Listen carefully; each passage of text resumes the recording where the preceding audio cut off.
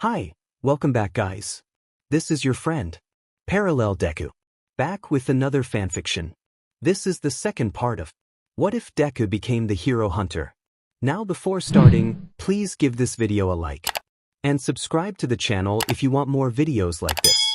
Now let's get into the fanfic.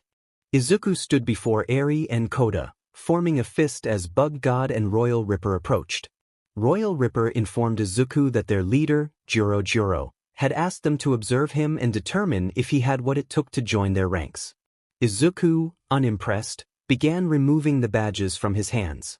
Royal Ripper taunted him, questioning whether he was merely a degenerate who reveled in the idea of being a monster or if he truly was one. Izuku scoffed, expressing his disappointment in the so-called monsters before him. Royal Ripper then issued a chilling command. Izuku was to kill the children. Confused, Izuku asked why he would do such a thing. Bug God explained that true monsters had transcended human values and severed ties with humanity. They had witnessed Izuku's protective nature towards the kids, which they deemed unacceptable. They demanded he prove his worth to join their association by showing he could abandon his humanity. Royal Ripper added that they had no use for those who hesitated, declaring their intent to destroy human countries and harm countless children. He pointed at Koda and Eri, emphasizing their fate if Izuku did not comply. Izuku remained vigilant in front of the children, demanding they leave. Eri trembled, unable to move, while Koda expressed his fear of the monsters before them. In a moment of frustration, Izuku shouted at the children, urging them to stop waiting for someone to save them and to take matters into their own hands. He encouraged them to become stronger in the face of danger, recalling moments when he had given them life advice. With determination, he shouted for Eri to stand up and for Koda to run. At that moment, Royal Ripper lunged at Eri with his blade, but Izuku intervened, lifting Royal Ripper by his weapons and delivering a powerful kick to his abdomen. Royal Ripper was sent flying but quickly regained his balance, using his blades to stabilize himself. He managed to recover despite the strain on his arms. As Izuku urged Eri and Koda to run, Royal Ripper acknowledged their defiance. Bug God scoffed at Izuku, claiming he had never truly killed anyone and that he was softer than they had anticipated. Izuku expressed his disdain for their kind before adopting a fighting stance as both Royal Ripper and Bug God charged at him. Meanwhile, Izumi was at her dormitory, preparing her hero costume after leaving her father's house. She thought about finding the location of the Monster Association. Suddenly, a voice interrupted her thoughts. It was Katsuki, who questioned her intentions. Izumi feigned a smile but quickly dropped it as she revealed that Izuku was alive. Katsuki was taken aback, struggling to comprehend her words. Izumi explained that Overhaul had revived Izuku, and the Hero Association was now after him. Katsuki's disbelief turned to anger as he questioned how she planned to confront Izuku alone, insisting he was no longer the same. Izumi, determined, insisted she had to try to save him, feeling a deep sense of responsibility for what he had endured. Bakugo, frustrated but understanding, agreed to accompany her, stating they would bring Izuku back together. Just then, Shoto entered, revealing that he was aware of the situation and wanted to help. They all recognized the urgency of their mission, knowing they needed to act before it was too late. Izumi realized they required more assistance and led Bakugo and Shoto downstairs, where the rest of Class 1A was gathered. The atmosphere shifted as their serious expressions caught everyone's attention. "Listen up." His loud voice cut through the noise, making everyone turn toward him. Izumi took a deep breath and stepped forward, stating that they needed to talk and that it was important. As the room quieted down, sensing the tension, Uraraka expressed her concern, asking what was wrong. Izumi explained what had happened, detailing her brother's revival and the implications of it. The class listened intently, trying to comprehend the gravity of her words. She acknowledged that it was a lot to take in but emphasized that she couldn't leave her brother out there. If anyone wanted to help, she would be grateful. If not, she understood. Silence fell over the room as her classmates processed her request. Ida was the first to voice his opposition, firmly stating that she was essentially asking them to repeat what they had done before, which had resulted in her brother's death. He questioned what would happen if it were one of them in that situation. Bakugo scoffed at Ida's reaction, but Izumi acknowledged his point. She understood the danger but insisted that her brother was worth the risk. She made it clear that if something happened to her, it was her responsibility, and she wouldn't drag anyone into it against their will. Todoroki then asked who was in, prompting several classmates Kirishima, Kaminari, Mina, Tsu, Uraraka, Jiru, Tokoyami, Shuji, and Yaoyorozu to step forward, while others hesitated. Ida reiterated the danger they were facing, but Bakugo dismissed his concerns, reminding him that they had faced worse villains before. He told Ida to either join them or step aside. Izumi clarified that she wasn't asking anyone to risk their lives blindly, she just wanted to find her brother and ensure he was okay. If he had truly become a monster, she would take responsibility. Her voice trembled, but she stood strong, her eyes pleading with her classmates. Ida, reluctantly admitting defeat, agreed to join. Todoroki instructed everyone to get their hero costumes ready, as they would be leaving the following night. Bakugo picked up Mineta, declaring that he would be coming along too, despite Mineta's comical protests. Bakugo insisted that Mineta's quirk would be useful, and Mineta, with a cocky grin, agreed. Meanwhile, Izuku lunged forward, aiming a powerful punch at Bug God's chest. The impact reverberated through his fist, but to his shock, it felt like hitting solid iron. Bug God didn't flinch, and a sharp pain shot up Izuku's hand, his knuckles aching from the force of the blow. Bug God looked down at Izuku's fist with an amused grin, showing just how unfazed he was. Frustration bubbled inside Izuku, but he quickly shifted his focus as Royal Ripper moved in, his sharp arm blades slicing through the air. Izuku's reflexes kicked in just in time. He dodged and parried each of Royal Ripper's swings, redirecting the blows toward Bug God. However, Bug God seemed hardly bothered. The redirected strikes barely scratched his tough exterior, and he decided to retaliate. With surprising speed. For his size, he swung a colossal fist down, catching Izuku square in the chest. The force sent Izuku crashing to the ground, creating a massive crater around him. Hurt but not defeated, Izuku attempted to pull himself up, but Bug God was relentless. He followed up with another powerful punch, sending Izuku flying upward, where he slammed into a web of high-voltage electric cables lining the street. The electric current surged through Izuku's body, sparks flying around him as the cables hummed with energy. For a moment, it seemed the electricity would overwhelm him, but Izuku gritted his teeth and endured the shock, his muscles straining as he focused on Bug God and Royal Ripper below. With a sudden surge of power, Izuku grabbed hold of the cables, using the momentum to swing down from the wires. As electricity crackled around him, he launched himself back into the fight, hurling his body toward Royal Ripper and Bug God with renewed determination. Izuku thought he could handle these two. Compared to the old man, they were no big deal. Bug God commented that he never thought a mere human could come this far, while Royal Ripper acknowledged that it was no small feat to stand against them. He expressed disappointment at having to end their fun, declaring that enough was enough. Izuku, determined, warned them that he had their number. He then spat out a tooth, aiming it at the concrete floor as smoke rose from it. With a cocky grin, he declared that they wouldn't land another blow on him. Suddenly, two voices called out to him Eri and Koda, who were being held captive by a sluggish monster. Koda apologized, clearly distressed. Bug God recognized the sludge villain and questioned its presence. The sludge villain explained that it had its own business to settle with Izuku and saw this as a perfect opportunity for payback. Izuku recalled the encounter with the sludge villain and felt anger surge within him. He yelled in frustration, but before he could finish, Royal Ripper slashed across his back. Bug God then slammed Izuku in the chest, causing him to cough and stumble back. Royal Ripper continued to slash at Izuku, letting his instincts take over. Bug God called out, stopping Royal Ripper from hitting Izuku again. They were reminded not to harm him for the time being. Royal Ripper expressed his disdain for such orders, suggesting that it wasn't a way to live. He sighed and proposed they return home as friends, a sadistic smile playing on his lips. The three monsters then took Eri and Koda captive, leaving Izuku behind in a dire state. Meanwhile, Stitch was caught off guard by a sudden announcement. He was informed that Silverfang and Demon Cyborg were to be removed from the operation. Seekinger explained that he would select various A to C class heroes to fill the gaps in their ranks. While their battle capabilities would be diminished, it was better than having no replacements at all. The goal was to ensure that these heroes could support the S-class heroes in some capacity. Stitch expressed his anger at the idea of treating heroes like disposable pawns, questioning how Seekinger could accept the potential loss of life.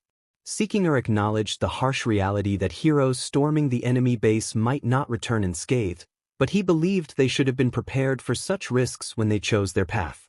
He reminded Stitch that the lives of hostages depended on the success of their mission, and some sacrifices were unavoidable. Stitch, gritting his teeth, reluctantly agreed to remove Silverfang and Demon Cyborg from the operation. Seekinger then inquired if Terrible Tornado was aware of the hero hunter's survival. Stitch replied that he was unaware of any such knowledge and asked if Seekinger had a plan. Seekinger confirmed that it was crucial for her not to learn about the hero hunter's sudden reappearance, as her connection to him could jeopardize their mission. Stitch left the room, mentioning that the executives had agreed to seek assistance from the HPSC. Elsewhere, the Madam President of the Public Safety Commission was holding an important meeting with Japan's top pro heroes. She informed them that the Hero Association had requested their aid for the upcoming war, emphasizing their status as the best heroes in Japan. The heroes assigned to the mission included Endeavor, Hawks, Best Jeanist, Edgeshot, Kamui Woods, Emilady, Gang Orca, Mirko, Crust, and many others, totaling around 20 to 30. The Madam President continued, explaining that the location of the monster's base was still being determined, but it was expected to be near the abandoned areas of Chiba, specifically City Z. She warned that monsters categorized as demons and dragons would be present in the conflict and instructed the heroes to neutralize any monsters they encountered. She reminded them that these were not villains, and they could act without consequences. The operation was set to begin the following day, and she urged everyone to be prepared. The heroes began to leave the room one by one. As night fell, the students preparing to accompany Izumi were gathered. Izumi, Todoroki, and Bakugo were discussing their plan. Todoroki asked how Izumi intended to bring Izuku back, given his cocky personality and difficulty in communication. Izumi sighed, expressing her determination to reach out to him despite her worries. Bakugo, frustrated at the thought of Izuku's siding with the monsters, declared he would knock some sense into him. Todoroki cautioned that it wouldn't be easy, as Izuku might not listen to them now that he was with the enemy. Izumi insisted that she had to believe Izuku was still in there and that there must be a reason for his actions. Bakugo growled, convinced that Izuku was trying to handle everything alone. He was resolute that they would bring him back, regardless of his feelings on the matter. Todoroki asked if they were ready for a potential fight, understanding the seriousness of the situation. Izumi paused but then nodded firmly, stating that if it was necessary to save him, she would be ready. Bakugo agreed, determined that they would not leave him with the monsters. Meanwhile, the atmosphere in Class 1A was tense as the students packed their bags, preparing for the mission the next morning. Although none of them had met Izuku in person, they were aware that he was Izumi's brother and known as the Hero Hunter. Kirishima expressed his disbelief about going after Yagi's brother, feeling a mix of excitement and anxiety as he tightened the straps on his backpack. Mina shared her concerns, wondering how Izumi's brother could still be alive and what would happen if he didn't want to return with them. She stuffed snacks into her bag, her worry evident as she bit her lip. Jairu reminded everyone to stay focused, acknowledging that if Izuku was truly on the other side, it could pose a challenge. She adjusted her earphones, her usual confidence wavering as she contemplated the situation. Kaminari questioned whether they were making a mistake, emphasizing that Izuku was still Yagi's brother and they couldn't simply view him as an enemy. He looked around for affirmation, his unease reflected in his wide eyes. Tsu offered a calming perspective, suggesting they trust Izumi, as she knew him best. Her steady voice provided reassurance as she organized her gear with determination. Yaoyorozu agreed, stating that if they found him, they needed to talk first, as fighting wouldn't resolve anything. She packed methodically, her composed nature helping to keep the group focused. Kirishima then wondered where they would find Izuku, prompting the others to look at him expectantly. At that moment, Izumi, Bakugo, and Todoroki entered the living room. Todoroki informed them that they would be heading to Chiba, specifically to an abandoned area known as City Z, where his father had mentioned the monster's base was located. He acknowledged that it was a bit far but assured them they would manage to get there. Kaminari asked how they planned to reach their destination, and Bakugo smirked, explaining that they would take a 2-hour train ride and then walk the remaining distance, which would take about 3 hours. The class groaned in frustration at the thought of the long walk, but Bakugo dismissed their concerns, urging them not to be weak. Mina reluctantly agreed to the plan. As the class engaged in their banter, Izumi looked around, feeling happy that her friends were enjoying themselves. She smiled, appreciating the camaraderie as they continued with their tasks and conversations. In her thoughts, she wished for Izuku to be there with them. Meanwhile, images of the Royal Ripper and Bug God attacking flashed through Izuku's mind, along with memories of Koda and Eri being kidnapped. Suddenly his red eye snapped open. He struggled to stand up, gazing at the dark sky as he tried to piece together what had happened. He reflected on his defeat against the monsters, questioning why he was still alive and what was happening to his body. His thoughts turned to Koda and Eri, wondering where they were and if the monsters had released them. He dismissed the thought, realizing it didn't matter at that moment. Determined to take care of himself, Izuku focused on stopping the bleeding from the wounds inflicted by the Royal Ripper's blades.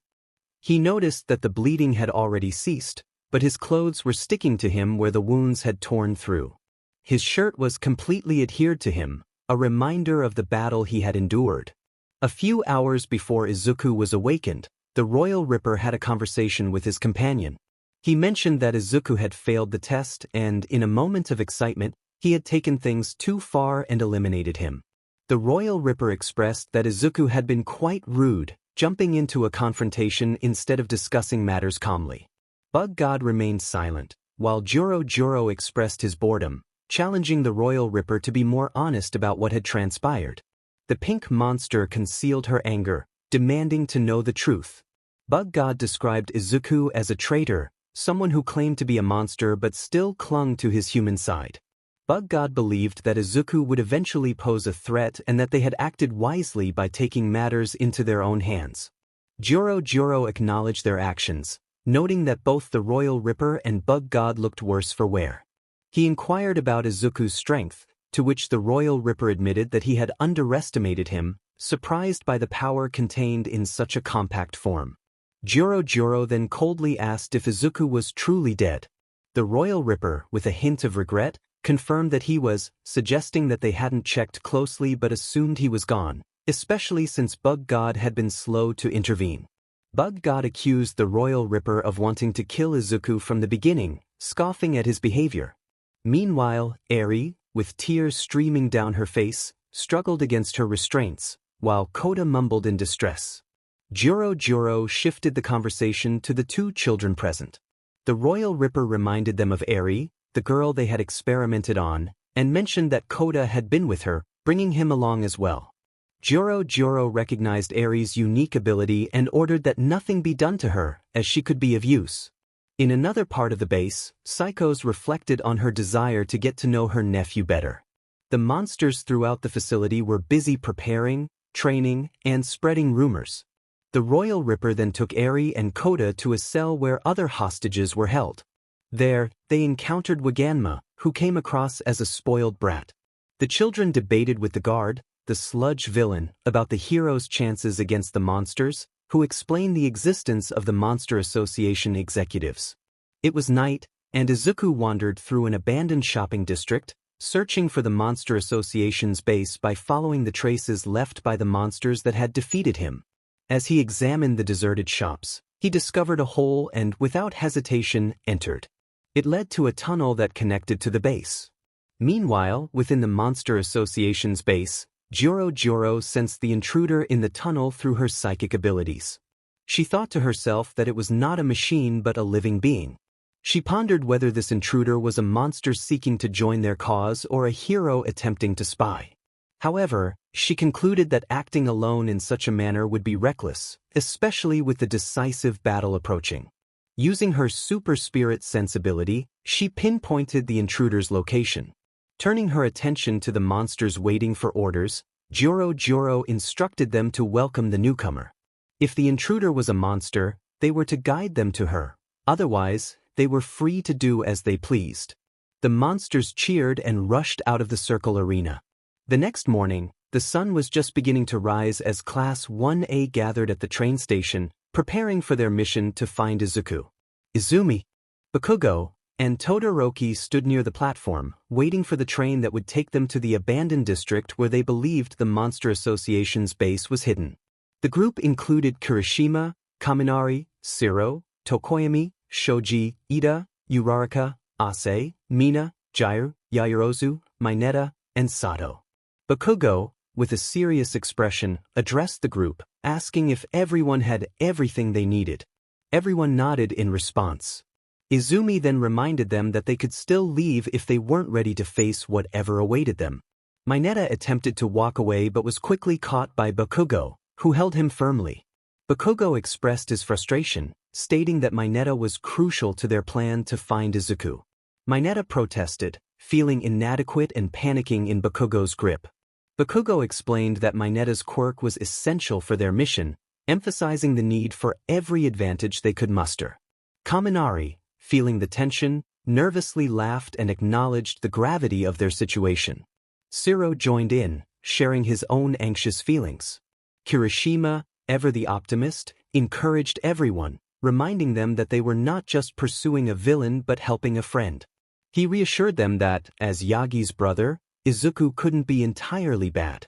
Mina voiced her concerns about Izuku's association with the monsters, fearing he might have truly sided with them.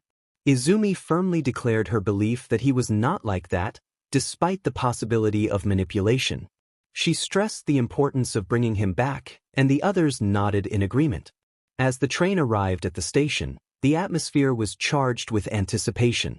They gathered their belongings, ready to board. Elsewhere, Narinki, an executive of the Hero Association, sat in his office, consumed by worry and anxiety. The squad he had dispatched had not contacted him throughout the night, and he contemplated the possibilities of what might have happened to them. Senkiger entered the room, noticing Narinki's lack of sleep and suggesting he take a break. Narinki expressed his fears that his elite forces may have been entirely wiped out, feeling the situation had become dire. He worried that the upcoming battle would be one-sided and disastrous. Senkiger reassured him, reminding him of their commitment to rescue his son and urging him to have faith in the Hero Association and its members. Narinki questioned whether they truly had a chance of winning, citing the defeat of Metal Bat, a Class S hero. He expressed his desperation, revealing that he had no one else to rely on except them and offered financial support if needed. A voice interrupted them, stating that they did not require his money as they turned to see who had spoken. Tatsumaki expressed her confidence, suggesting that the old man should relax and take a nap, assuring him that everything would be resolved by the time he woke up. Feeling a sense of relief, Narinki decided to leave the rest in Senkiger's hands and exited the room to rest. Child Emperor announced his plan to distribute maps of the ghost town, indicating various entrances for their strategy. He proposed that they split up and attack from multiple sides simultaneously. Darkshine interrupted, questioning the decision to divide the group after they had worked hard to assemble everyone. Child Emperor explained that their enemies would likely employ similar tactics, and if they entered as a single unit, they would risk being surrounded, leading to a disastrous outcome. He distributed small buttons equipped with locators to pinpoint everyone's locations, emphasizing the urgency of rescuing the hostage. The supporting members would remain outside to intercept any monsters attempting to escape. Aromic Samurai made a light-hearted comment about it being like a game of whack-a-mole. Senkiger reassured everyone that the support troops comprised the best performers from each rank, capable of handling threats up to the demon level. These troops included both pro heroes sent by the HPSC and their own A, B, and C class heroes. Tatsumaki interrupted, expressing her disapproval of involving her sisters in the conflict. She firmly stated that she would not allow Fubuki and Inko to be put in danger. Since Inko had been affected by the loss of her son, Tatsumaki felt strongly about protecting her younger sister, Fubuki, as well. Determined, Tatsumaki declared that enough was enough and insisted on her stance. Despite Senkiger's attempts to argue, she cut him off, making it clear that they would inform Hellish Blizzard and Telek about their cancellation. Meanwhile, Mandalay anxiously searched for Koda, pacing around the base. She looked to Tiger and Ragdoll for answers, expressing her concern over their inability to locate him or Ellie. Tiger clenched his fists in frustration, confirming that they had searched everywhere without finding any trace. Mandalay felt something was off, unable to believe that they would simply vanish. Tears welled in her eyes as she worried for her nephew. Suddenly, her phone buzzed, and she answered it, hoping for good news. Pixie Bob's voice trembled as she reported finding blood near the playground. Mandalay's heart raced, her voice filled with fear as she struggled to process the information. Pixie Bob reassured her that there was no body and that they needed to remain hopeful for Koda's safety. Back at the Monster Association base, Koda and Eri sat in their cell, trying to figure out their next move while Waganma slept. Eri was filled with fear, and Koda attempted to lighten the mood, but sleep eluded them throughout the night. Suddenly, Royal Ripper appeared outside the cell bars, greeting them with a sinister cheerfulness. Koda jumped back in fright as Royal Ripper called for them to come closer. Waganma protested, feeling it was unfair that they were being taken while he remained behind. Royal Ripper dismissed Waganma's concerns, insisting it was time for fun and games as he opened the cell door. Eri hesitated, expressing her reluctance, while Koda cried out for help. Royal Ripper seized both children, dragging them away from the cell. In a separate room, he threw Eri aside and cornered Koda, who watched in terror as Eri covered her ears and cried. Koda screamed for help as Royal Ripper taunted him, slowly cutting his cheek, eliciting a twisted laugh from the monster. Koda, terrified, begged Royal Ripper to stop, but the monster revealed his true nature, expressing his desire to satisfy his violent urges. Just as Royal Ripper prepared to inflict more harm, the wall shattered as Izuku burst into the room. Royal Ripper was taken aback, but the hero quickly overwhelmed him, despite his injuries. In a fierce struggle, Izuku managed to break Royal Ripper's sword and retaliated with a powerful punch that severed the monster's head. As Koda and Eri watched in awe, Izuku unleashed a new technique, the Whirlwind Iron Cutting Fist, slicing Royal Ripper into pieces. Koda shouted in relief, tears streaming down his face, while Eri quietly called out to her big brother. Izuku urged the children to follow him as they made their escape from the chaos. Izuku realized that Royal Ripper had injured him during their brief encounter, so he took the bandages from the villain to wrap his wounds. He found the contents of the bandages unsettling and muttered to himself about their disgusting nature. Once he finished bandaging himself, he kicked the door with force, causing it to creak before bursting open with a loud crash that echoed through the corridors. He warned the others that if they were captured again, they would be in serious trouble. Eri and Koda peeked outside the room to ensure it was safe. Koda asked how Izuku had found them, and he replied that he was a monster, leaving the kids confused. Suddenly, two monsters appeared, one exclaiming that they had a chance to impress their master by attacking Izuku. Before the creature could finish its sentence, Izuku swiftly took them down with a single strike. The corridor filled with a foul stench, and Izuku grimaced at the sight of the fallen monsters. He picked up one of the severed arms, taking a bite without showing any emotion, which left Eri and Koda in shock. Koda questioned why he would eat such a thing, while Eri expressed her concern that it might make him sick. Izuku shrugged it off, stating that he needed to put some meat on his bones and couldn't worry about manners at that moment. After discarding the bone, he wiped his mouth and declared that he had shown the monsters who was in charge. He urged the kids to hurry and keep quiet as they moved past the bodies. As they continued, Izuku noted their luck. The monsters seemed preoccupied, allowing them to take the shortest route. Koda asked if there was another hostage, and Eri begged Izuku to save him too. Izuku bluntly dismissed their concerns, but his demeanor changed when he spotted a giant dog-like monster behind them. He instructed the kids to move slowly and quietly, trying to conceal his own fear. As they cautiously retreated, Izuku felt a warning sign in his body, realizing that the creature could be formidable. He urged the children to keep moving, and they noticed that the monster was not following them. Relieved, Izuku felt they could escape if they remained calm. Just as they were about to turn a corner, Koda spotted a mouse monster, which caused him to panic. Izuku's instincts kicked in, pulling the kids back just as the mouse monster attacked. A second monster lunged at them, but Izuku ducked, keeping the children low as the attack missed. He quickly created distance between them and seized the horned monster, preparing to strike, but was interrupted by another monster that blasted him with water. Izuku jumped out of the way, landing near the frightened kids. He assessed the three monsters before him.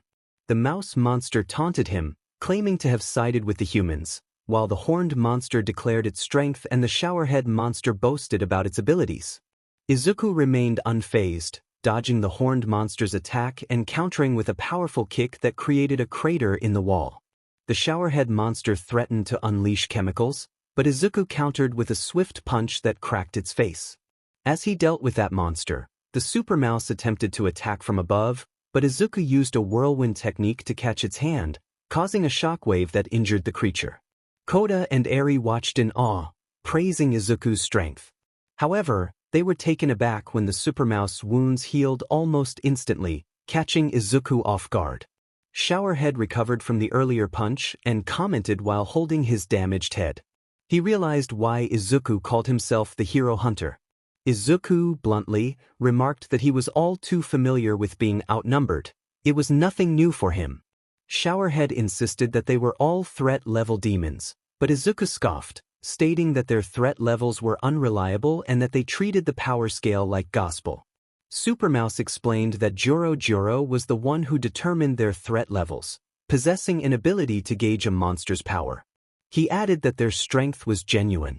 Supermouse warned Izuku that being classified as a threat-level dragon meant he was only on the same level as a Monster Association executive, and a little punk like him couldn't compare. Unihorn, transforming into a pointy spear, expressed his confidence and readiness to demonstrate his killer attack mode, while Supermouse prepared to assist him. With determination, Supermouse declared that he would skewer Izuku once and for all as he hurled Unihorn with full force toward him. As Unihorn approached, Izuku sensed the attack was reminiscent of a previous foe he had defeated. He easily deflected the horned monster, sending him down the hallway. Izuku mocked his opponents, noting that they didn't seem to be trying, and sighed, dismissing the situation as no big deal. Suddenly, a loud roar echoed from the hallway, causing him to react with alarm. Koda, panicking, asked if that was where the monster was. Unihorn let out a pained yell before his voice abruptly ceased. Moments later, something was thrown from the shadows. It was Unihorn's head, or what remained of it. Izuku, surprised, realized he had underestimated his former opponent. Supermouse expressed fear, and Showerhead shared the same expression, realizing they had encountered an executive. Izuku, confused, noted the creature's resemblance to a dog. Suddenly, Rover opened his mouth, preparing to unleash an energy blast. Izuku quickly grabbed the kids by their collars and sprinted away, filled with fear. Showerhead attempted to hold back the energy blast with maximum water pressure but was overwhelmed. Supermouse, confident in his regenerative powers, was obliterated by the blast. Izuku continued to run faster as the energy blast approached, causing tremors in the ground. Earlier, Izumi and Class 1A had finished their train journey, leaving a 3-hour walk to the ghost town of City Z. Izumi instructed the class to change into their costumes since they were no longer in a public area. After regrouping, Mina asked where they would find their target. Todoroki pulled out a map, indicating their location and the direction they needed to go. Mineta expressed concern about the time it might take to find the base. Bakugo grumbled about the need for efficiency, suggesting they could save time by taking shortcuts. Izumi agreed, proposing they split into small teams to cover more ground. Kirishima emphasized the need for caution, while Jiro prepared to use her quirk at any sign of movement. Todoroki warned that even the weakest monsters could pose a significant threat. Nervously, Siro asked what their next move was. Todoroki outlined a plan to form 3 groups, with each leader assigned to a team. Izumi listed the group members, and everyone took their positions. Shoji hoped they would all return safely, while Tokoyami acknowledged the uncertainty ahead. Mina expressed her unease, and Todoroki reassured everyone to stick to their groups. Just as Todoroki finished speaking, a deep rumble shook the ground, scattering the map and nearly knocking everyone off their feet. Izumi quickly steadied herself and the others using her telekinesis. Ida shouted in confusion about what was happening. Back with Izuku, the corridor where the monsters stood was destroyed. He used his whirlwind iron cutting fist to break through the stone, reflecting on the power of an executive-level monster. He dropped the kids behind him, recognizing the threat level of the creature before him. Izuku urged the kids to escape, insisting they needed to split up to get away safely. Eri protested, unwilling to leave him, while Koda echoed her sentiment. Izuku, frustrated, insisted they needed to run as far away as possible while he distracted the creature. He reminded them that he had already saved their lives multiple times. Finally, Koda grabbed Eri by the wrist, and they sprinted down the hallway behind them. Rover turned its head towards them and opened its mouth to unleash another energy blast. Izuku shouted, questioning what Rover was staring at, as he struck his left front paw with his water-stream rock-smashing fist. He felt confident, thinking about how much it would hurt Rover, but his cocky smirk quickly faded into shock when he saw the energy blast right in front of his face. He realized too late that it was too close. The energy blast hit him completely. Flashback 15 years ago. Inko expressed her disbelief, questioning why Psychos was transforming innocent people into monsters. She slapped Psychos in frustration. Psychos, coldly touching her cheek, remarked that those people were weak and that she was offering them power, something Inko would never understand. Tatsumaki glared at Psychos, accusing her of playing God and insisting they wouldn't just stand by and watch.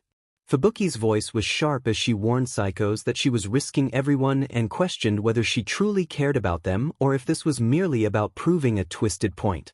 Psychos scoffed, crossing her arms, dismissing their hero roles as mere pretenses.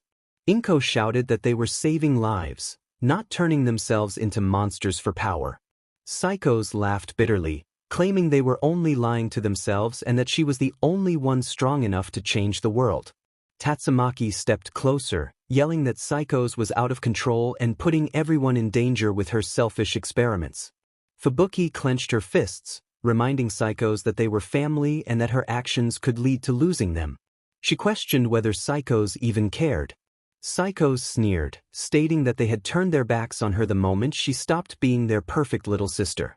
Inko, her voice trembling with anger, told Psychos to leave if they meant nothing to her, asserting that they would protect people from whatever she had become.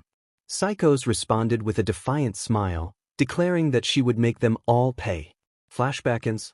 Joro resumed the conversation, noting that Izuku was still something like a half-monster.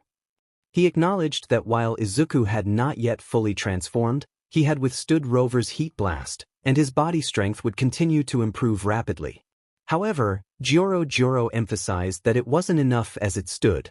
He offered to elevate Izuku into the strongest monster of them all. Izuku scowled, questioning whether Joro intended to teach him telekinesis or something similar. Joro clarified that he would not be teaching any psychic abilities or martial arts but rather the secret of monstrification. He explained that after Izuku died, he had given overhaul monster serums before resurrecting him. While being tortured, Izuku had been injected with these serums, which were designed to break down human limitations, pushing the body to its absolute limits and reshaping it. The more exposure to the serums, the less human Izuku would become, gaining strength, speed, and resilience while losing pain, weakness, and doubt. Izuku expressed his disgust at being treated like an experiment, realizing that all the torture was aimed at turning him into a monster. Joro confirmed this, stating that while Overhaul viewed it as punishment, he recognized Izuku's potential beyond that of any human. He urged Izuku to consider the power he could possess if he fully embraced it. Joro then mentioned the side effects of the serums, warning that they came with risks. When Izuku inquired about these side effects, Joro explained that the first was hallucinations. As the monstrification progressed, Izuku might begin to see and hear things that weren't there, shadows in his mind, and memories twisted into something darker, a test to see if he was strong enough to ignore the unreal. Izuku recalled his imaginary friend Geru during his captivity, realizing the implications of what Joro had said. Joro elaborated that the mind's resistance to change would lead to dissonance as Izuku's psyche fought to hold onto humanity. When Izuku asked about the other side effects, Joro detailed the loss of empathy. As Izuku's body adapted, he would care less about others, with pain, attachment, and compassion fading away. Family and friends would become mere tools or obstacles in his path. Izuku reflected on how this explained his lack of remorse when he had confronted Overhaul. Joro continued, stating that to truly transform, Izuku would need to overcome death as a human multiple times, which would place an extraordinary burden on both body and mind. This process was difficult, and even if he endured, his intelligence would deteriorate, leading him to become an ordinary monster. The key factor was experiencing a living hell suitable for his level. Izuku commented on Joro's extensive testing, to which she bluntly replied that she had lost count of how many humans and monsters she had experimented on. She had achieved a means to transform humans into a quasi-monster state but had only witnessed average improvements in their abilities. Despite her efforts, most subjects tragically lost their lives before reaching a significant threat level. However, as the number of failed experiments grew, she finally tasted success. Flashback. Psychos approached a man on a busy street, asking for a moment of his time and suggesting he was losing touch with his human side. The man listened as she read his mind, telling him that even now, he was eager to go on a rampage. Flashbackins. Joro concluded that Izuku possessed potential that surpassed even Overhaul's. Following his clash with Royal Ripper, Izuku had overcome yet another barrier, and his monstrification was progressing slowly but surely. Joro encouraged Izuku to follow his training program, suggesting that he could become a monster equal to or even greater than Lord Orochi. He proposed they join forces. With assistance, one could become the strongest monster, and together they could eradicate heroes from the world. A dream could be made a reality. After all, they were family. Izuku scoffed at the notion of family, expressing disdain for those who meddled in affairs that did not concern them. He would never align himself with someone like that. The monster, Joro, scowled, insisting that Izuku was mistaken. The moment he caught her attention, he had already lost the right to refuse her. Izuku expressed his hatred for those who looked down on others, feeling a strong urge to bring them down. Joro reminded him that he was still unable to move, taunting him about his current state. She showcased her psychic powers, claiming they surpassed even those of the most formidable beings.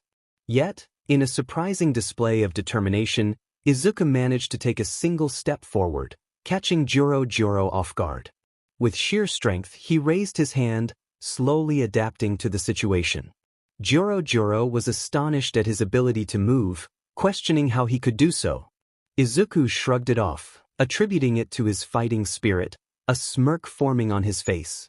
From Joro's perspective, Izuku's adaptive abilities were beyond the norm, making him a challenging opponent to control. She vowed to make him experience true pain, launching multiple rocks at him in an attempt to restrain him. However, Izuku countered her attack with a powerful punch, shattering the rocks effortlessly. He mocked her, pointing out the flaws in her abilities, and leaped onto a perch, meeting her gaze with confidence. He declared that the only ordinary one was her, ridiculing the idea of a lowly monster like her cultivating a genius like him. He reveled in the thought of defeating the Monster Association from below. Joro warned him that heroes would soon arrive, expressing a desire to conserve her stamina. She called for Lord Orochi to handle Izuku for her. Before Izuku could react, a massive hand emerged from beneath the floor, grabbing him and rendering him unable to escape. As he struggled, Joro wished him luck, a smile on her face. While Izuku coughed, Joro descended using an elevator, instructing Orochi not to kill him just yet. Orochi dropped Izuku to the ground, surprised by his resilience. Despite his injuries, Izuku managed to stand, determined to confront the giant monster before him. Orochi attacked with a tentacle, which Izuku narrowly dodged. However, the tentacle changed direction, striking him and sending him crashing into a wall. Joro explained Orochi's formidable traits, emphasizing the power and flexibility of his horns. Izuku, still standing despite his injuries, laughed off the pain, declaring it was nothing. Orochi unleashed all his tentacles at once, forcing Izuku to use his martial arts skills to deflect them. He leaped to a higher platform, catching the attention of some watching monsters. Before they could react, Izuku swiftly defeated them, continuing to evade Orochi's relentless pursuit. Joro noted his increasing speed, surprised by his agility. Realizing that mere dodging would not secure victory, Izuku decided to leap off the platform and attack Orochi's head. He aimed to close in on Orochi's torso, believing that since he was once human, his vital points would be in familiar locations. However, Orochi revealed his true form, transforming into a creature with multiple dragon heads that each breathed fire. Izuku was taken aback by the sight, commenting on the absurdity of facing such a formidable foe. As Orochi and his heads prepared to unleash flames, Izuku recognized the imminent danger. Despite his efforts to evade the attack, he was engulfed in fire.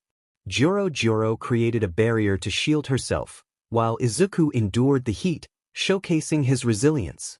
Orochi continued to unleash flames, setting the surroundings ablaze. As he prepared to strike Izuku with a massive punch, Izuku managed to block the attack, crossing his forearms in defense. The ground beneath him cracked, creating a crater. Orochi managed to add more strength, sending Izuku flying toward the wall behind him. Joro observed as Izuku rose from the rubble, trembling. Joro remarked that Lord Orochi was the ultimate life form, emphasizing that the gap between Izuku's current power and Orochi's was too great to overcome. Izuku, however, found this amusing. He considered himself a genius and refused to fall for the same trick twice. He declared that while Orochi's strength was impressive, it lacked something essential.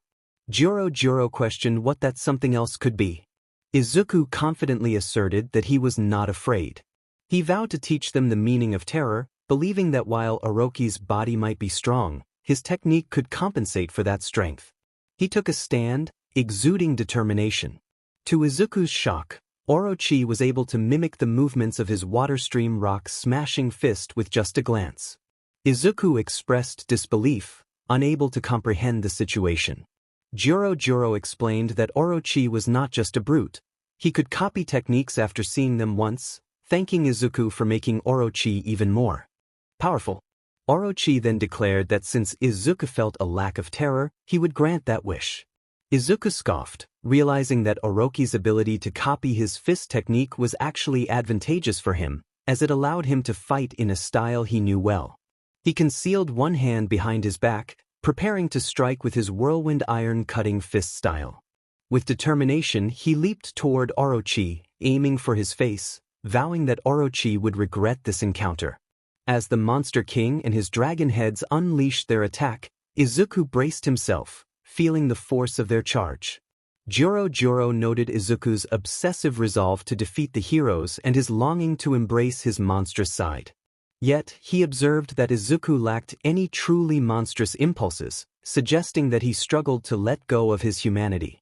Joro believed that a pure heart was easier to corrupt, hinting at a long-term strategy to brainwash him. He suspected that the heroes also had their own hidden strengths beyond the S-class rank. Meanwhile, in the ghost town of City Z, a bald man wearing a cape noticed the noise coming from below. He opened a sewer manhole, intrigued by the sudden calm that had settled in. Izuku felt overwhelmed, wishing for a soda as he faced a dire situation. He had always dreamed of battling strong heroes, not actual monsters. The thought of being defeated by mere children filled him with frustration. Just as despair began to settle in, a memory of being bullied by Izumi and Bakugo flashed through his mind. Suddenly, an energy ball erupted, obliterating several floors of the headquarters. Rover, the dragon-level monster, approached the edge of the floor and looked down, spotting Izuku, who was seriously injured. his clothes in tatters, and blood on his lips. Rover unleashed a barrage of energy blasts, which Izuku barely managed to dodge. The monstrous dog continued to fire energy attacks as it ran along the walls of the headquarters. Unfortunately, Izuku could not evade all the strikes, absorbing the full force of the monster's assault. The blasts were powerful enough to shake the very foundations of the building. Rover searched for Izuku, unaware that he had managed to evade the blasts and was hanging from a building directly above. With determination, Izuku dropped down and struck Rover with all his strength, but the monster barely flinched. The impact left him stunned, realizing that his best effort had little effect. Rover flicked Izuku off his snout and shook his body like a dog drying off after a bath. Caught in the creature's jaws, Izuku was tossed around like a toy, helpless against the relentless assault. Another energy blast erupted point-blank, causing further destruction to the headquarters. Izuku lamented the collapse around him, feeling trapped beneath the rubble. Joro, observing from a distance, noted the chaos and expressed admiration for Izuku's resilience. Using telekinesis, Joro began to clear the debris, freeing Izuku from his confinement. Izuku realized that this creature possessed psychic powers, which left him both impressed and wary. Izuku confronted Joro, blaming the monster for sending minions after him. He struggled against the invisible force holding him in place, feeling a growing sense of panic. Joro dismissed his resistance, noting how much Izuku had developed since their last encounter, barely recognizing him. With anger rising, Izuku demanded Joro cease the torment, but the monster merely suggested they have a conversation. The revelation that Joro was his aunt shocked Izuku, who had never heard of her before. Joro explained that she had been deemed too dangerous and had distanced herself from the family, leaving when Izuku was just a baby. Meanwhile, King had decided to take a break during a crucial meeting with the heroes. As he attempted to hide, Bang appeared unexpectedly, startling him. King explained the emergency summons for all S-class heroes, which had dragged him into the situation. Bang, curious about the details, encouraged King to share the information, claiming their shared experiences made them friends. King reluctantly divulged the plan to break into the Monster Association headquarters, expressing his frustration at being left out. Bang, realizing the implications, agreed to join forces with King and Bomb to take a different route, despite it going against the Hero Association's orders. He was determined to find Izuku, who he felt responsible for. With a plan in place, King and Bang prepared to meet up with their allies, ready to face whatever challenges lay ahead. Meanwhile, Fubuki and Inko were determined to join the raid against the Monster Association after being sidelined. Fubuki had her sights set on a certain bald hero, and Inko decided to accompany her. As they walked, they were halted by a figure standing in front of them. Genos, with a hint of annoyance, remarked that they should not assume they were welcome at his home. Fubuki crossed her arms defiantly, while Inko looked on in surprise but remained silent. Fubuki shot back, pointing out that Genos seemed to spend more time there than anywhere else, questioning his right to speak. Genos defended himself, stating that he had a proper relationship with his master as an instructor and pupil, and that he was a legitimate member of the household, paying his dues. As they ascended the staircase, Fubuki challenged Genos's claim, noting that the apartment wasn't even his property, implying he was taking advantage of the situation. Inko, curious, whispered to Fubuki about Genos being a B-class hero, to which Fubuki confidently replied that they were practically friends, though Genos coughed in disagreement, clarifying that they were merely acquaintances. Upon reaching the door, they opened it to find the apartment empty. Fubuki wondered aloud where their target could be, and Inko suggested he might have urgent matters to attend to. Just then, Bang entered, apologizing for the intrusion but quickly realized he was only met by Genos, Inko, and Fubuki. Genos informed him that his master was not home, which surprised Bang, who lamented the missed opportunity to join King in storming the enemy base. Genos expressed his shock at the news that the hideout had been discovered, questioning if the hero hunter was present. Fubuki and Inko froze, their eyes widening as they absorbed Genos's words. Fubuki's voice trembled as she asked if Izuku was alive. Bang, realizing they were unaware, confirmed that Izuku was indeed alive but had been in hiding, explaining that he and others had fought him, leading to complications that the Hero Association deemed necessary to keep quiet. Genos elaborated that Izuku had been revived by a man named Chisaki, the leader of a Yakuza group, whose quirk allowed him to manipulate living beings. Bang speculated that Enji had not informed Toshinori Yagi, and Inko's expression shifted from pain to determination. She resolved to see her son, regardless of his past actions. Fubuki joined her, expressing her commitment to bring Izuku back, asserting that he was still her nephew despite his mistakes. Meanwhile, King was making his way toward the apartment, breathing heavily. Upon seeing him, Bang noted his arrival, and King quickly regained his composure, acknowledging that everyone had gathered. Genos informed him that they were still waiting for their master, to which King reacted with feigned shock. Fubuki suggested they wait for their master, emphasizing that his power was crucial for their mission. Genos reminded King of his responsibilities to the other heroes, suggesting they move ahead while he waited for his master. Bomb agreed with this plan. Back with the heroes, the operation unfolded similarly to the original events. They entered the front gate and encountered the monsters, with the pro-heroes joining the fray. Tatsumaki swiftly dealt with a telekinetic monster, and the S-class heroes charged forward, each taking on different paths as they engaged the enemy. Tension filled the air as the heroes arrived at the abandoned Z-City ghost town. Zombie Man warned of a large group of monsters led by Evil Eye, catching the heroes off guard. As they prepared for battle, Child Emperor counted over 150 monsters, but Tatsumaki remained unfazed. Puri Puri Prisoner urged caution, while Ryukyu transformed into her dragon form, and others set up defenses. Evil Eye retaliated by hurling debris at the heroes, but Tatsumaki created a barrier to shield them. Mirio and Nijire quickly assisted in protecting their allies, while other heroes worked together to reinforce their defenses. Aizawa quietly cancelled dangerous quirks among the enemy ranks. Angered by the heroes' resistance, Evil Eye threatened Tatsumaki and Fubuki, but Tatsumaki launched herself into battle, creating strong winds that swept across the area. With Evil Eye distracted, the rest of the heroes engaged the monster horde, each showcasing their unique abilities. Flashy Flash, Atomic Samurai, and Edge Shot moved with incredible speed, while Hawks utilized his feathers to strike down enemies. The teamwork among the heroes was evident as they fought valiantly against the overwhelming odds.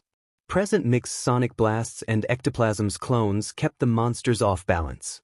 Fat Gum absorbed powerful hits, while Gang Orca's roar staggered the enemies. Empty Lady's giant form cleared a path alongside Rocklock and the Wild Pussycats. Wash and Manuel helped maintain control of the area, while Gran Torino, Midnight, and Ryukyu weakened the foes with their quirks. Superalloy Darkshine praised Mizuki's strength as he took down several monsters. Gears Per believed he had defeated some creatures, unaware that they were actually the work of Bushadrill and Okametachi. Sekingar fired a laser beam from his metallic eye, but soon a rhino monster charged through, pushing the heroes back. As the battle intensified, Rhino Wrestler, a newly promoted demon-level monster, advanced aggressively. Endeavor and Hawks teamed up, with Endeavor unleashing flames while Hawks targeted weak spots with his feathers. Atomic Samurai then joined the fray, his sword moving with such speed that Rhino Wrestler couldn't react in time. With Evil Eye defeated, Tatsumaki returned, and the team fought with renewed vigor, pushing forward. Atomic Samurai, Flashy Flash, Superalloy Darkshine, and others took down monster after monster. Pig God consumed one enemy, while Puri Puri Prisoner crushed another with sheer force. As they navigated through the horde, Joro observed from above, watching the heroes gradually gain the upper hand. Meanwhile, Child Emperor cut down a drone created by Joro to monitor the battle. He declared that he wouldn't allow any further observation.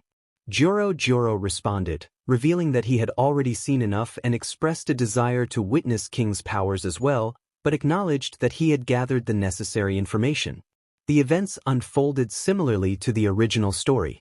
The heroes entered the front gate and confronted the monsters, but this time, the pro-heroes were also present to assist. Tatsumaki swiftly defeated the telekinesis monster named Juggin.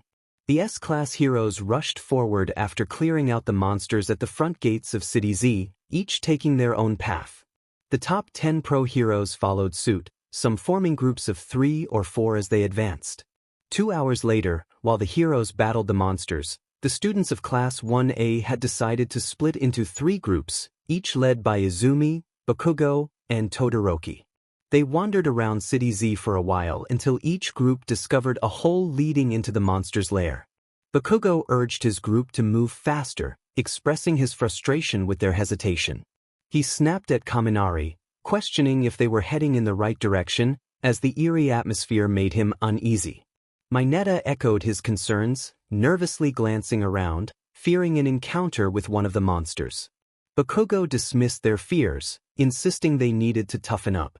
Kirishima tried to boost morale, reminding everyone that they had Bakugo leading them and that they would face whatever challenges lay ahead like true heroes.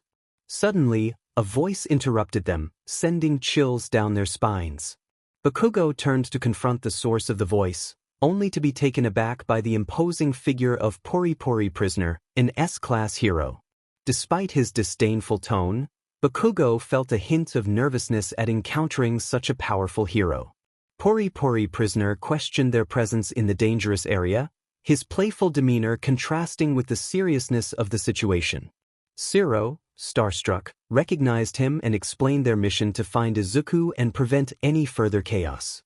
Mineta stammered, admitting they had stumbled into the lair by accident. Pori Pori Prisoner expressed concern for their safety, stating that they were not prepared for the lurking dangers. Kirishima confidently asserted that they could handle the situation, emphasizing their training and determination to bring Izuku back. Pori Pori Prisoner reluctantly agreed to let them accompany him but insisted they stay behind him for their safety. Bakugo grumbled but acknowledged the benefit of having an S-class hero with them, while Kaminari expressed relief at not being alone. With a wink, Pori Pori Prisoner encouraged them to move quickly, urging them to find their friend before the monsters could find them.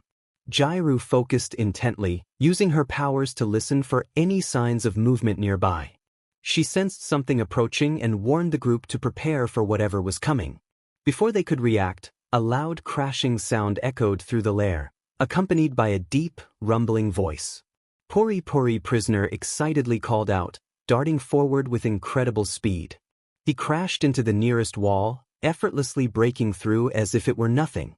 The students followed, both shocked and awed by his strength. Bakugo expressed disbelief at the hero's destructive path, while Shiro questioned the chaos unfolding around them. Kirishima encouraged everyone to keep up, determined to stay positive despite the turmoil. Pori Pori Prisoner playfully teased them for being slow, continuing to break through walls in search of the elusive Nyan. As the group rushed behind him, the lair shook from the collapsing walls, dust filling the air. They pressed on, determined to keep up with the hero. Eventually, Pori Pori Prisoner broke into a room, discovering a person in chains. He looked back to check on the students, who were still trying to catch up. Pori Pori Prisoner wondered aloud where the little kitten had gone, realizing he had ventured deep underground. He spotted the chained figure and announced his intention to rescue him, rushing forward with enthusiasm. To his surprise, the figure stirred awake, prompting Pori Pori Prisoner to introduce himself as the Class S hero who had escaped from prison just to meet him. At that moment, Bakugo and his group arrived through the holes created by the hero. Kaminari, filled with confusion and awe, questioned the identity of the chained figure, while Mineta expressed concern for his well-being. He looked nervously between Pori Pori Prisoner and the unconscious man, his voice filled with concern. Bakugo scoffed as he stepped forward, his sharp eyes locking onto the man in chains. It wasn't the chains that caught his attention, it was the boy's face. He recognized him. Though he couldn't quite place it at first, something about him felt familiar. Bakugo whispered in disbelief, recognizing the boy as Izuku. Pori Pori Prisoner noted the resemblance, recalling that he had seen the boy's face on a wanted poster. The figure twitched again, the chains rattling as he stirred. A low groan escaped his lips, and his eyes fluttered open, revealing a glazed, vacant expression. However, as he looked up at Pori Pori Prisoner, Recognition flashed in his eyes. In an instant, the room was filled with a loud crack, and Izuku shot up, his chains snapping under his sheer strength. His body rippled with power as he lunged at Pori prisoner, who had no time to react before Izuku's fist collided with his chest. Izuku struck Pori prisoner with a series of blows, knocking the S-class hero off his feet. The students froze in shock as everything unfolded before their eyes. Pori prisoner struggled to rise, feeling the weight of his injuries despite his bristle armor. He thought about the students and how he needed to keep them safe. Izuku let out a powerful scream, showcasing his rage and strength, shaking both the S-class hero and the UA students. As Pori prisoner lay on the ground, trying to regain his bearings, Izuku's expression remained unchanged. His fists clenched and his muscles tensed, ready to strike again. Bakugo was the first to react, his anger boiling over. He shouted at Izuku to get a hold of himself and rushed forward, propelled by his explosions. He slammed his fist into Izuku's side, but the blow barely made an impact. Izuku didn't even flinch. Bakugo stared in disbelief, questioning how Izuku remained unscathed. Shiro shook his head in utter disbelief, his heart racing as he wondered how they were supposed to stop him. Kirishima encouraged the others not to give up and charged in with determination, throwing a punch followed by a rapid combo of blows aimed at Izuku's head and torso. But like Bakugo, his strikes had no effect, and Izuku's expression remained blank. Mineta, trembling and looking around helplessly, muttered about how unstoppable Izuku seemed. Gyro plugged her earphone jacks into the ground, sending a massive sound wave toward Izuku. But as the waves hit him, he remained unfazed and slowly walked toward her, leaving her in shock. Suddenly, Izuku was hit with a surge of electricity. Kaminari had touched Izuku's shoulder, transferring a high voltage of energy.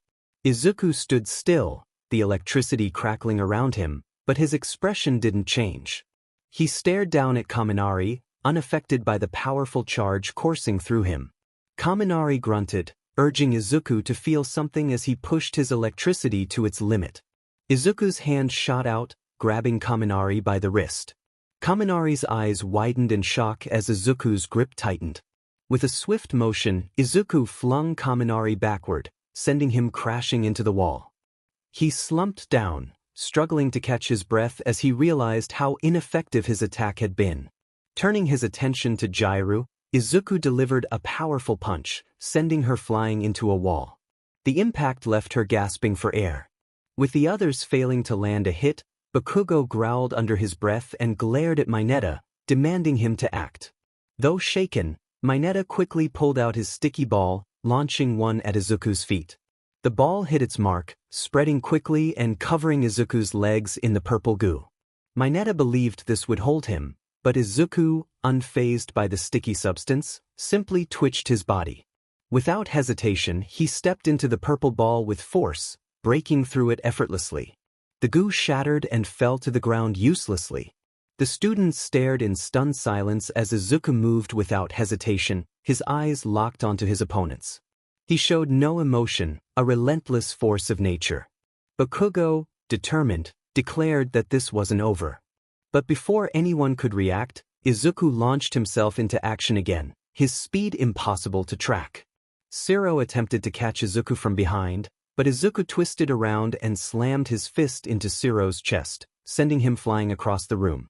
Kaminari, in disbelief, watched as Mineta backed into a corner, realizing it was futile. Izuku moved with terrifying precision, his attacks so fast that the students had no time to react. Within moments, they were all on the ground, unable to keep up with his overwhelming power. Bakugo, still standing but clearly winded, gritted his teeth in frustration. Izuku's glare bore into the group, assessing them like a predator. Then, without warning, he sprinted toward Bakugo. Bakugo prepared to throw an explosion, but Izuku was already upon him, his fist slamming into Bakugo's stomach and knocking the air out of him. The explosion went off in the distance, missing its target completely. With Bakugo down, Izuku turned his attention to the remaining students, his expression still cold and empty. The only one left was Kirishima, who swallowed hard but forced himself to stand tall, despite seeing his friends sprawled around him. Taking a deep breath, he clenched his fists and forced a grin onto his face. Kirishima declared that it was just him and Izuku now. With a deep breath, he activated his ultimate move, Unbreakable.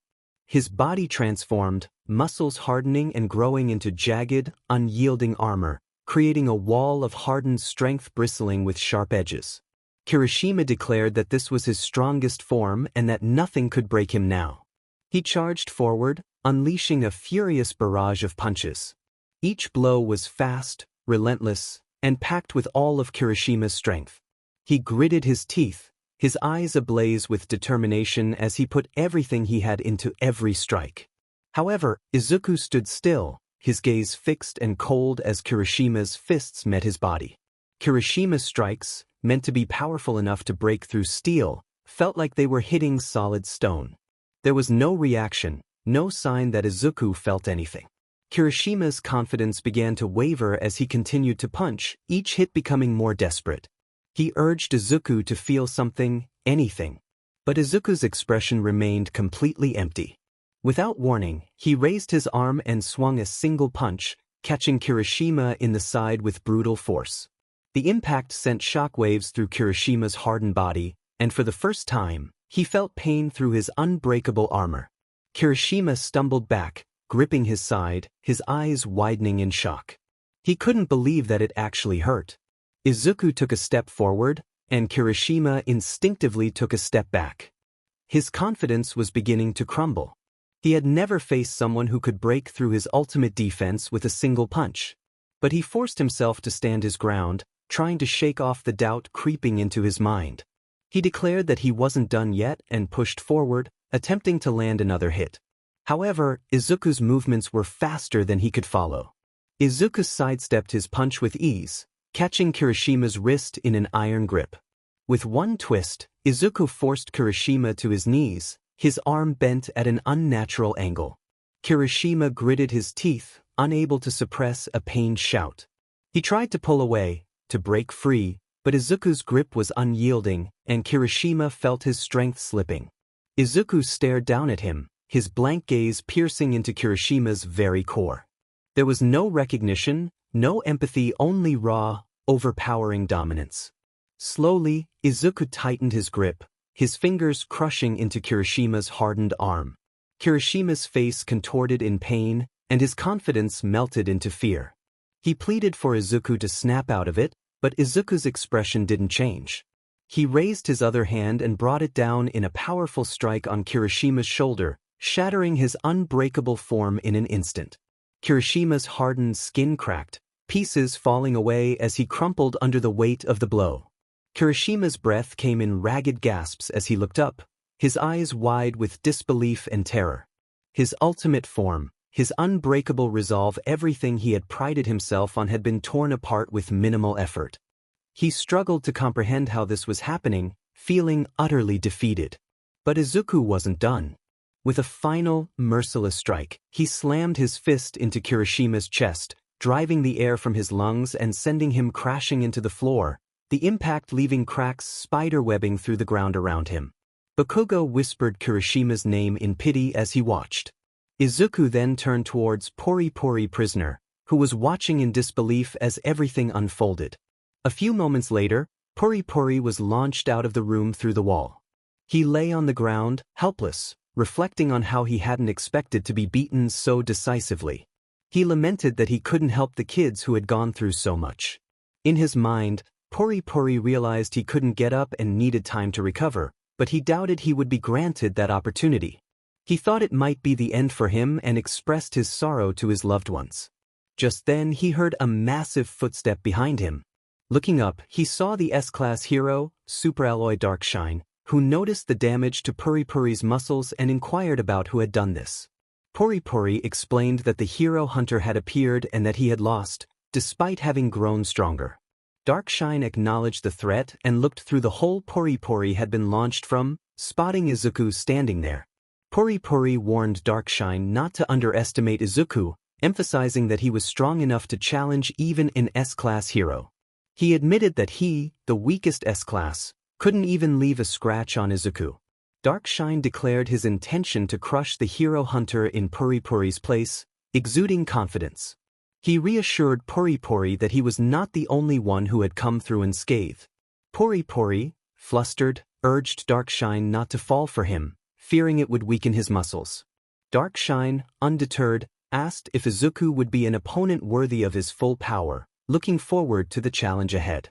Bakugo struggled to rise, blood trickling from his mouth as he clutched his shoulder in pain. As he approached the hole, he was taken aback by the sight before him. Izuku was unleashing a flurry of punches and strikes against Darkshine, both of them roaring with intensity. Bakugo muttered in disbelief, wondering about the situation.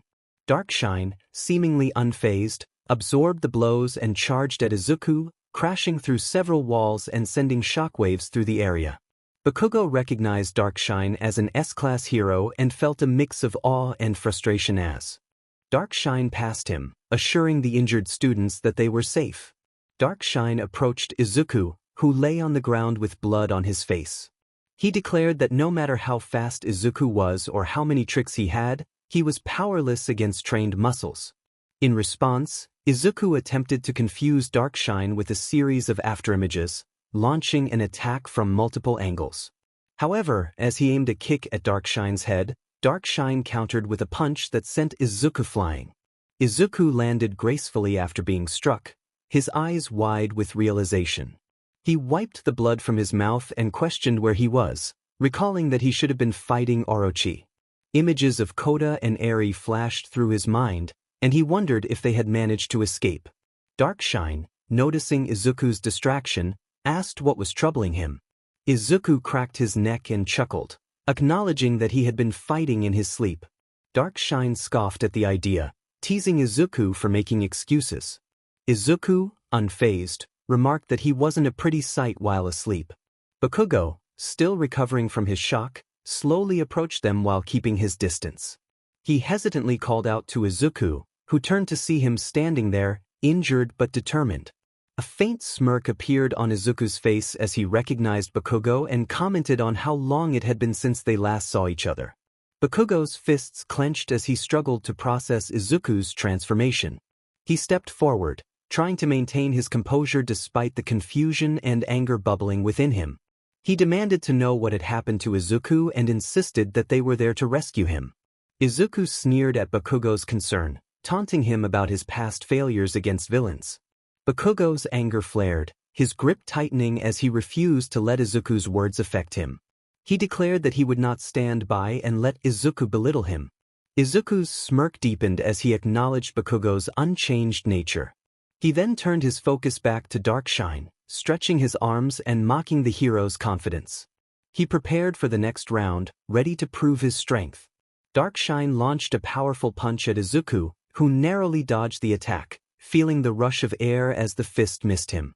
Seizing the opportunity, Izuku countered with a fierce kick that connected with Darkshine's head, sending him crashing to the ground.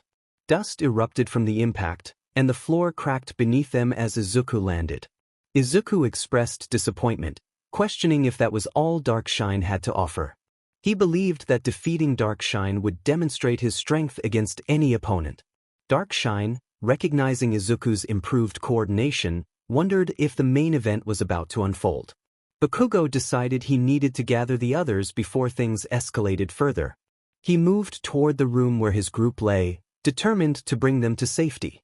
Darkshine attempted to persuade Izuku, suggesting that it would be a waste for his muscles to be wasted in the Monster Association. He offered a chance for redemption, hinting that with atonement, Izuku could become a true hero. Izuku, filled with hatred, declared that both monsters and heroes would be annihilated that night. Darkshine charged at Izuku with a powerful tackle, and Izuku realized that if it connected, it would spell disaster. He attempted to counter with his water-stream rock-smashing fist, but the force of Darkshine's tackle overwhelmed him. Izuku braced for impact, knowing that deflection was impossible against such raw power. The collision shattered his ribcage and destroyed the floor beneath them. As the dust settled, Darkshine stood over Izuku's battered form, partially buried beneath the rubble. He reflected on a past spar with Silverfang, where he had been the aggressor but ultimately defeated. Despite not being physically harmed, all his attacks had been deflected, leaving him feeling the weight of defeat. He addressed Izuku, expressing that he was still inexperienced and had only won through luck. Darkshine warned that had Izuku faced powerful heroes like Atomic Samurai or Tatsumaki, he would have been overwhelmed before he could showcase his hard-earned skills. Darkshine questioned Izuku's motivations for hunting heroes, reminding him to understand his place. Fueled by anger, Izuku erupted from the debris, shattering the rubble around him, some pieces even striking Darkshine, who remained unfazed. Izuku expressed his disdain for the heroes, noting that their strength came from a willingness to inflict harm without questioning its morality. He recalled moments when he had protected others from heroes, feeling the weight of hypocrisy in their actions. Izuku's frustration boiled over as he declared his intention to fight against the injustice he perceived, vowing to continue his struggle. Despite his injuries, Izuku launched a relentless assault on Darkshine, his speed increasing with each strike. Darkshine, initially confident in his ability to withstand the attack, began to feel the pressure as Izuku's momentum grew. The sheer force of Izuku's onslaught felt overwhelming, like a tidal wave crashing against him. Darkshine's thoughts raced as he grappled with the possibility of defeat, a notion he had never entertained before. He struggled to maintain his defenses against Izuku's unyielding barrage. Izuku's fighting style evolved, combining techniques he had learned through rigorous training and challenges. He tapped into a powerful secret technique, the Cross-Fang Dragon Slayer Fist, a move that even the most skilled fighters would find difficult to master alone. This technique, born from his relentless pursuit of strength, allowed him to stand firm against Darkshine, who was renowned for his physical prowess. As the battle intensified, Darkshine shouted his intent to unleash his full power, clenching his fist in determination. In a split second, he launched a devastating punch with enough force to split steel. Izuku, steeling himself, raised his own fist to meet the attack head-on. The collision of their fists created a shockwave that reverberated throughout the room, fracturing the ground beneath them and sending dust swirling into the air. Izuku gritted his teeth as his shirt tore from the impact, revealing the scars and bruises from previous battles. Suddenly, dark tendrils began to emerge from his body, swirling around him in a mesmerizing pattern. Each tendril pulsed, converging toward the wound on his stomach, where he had been injured. His left eye turned crimson, mirroring the intensity of his right eye, signaling a transformation fueled by his determination to overcome the odds. Meanwhile, Izumi's group had been wandering through the Monster Association lair for quite some time without encountering any monsters. Sato expressed his frustration about their endless journey, while Tsu echoed his sentiment with a ribbit. Uraraka glanced at Izumi, who was confidently leading the way, her eyes constantly scanning the surroundings. She questioned Izumi about their direction, to which Izumi admitted uncertainty about where they were supposed to go. As they continued, they stumbled upon a destroyed chamber where Fubuki, Inko, Bang, and Bomb were present. They had just finished dealing with Super S and her minions. Izumi's eyes widened in surprise upon seeing her mother. Inko, arms crossed and with a stern expression, questioned Izumi's presence in such a dangerous place. Izumi stammered that they were there to help find Izuku, her brother, but her confidence faltered under her mother's disapproving gaze. Inko's voice was filled with concern as she reminded Izumi that she was supposed to be at the UA dormitory, emphasizing the dangers present in the lair. Izumi insisted that she couldn't just sit back while her brother was in danger, stepping forward to assert her determination. Fubuki, with a disappointed expression, questioned Izumi's decision to bring her friends into such a perilous situation. Izumi argued that they had trained hard and were stronger than Fubuki believed. Inko's eyes glistened with worry as she pleaded with Izumi, expressing her fear of losing both her children. Izumi took a deep breath, meeting her mother's gaze with determination, promising that she wouldn't get hurt and that they wouldn't leave until they found Izuku. Inko sighed, resigned to the situation, and warned Izumi that she would face consequences once everything was over. Izumi smiled, assuring her mother that she wouldn't disappoint her. Fubuki then redirected their focus back to Super S, who was restrained. Fubuki stepped on Super S's face, boasting about the strength of her new team. Super S, weakly surrendering, offered to work for Fubuki, adopting a fake innocent demeanor. Fubuki, skeptical of Super S's sincerity, brandished her whip and made a menacing remark about obedience, causing Super S to react with fear. While this was happening, the group of students discussed their next steps. Ida expressed confidence now that they were with the pro-heroes, and Izumi agreed, suggesting they use the walkie-talkie that Yaoyorozu had made. She reached into her pocket and activated it, calling out to see if anyone had found anything. After a moment of static, Todoroki's voice came through, sounding frantic as he described an encounter with a powerful black monster that had injured several of their group, including the formidable atomic samurai. Uraraka gasped in concern, and Ida urged Todoroki to remain calm and provide their location. Todoroki, panting and filled with urgency, explained that they were trying to return to the surface but had lost track of Izuku. Izumi's heart sank at the news, and she urged everyone to be careful, promising to regroup once they made it back. The students then turned their attention back to Fubuki and the others, with Bang demanding to be led to the monster. They followed Super S into a room filled with ominous devices and sharp objects, causing Inko to express her unease. Super S proudly declared it her personal collection room, relishing in the fear it inspired. Bang, frustrated, searched for hidden doors but found nothing, while Super S revealed that a whistle was needed to summon the door. Fubuki pointed out that the whistle wasn't making any noise, prompting Super S to try again. In a moment of frustration, Bang snatched the whistle from her, only to be met with Super S's mocking laughter as she revealed that Izuku was not in a deeper room below. Shocked, the adults reacted in disbelief, and Super S taunted them with a playful grin. Suddenly, a loud growl echoed from outside the room, and a massive foot stomped near the door. Super S explained that it was a dog whistle, and just as she finished, a tremendous energy blast erupted, destroying the room. Fubuki, Bang, Bomb, and Inko positioned themselves in front of the students, using their powers to contain the blast. Bang, noticing the hostages behind them, redirected the energy away from them, preparing for the chaos that was about to unfold. The blast continued to move in that direction, creating a tunnel. Bang shouted through the chaos, acknowledging the impact they had just endured. Bomb expressed his disbelief at the strength of their opponent, while Inko pointed out the newly formed tunnel. Ida took charge of the frightened hostages, urging them to escape through the tunnel that should lead them to safety. The civilians hurried towards the exit, fueled by his command. Izumi felt frustration boiling inside her, while Sato shouted in confusion about the situation. Rover unleashed multiple energy blasts towards the heroes, leaving them stunned. Sato reacted with alarm at the sheer number of blasts. In response, Izumi, Inko, and Fubuki quickly formed a protective barrier to shield themselves and their friends from the oncoming attack. Inko urged everyone to hold on tight as they maintained the barrier.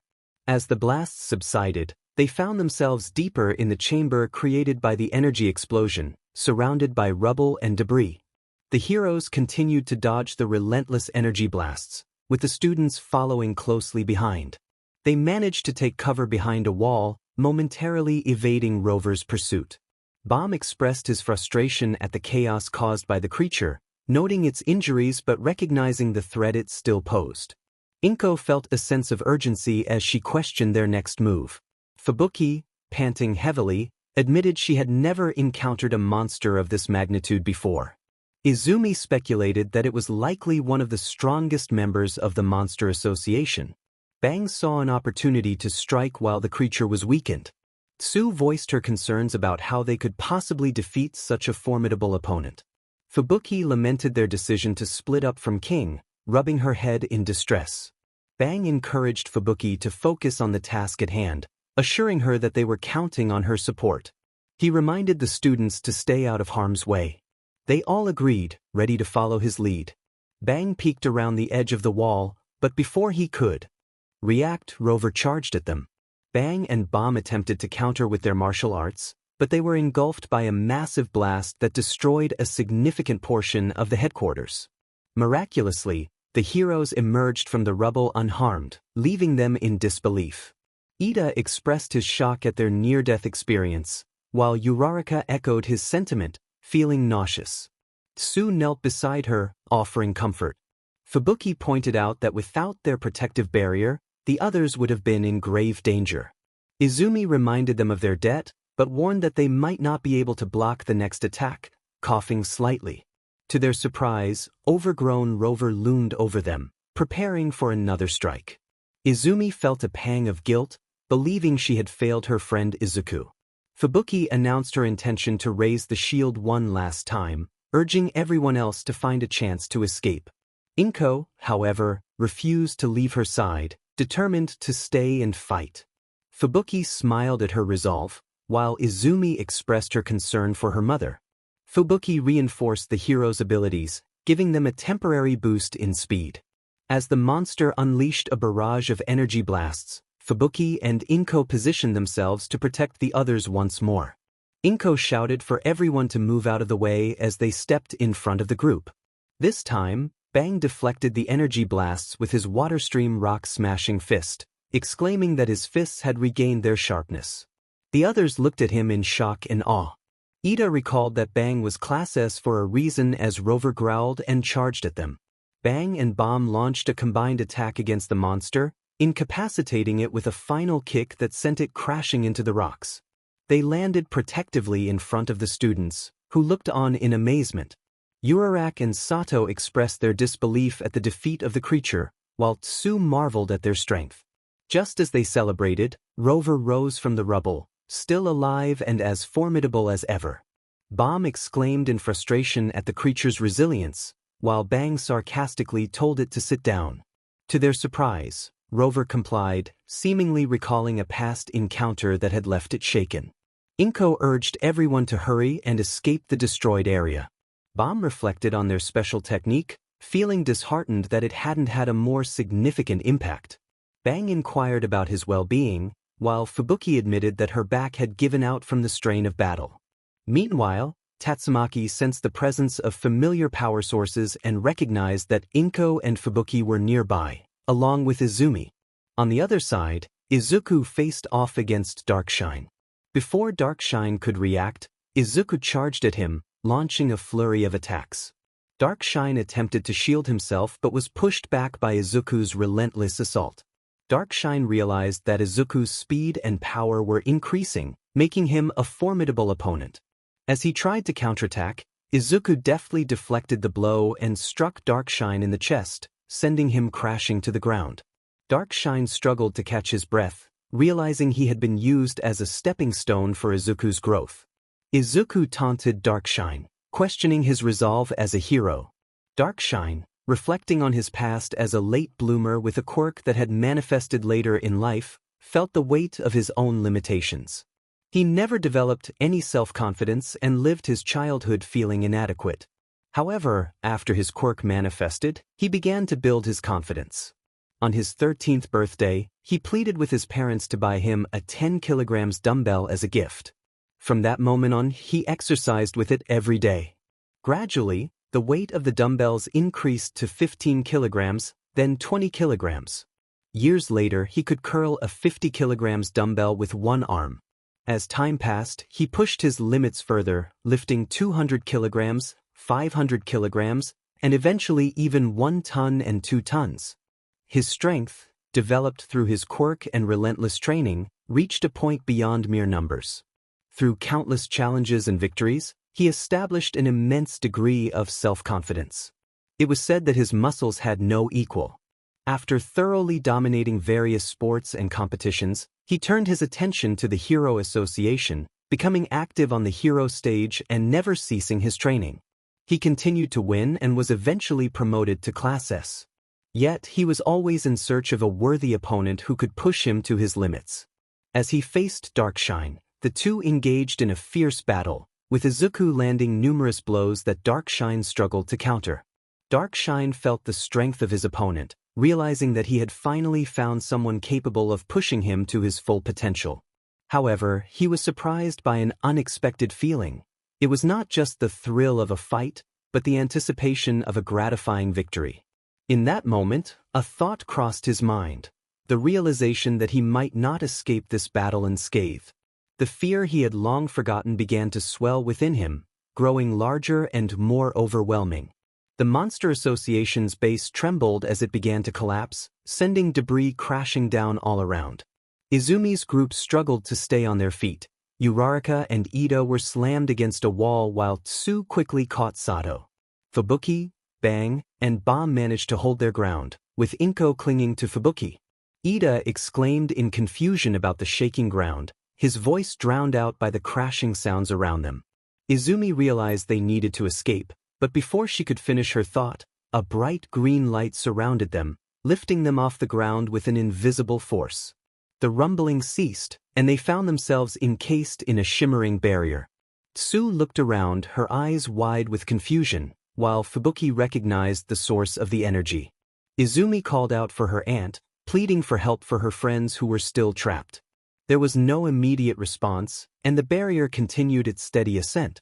Izumi's voice grew more insistent as she urged her aunt not to leave anyone behind, explaining that her friends were alive but separated. Fubuki crossed her arms, confident that Tatsumaki would hear them. Inko placed a reassuring hand on Izumi's shoulder, reminding her that Tatsumaki would not ignore them. The green barrier pulsed faintly, as if acknowledging their pleas, and Izumi felt a small wave of relief wash over her. As the barrier carried them upward, Bakugo stormed through the crumbling hallway of the Monster Association's lair, brushing off falling debris. He thought about how strong his rival had become and the trouble it would cause to retrieve him, especially with the Hero Association targeting him. Bakugo muttered to himself about the chaos around him, wiping a streak of blood from his forehead. He pushed open a broken door and froze, seeing his group scattered. Kirishima slumped against a wall, staring at the ground, while Kaminari groaned, trying to sit up. Shiro leaned against a pillar, clutching his ribs, and Jairu and Mineta lay unconscious nearby. Bakugo urged them to get up, frustrated that they were not moving. Kirishima expressed his feelings of inadequacy after being defeated, and Bakugo's grip tightened in response. He reminded Kirishima that they were not going to die there and that he needed to stop acting defeated. Kaminari tried to calm Bakugo, but Bakugo dismissed him, insisting that they needed to move. Shiro agreed with Bakugo, encouraging Kirishima to get up. Kirishima hesitated, feeling overwhelmed, but Bakugo insisted he could do it. Just then, a green light enveloped them, forming a barrier that lifted them into the air as the lair crumbled below. Kaminari questioned what was happening, while Shiro expressed relief that they were being rescued. Bakugo remained focused on Kirishima, reminding him that their fight was not over. Kirishima nodded, a spark of determination returning to his eyes. Meanwhile, Todoroki, Tokoyami, Shoji, Ashido, and Yaoyorozu, accompanied by Atomic Samurai, were battered and bruised, surrounded by a sea of black, humanoid creatures. One particularly large creature taunted them, expressing disappointment in the lack of challenge they presented. As the creature prepared to strike, they were suddenly enveloped in a green barrier, causing the creature to punch the barrier instead. Inside, the group blinked in confusion, their battered forms illuminated by the soft green glow. Ashido questioned what had just happened, while Yaoyorozu identified the barrier as a protective shield. Atomic Samurai recognized the energy source as Tatsumaki, and the barrier began to float upward as the lair continued to collapse. The large creature yelled in frustration, trying to reach them, but the walls crumbled around it, trapping it. Ashido expressed her relief, and Shoji echoed her sentiment. Atomic Samurai questioned their reckless decision to enter the monster's lair, challenging their understanding of the dangers they faced.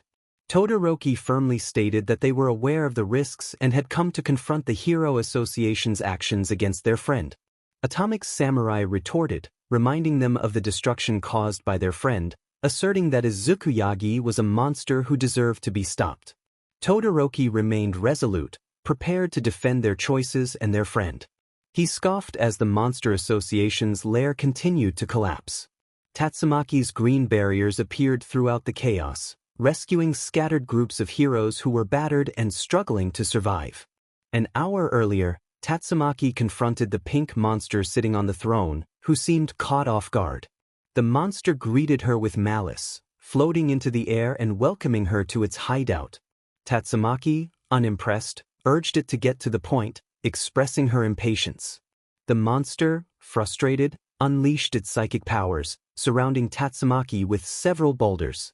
The air trembled as the rocks ripped free from the walls and floor, closing in on her with the intent to crush. However, Tatsumaki remained unharmed, floating effortlessly as the boulders shattered into tiny pieces around her. With a flick of her finger, Tatsumaki sent several rocks flying toward the monster, which barely managed to raise a psychic barrier in time. The rocks pierced through, leaving the monster in shock as it realized Tatsumaki had pierced its defenses. Determined to fight back, the monster covered itself in eyes and prepared to unleash a powerful attack, declaring a gravity wave that would crush everything around them. Tatsumaki, however, remained unfazed, casually commenting on the pressure as if it were a mere inconvenience. Frustrated, the monster shouted in anger, but Tatsumaki took control of the situation. With a wave of her hand, she pinned the monster in place, effortlessly ripping off its limbs and tossing them aside. The monster, now reduced to a helpless state, realized Tatsumaki had grown stronger since their last encounter. As she prepared for the final strike, the monster pleaded for a moment of calm, but Tatsumaki revealed its true form, a grotesque figure that was nothing more than a lump of flesh. Meanwhile, deep underground, Psychos observed the unfolding battle. She marveled at Tatsumaki's strength and feared for her own creations. Realizing Tatsumaki could see her, Psychos panicked, wondering how her telepathic waves had been detected. Tatsumaki, shocked to see Psychos after all these years, restrained her with psychic power. Psychos gasped for air, desperately calling for help from her allies. As she struggled, she remembered Rover, her creature that could assist her. Sending out a signal, she hoped for a distraction. While Psychos awaited Rover's arrival, she realized her telepathy was getting no response. She prepared for battle, grabbing a potion to boost her powers. With newfound energy, she declared her intent to confront Tatsumaki. Initially dominating the fight, Tatsumaki lifted Psychos into the air. However, Psychos countered with a surge of energy, breaking free and retaliating fiercely. The clash between the two espers created brilliant flashes of psychic energy, sending several observing monsters flying. Tatsumaki, holding Psychos in an invisible grip, tightened her hold, causing Psychos to scream in pain. Tatsumaki confirmed that there were two other children besides the one Psychos had taken hostage, effortlessly eliminating nearby monsters with a flick of her finger. Psychos retaliated with psychic blasts, but Tatsumaki managed to repel them, the battle intensifying as both espers showcased their formidable powers. The blasts split apart, destroying a few monsters unfortunate enough to be in its path. Tatsumaki demanded an answer as she unleashed a telekinetic punch, staggering the evil esper. Psychos gasped in surprise. Tatsumaki pressed for information, and Psychos, in a moment of panic, revealed that there were two more children beside the hostage, taken by one of her members. They had escaped from their cage, and she had no idea where they had gone. The remaining outsiders in the hideout included some human sacrifices and experiments, along with the hero hunter. As the words sank in, Tatsumaki's grip on Psychos tightened. She was in disbelief, muttering to herself about Izuku being alive. Psychos, trying to force a grin despite her pain, confirmed that the hero hunter was indeed her nephew. Tatsumaki, filled with rage, shouted that she had seen him buried. Psychos taunted her, revealing that Izuku was far from dead and that the Hero Association wanted him gone. Tatsumaki's psychic energy flared, shaking the walls and sending debris flying as she threw Psychos down the pit, where Psychos aimed to combine their powers with the remnants of Orochi. Psychos managed to suppress Orochi's influence, claiming control over its body. She believed this would give her the upper hand against her sister. Psychorochi, the fusion of Psychos and Orochi, declared that she would find the hero who had defeated her and turn him into a sacrifice for her resurrection. The two clashed, bolts of energy destroying more of the headquarters and sending shockwaves throughout the area. Tatsumaki struggled to maintain her barrier, feeling the pressure mount. Psychorochi laughed, mocking Tatsumaki's efforts. She revealed that she had swapped the inside of Tatsumaki's barrier with the outside, causing panic to rise within Tatsumaki as she realized she could not disable it. The evil fusion taunted her further, warning that the internal pressure would only increase, threatening to crush her. Tatsumaki coughed up blood, feeling the strain of the situation. Just when it seemed everything was lost, a sudden pain coursed through Saikorochi, making her scream. The hideout shook violently. As Psychos tried to comprehend what had happened, Tatsumaki found herself freed from her psychic barricade. While she floated in the air, a sudden static noise came from her pocket. It was King, informing her that the children were under his protection and they were moving toward the surface.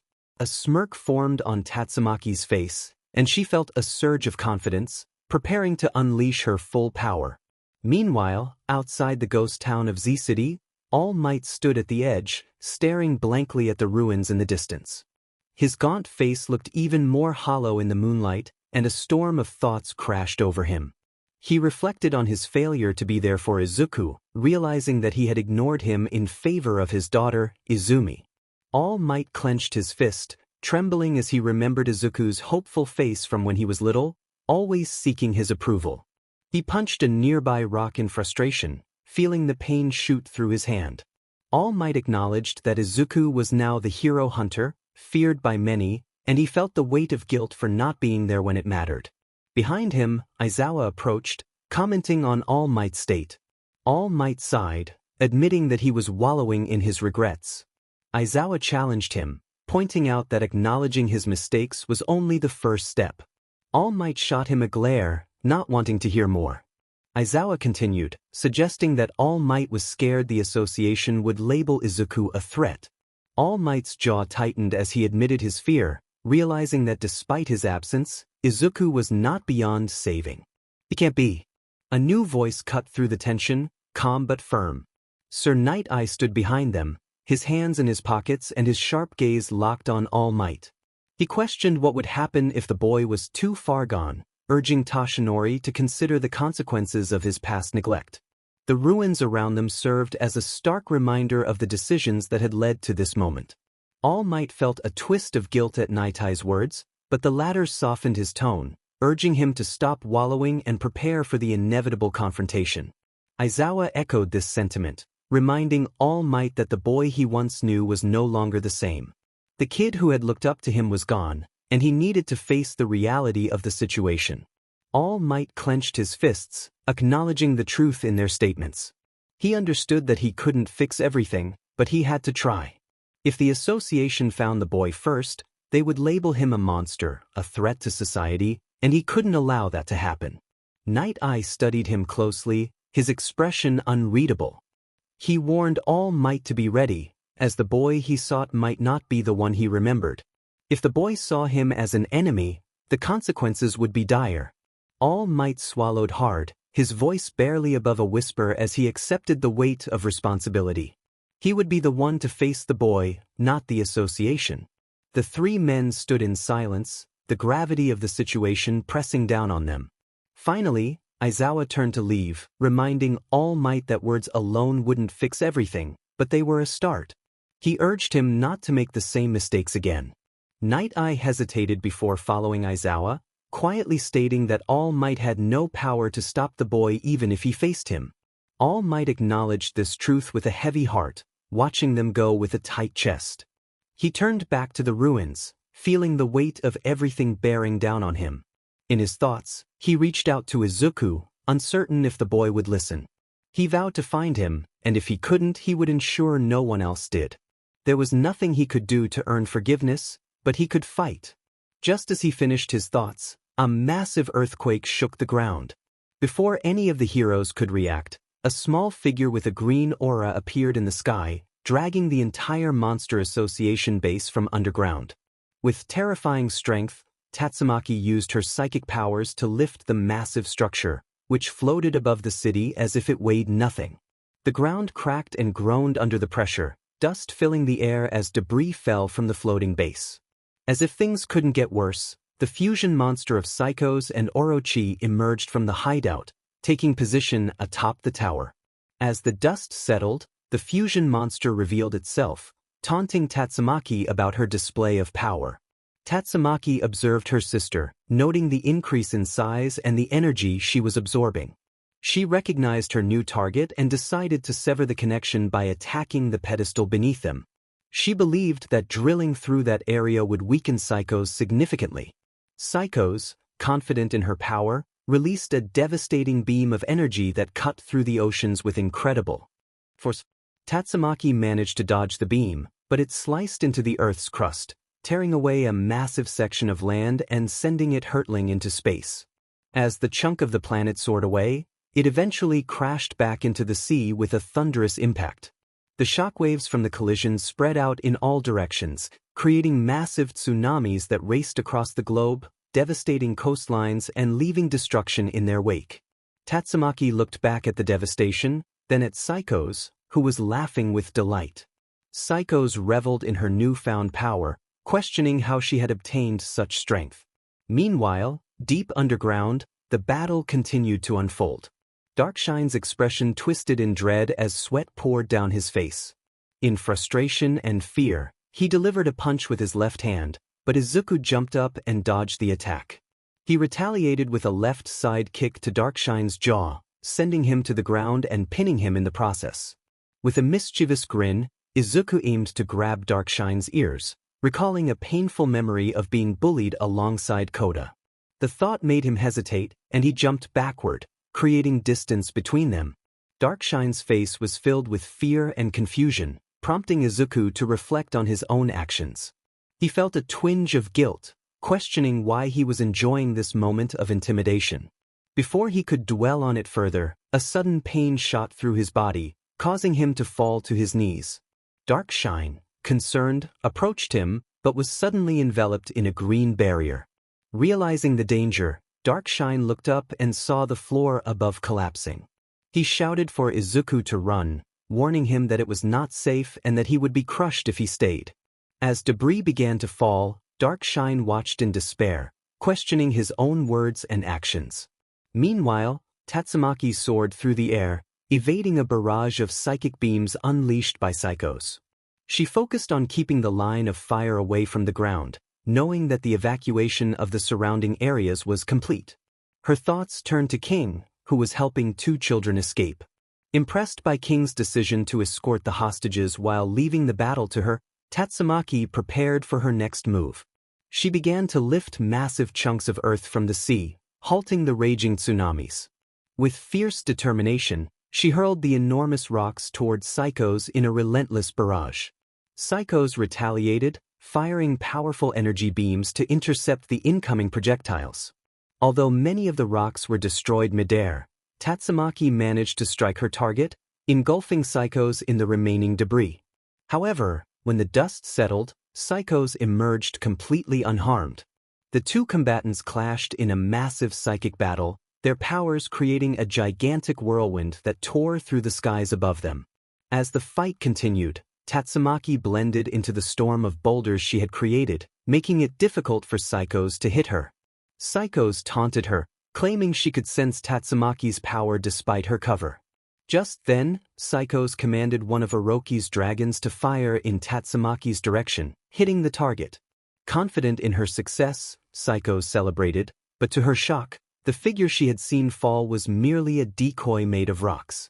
Tatsumaki's laughter echoed through the air as she revealed her trick, unimpressed by Psychos's oversight. Desperate to locate her opponent, Psychos searched in vain until Tatsumaki appeared before her, using her hand as a glowing torch.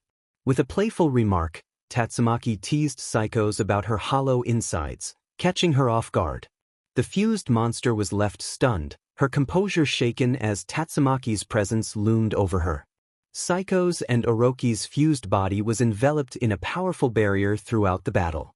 However, there was one area they could not completely seal off.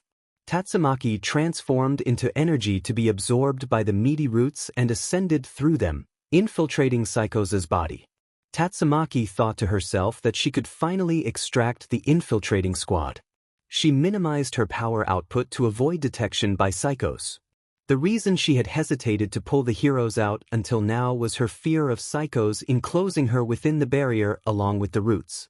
She began to extract the nearby heroes, Pori Pori Prisoner, Atomic Samurai, and Todoroki's group. In her mind, she resolved that once everyone was out, she would dismantle the entire base. Suddenly, Tatsumaki felt a sharp pain as a spear pierced her left hand.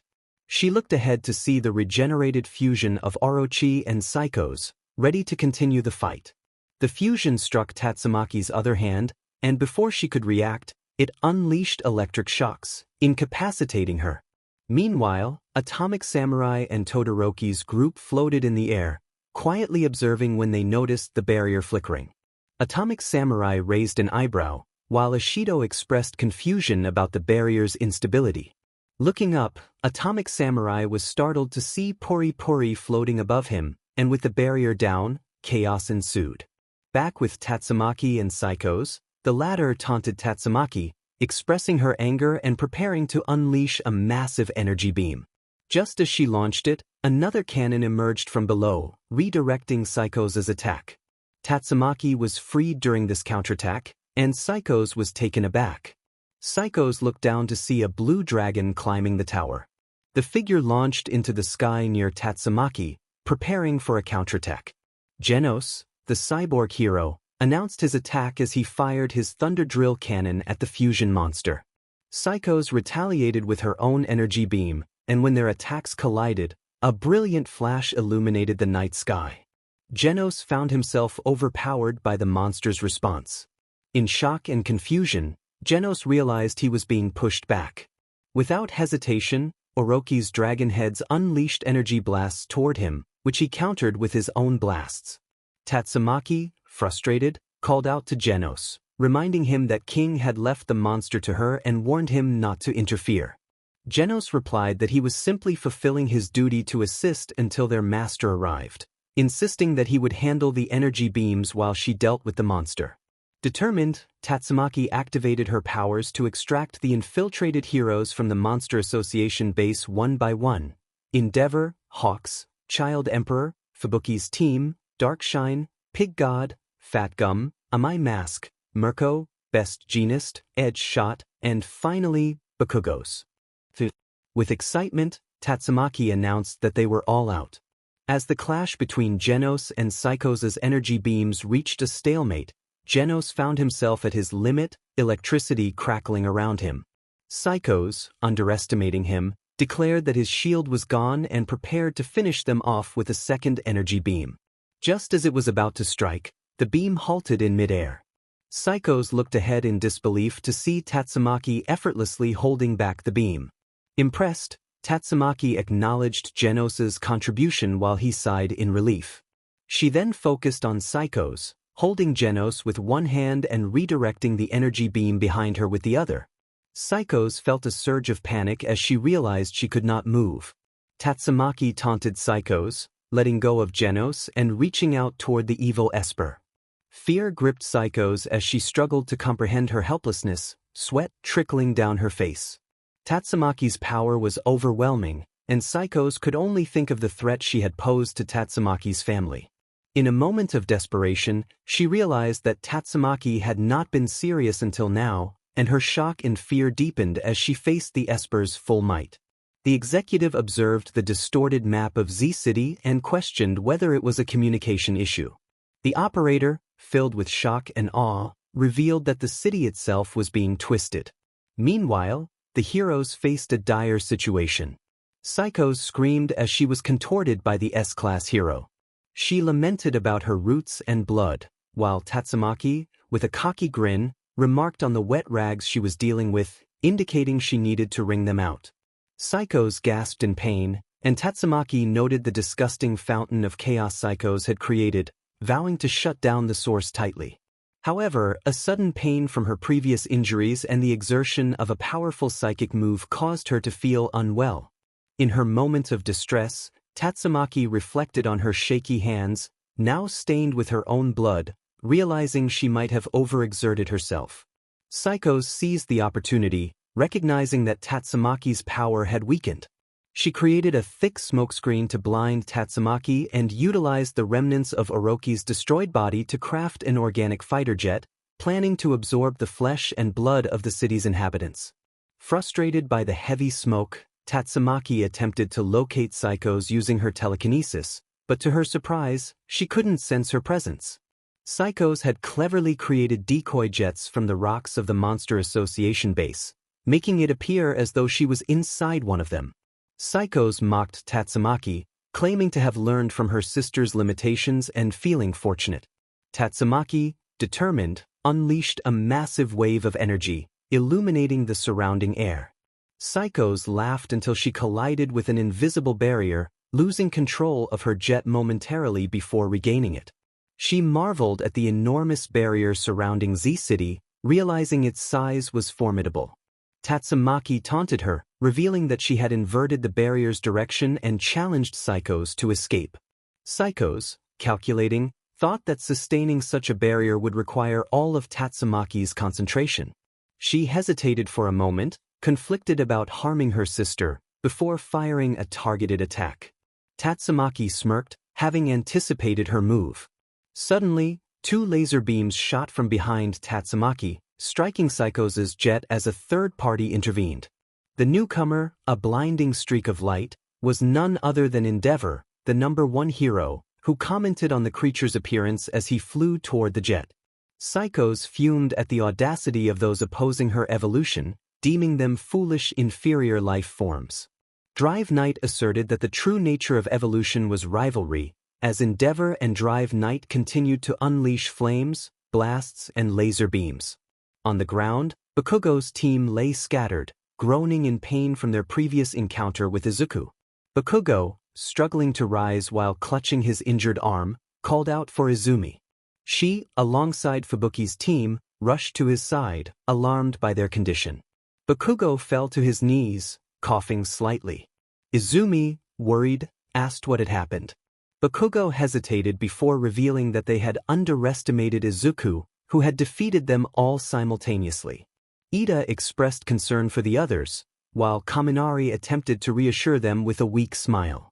Sero mentioned Kirishima, who sat on the debris, visibly broken. Izumi knelt beside Bakugo, pressing for more details. He recounted how Superalloy Darkshine had appeared and fought Izuku, who had awakened after being struck hard. Izumi was incredulous that Izuku had defeated them while asleep. Bakugo nodded, expressing doubt about their ability to bring Izuku back, given how easily he had overpowered them. Izumi insisted they couldn't give up, noting others were still trying to reach him. Just then, Fubuki's group arrived, with Bang expressing his understanding of their remorse and responsibility toward Izuku. Bomb pledged his support as Bang's brother, while Fubuki declared her commitment as well. Finally, Inko stepped forward, trembling with guilt. She confessed her failures as a mother, admitting that she had abandoned Izuku when he was diagnosed as quirkless, focusing instead on Izumi. Tears streamed down her face as she lamented how her actions had pushed Izuku away, realizing she had treated him as if he didn't matter. In her heart, she felt she no longer deserved to call herself his mother. But if there's even the smallest chance to make it right, she would do whatever it takes. Bang placed a steady hand on her shoulder, reminding her that regret wouldn't change the past, but together, they could bring him back. Izumi whispered, her heart breaking, calling out to her mother.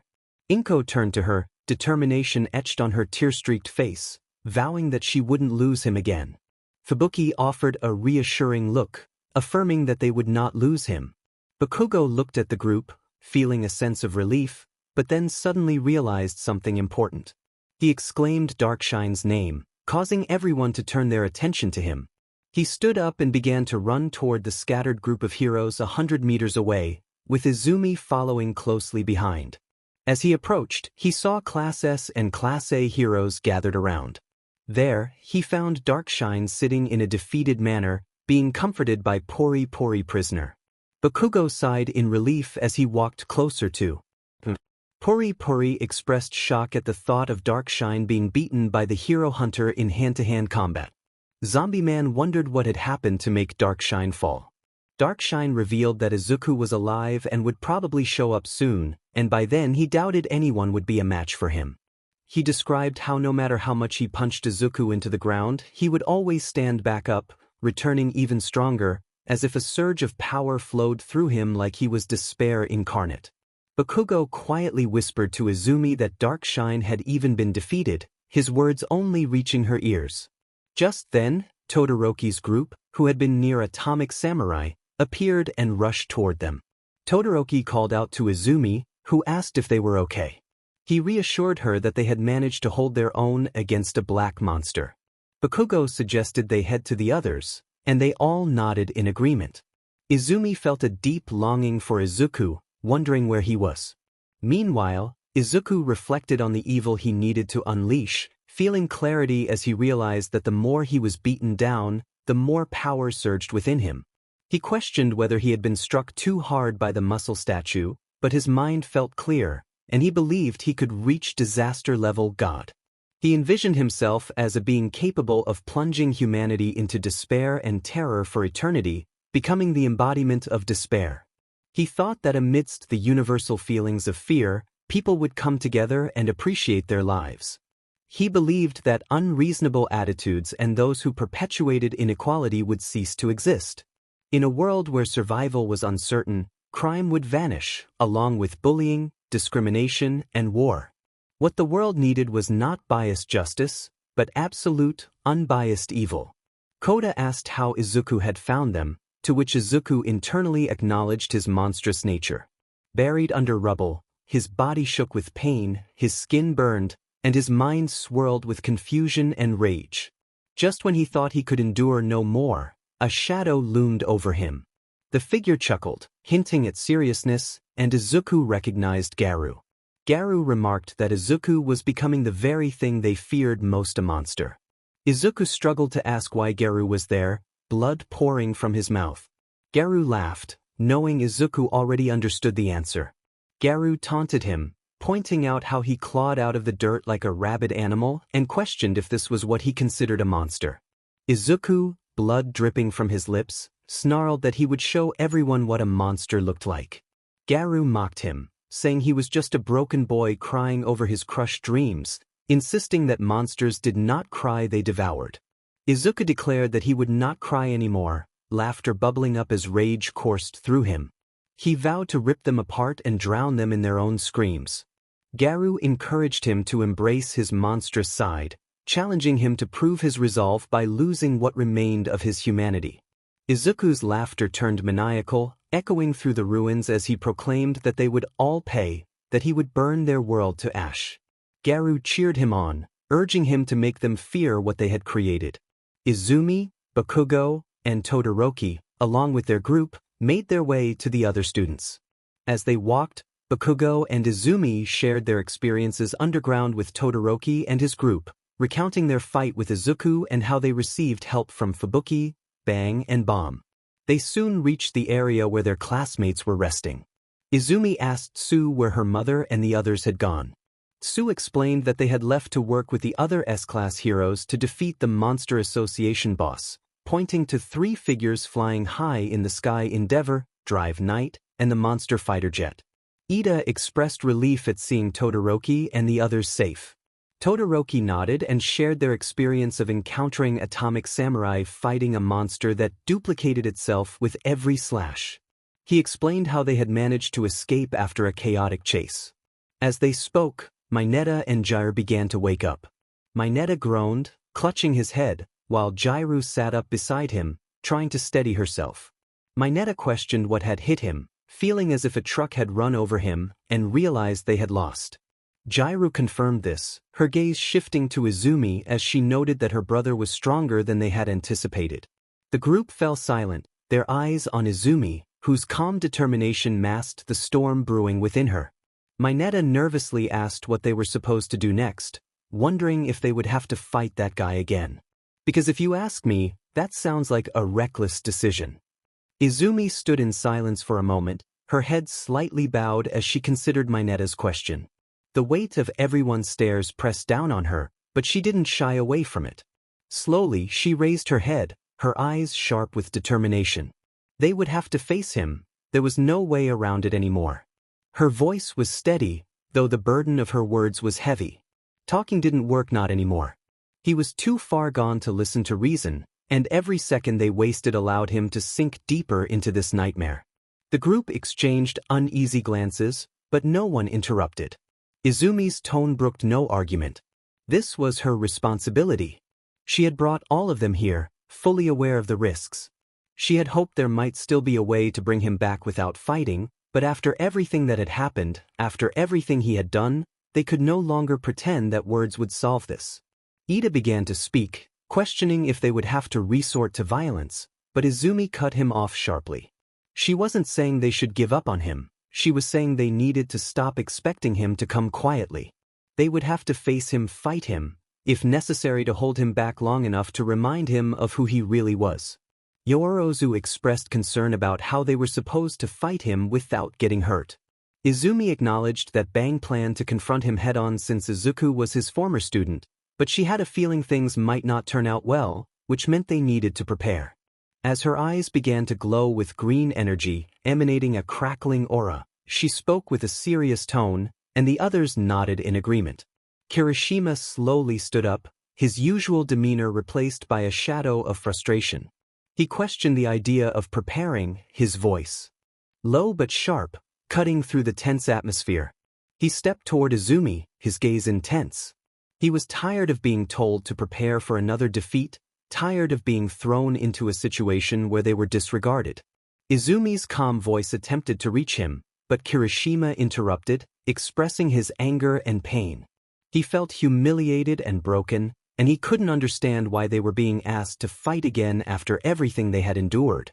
The others shifted uncomfortably, their gazes flickering between Kirishima and Izumi. Shiro tried to lighten the mood, acknowledging Kirishima's feelings but suggesting that yelling at Izumi wasn't the best approach. Kaminari echoed his sentiment, still trying to process the overwhelming defeat they had faced. Kirishima's frustration only grew, and he brushed past Shiro and Kaminari, locking eyes with Bakugo. He demanded to know how they could possibly stand a chance against their opponent. Bakugo stood silent for a moment, his gaze piercing. Then, with his usual rough edge, he scoffed, challenging Kirishima to stop whining. He reminded him that they had all suffered, that they had all felt the sting of defeat. Kirishima flinched but remained silent, his fists tightening.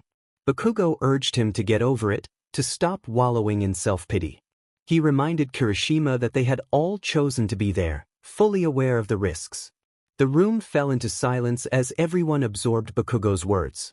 Finally, Kirishima sighed in defeat and asked what the plan was. Izumi smirked, ready to take the next step. Meanwhile, the chase continued in the air as each side exchanged energy beams. Psychos managed to evade many of Drive Knight's attacks, while a weakened Genos dropped to the ground and quickly explained the situation to the rescued S-Class heroes. He pleaded for their assistance in the fight before gathering himself and returning to the fray with his energy cannons. Drive Knight, Endeavor, and Psychos engaged in a fierce exchange. Atomic Samurai acknowledged Genos' plea and attempted to strike Psychos with his air blade, but the attack's range fell short. Falling back to the ground, he watched in shock as Drive Knight, Endeavor, Tatsumaki, and Genos fought together. Pig God released several heroes from his mouth, revealing that he had rescued them on his way to the surface. Tank Top Master, observing the intensity of the battle from a distance, decided to rush to the scene. As the heroes on the surface regained their composure, Bang, Bomb, Inko, and Fubuki arrived, surprising the S-Class heroes. After Child Emperor clarified Bang's status, Fubuki and Inko noticed that Tatsumaki was losing consciousness. She urged the heroes to take action and join the fight. A barely conscious Tatsumaki knelt on the eerie tower she had created by twisting Psychos and Orochi. Even at her limit, she managed to maintain a psychic barrier to prevent Psychos from escaping. Struck against the barrier by Drive Knight, Psychos quickly realized her main objective was to eliminate Tatsumaki. She fired several missiles, but they were intercepted by Drive Knight's Bishop form and Genos before they could reach Tatsumaki. Endeavor unleashed his prominence burn on Psychos, forcing her to retreat. With the barrier finally down, Psychos made a swift escape, diving into an underground train tunnel through the massive cracks created by Tatsumaki. Drive Knight pursued her without hesitation, unleashing a relentless barrage of attacks. To slow him down, Psychos fired at the tunnel ceiling, causing a large boulder to collapse. Drive Knight remained unfazed, detaching an energy blaster that vaporized the falling debris instantly. Psychos released several organic pods that filled the tunnel with reflectable lasers. Drive Knight skillfully maneuvered through the deadly beams, his sensors locking onto the remnants of Orochi's cells scattered throughout the tunnel walls. While dodging the onslaught, he lamented the destruction caused by Tatsumaki's immense power, regretting the lost potential of what could have been salvaged. From above, Tatsumaki, now fully conscious, began hurling massive chunks of debris into the tunnel, aiming to intercept Psychos. Psychos transformed her jet into a nimble, adaptive form, navigating the collapsing terrain with precision. Drive Knight kept pace, shifting into more agile forms to match her evasive movements. As Psychos emerged from the tunnel onto the surface, Endeavor descended from the sky, propelled by blazing jets of fire. His arrival added an intense burst of heat and pressure to the battlefield.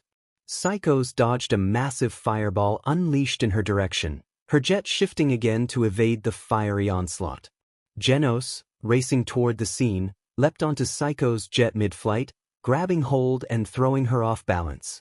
In retaliation, Psychos deployed more organic pods, each brimming with energy that targeted both Genos and Endeavor. Drive Knight joined the fray, using his bishop form to shield Genos from the pod's attacks. Endeavor soared higher, raining down fire that incinerated several of the pods while forcing Psychos to retreat further. The remnants of Orochi's cells within Psychos' jet began to activate, reshaping parts of the vehicle into grotesque, organic weapons. A massive energy beam erupted from the jet, clashing with the combined assault from Genos and Drive Knight, who had opened their cores to release devastating energy blasts. The collision of forces sent shockwaves rippling through the battlefield, scattering debris in every direction. Endeavor landed nearby as the explosion cleared, his flames burning fiercely as he prepared to continue the fight. With Psychos still functional and Orochi's cells regenerating parts of her jet, the battle was far from over. Freed again, Psychos made one last attempt to shoot Tatsumaki, but her blast was intercepted by a massive boulder hurled by Tank Top Master. With the combined efforts of Fubuki and Inko, who used their psychokinesis to amplify Tank Top Master's strength, he unleashed a barrage of rubble at Psychos. The jet swerved and dodged, avoiding most of the onslaught. Meanwhile, Drive Knight and Genos, both visibly struggling, Genos upgrades nearing overload and Drive Knight almost completely drained of energy, agreed to make a final gamble. They combined their technology into a single, powerful transformation, Promoted Rook. In this unified state, they intercepted Psychos midair with a crushing strike, halting her jet's momentum. On the ground, Tank Top Master and Fubuki worked in tandem, combining brute force and telekinesis to hurl an entire building towards Psychos and Orochi. Orochi retaliated with a massive energy beam, only for the attack to be cut and deflected. Atomic Samurai, Pori Pori Prisoner, and Superalloy Darkshine emerged dramatically from the flying building, launching a coordinated attack on Psychos and her jet. Atomic Samurai unleashed his beeline atomic slash, cutting through the beam and striking the jet. Pori Pori Prisoner followed with his vibration Dark Angel Rush, shaking the jet violently, and Superalloy Darkshine delivered a devastating blow with his Superalloy Missile. From above, Hawks dove into the chaos, his feather blades swarming toward the jet and slicing through its defenses. Psychos swerved to avoid the relentless strikes, only to be met by Mirko, who leapt onto the damaged jet, delivering a crushing kick to its structure with her Luna Fall attack. The blow nearly dislodged Psychos, who screamed in frustration as Ryukyu, in her dragon form, appeared from the smoke and swiped at the jet, forcing it back toward the ground. Fat Gum and Kamui Woods joined the assault, Fat Gum absorbing energy from nearby attacks to charge up a powerful punch, while Kamui Woods used his tendrils to bind the jet momentarily. Amid the chaos, Psychos realized the fusion with Orochi had sustained too much damage. She made the desperate decision to separate herself from Orochi, leaving her partner behind as she fled. Before Orochi could recover, Bang and Bomb rushed forward with their Cross-Fang Dragon Slayer fist, delivering a crushing strike that sent Orochi's body plummeting into the ground. Drive Knight, still functioning in his Promoted Rook form, wasted no time collecting a sample of Orochi's flesh, accomplishing his hidden objective. Meanwhile, Fubuki began to celebrate their victory, her voice filled with relief and pride. Her celebration was abruptly interrupted by Tatsumaki, who floated forward with an intense glare. With a single motion, Tatsumaki pulled the remnants of the spire from the ground and shaped them into a massive lance, glowing with green energy. With a smirk, Tatsumaki plunged the weapon into Orochi's remains, shredding him into pieces and leaving no trace of the monstrous fusion behind. Meanwhile, at the Z-City border, Koda shouted words of encouragement, wishing for good luck, while Eri pleaded for her brother's safety. Metal Bat, King, and All Might gave them a thumbs up before Senkiger used his laser eye on the slingshot rope to propel them into Z-City. Back with the heroes, Zombie Man shouted a warning as he pushed Child Emperor out of the way, narrowly avoiding disintegration from several energy ball. Child Emperor cried out in agony as he watched Zombie Man's condition deteriorate, his body suffering severe damage. Emerging from the smoke and clouds was one of the monster executives, Homeless Emperor. He rhetorically questioned Zombie Man about his humanity, referring to Zombie Man's earlier conversation with a My Mask and Child Emperor. He remarked on the downfall of Joro and Orochi, dismissing them as vessels incapable of expanding their minds.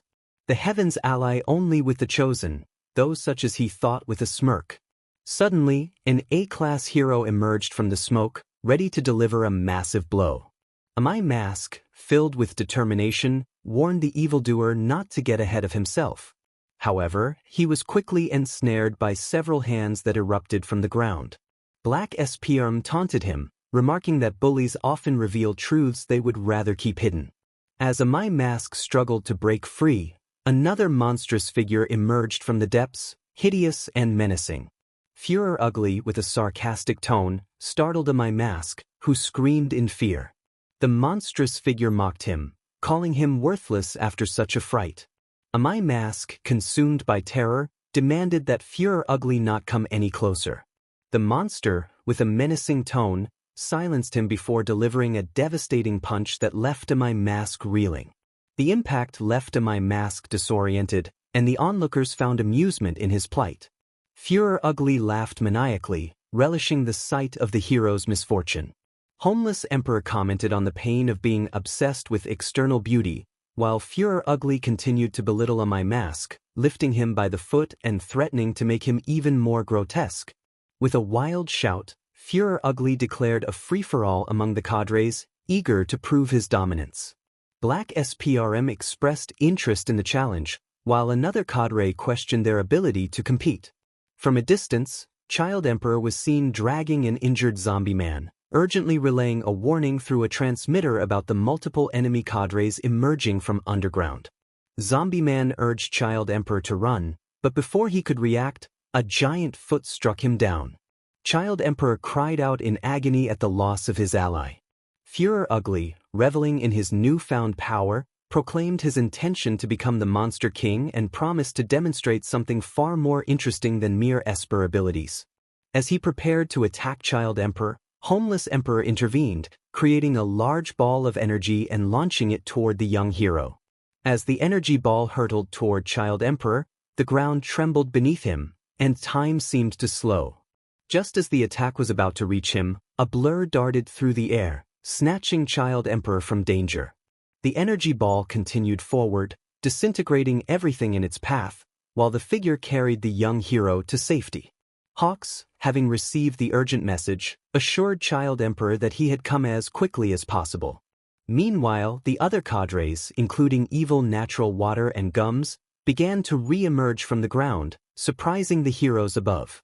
Homeless Emperor expressed his relief at being in the open air, confident in his ability to unleash his full power without fear of collapse.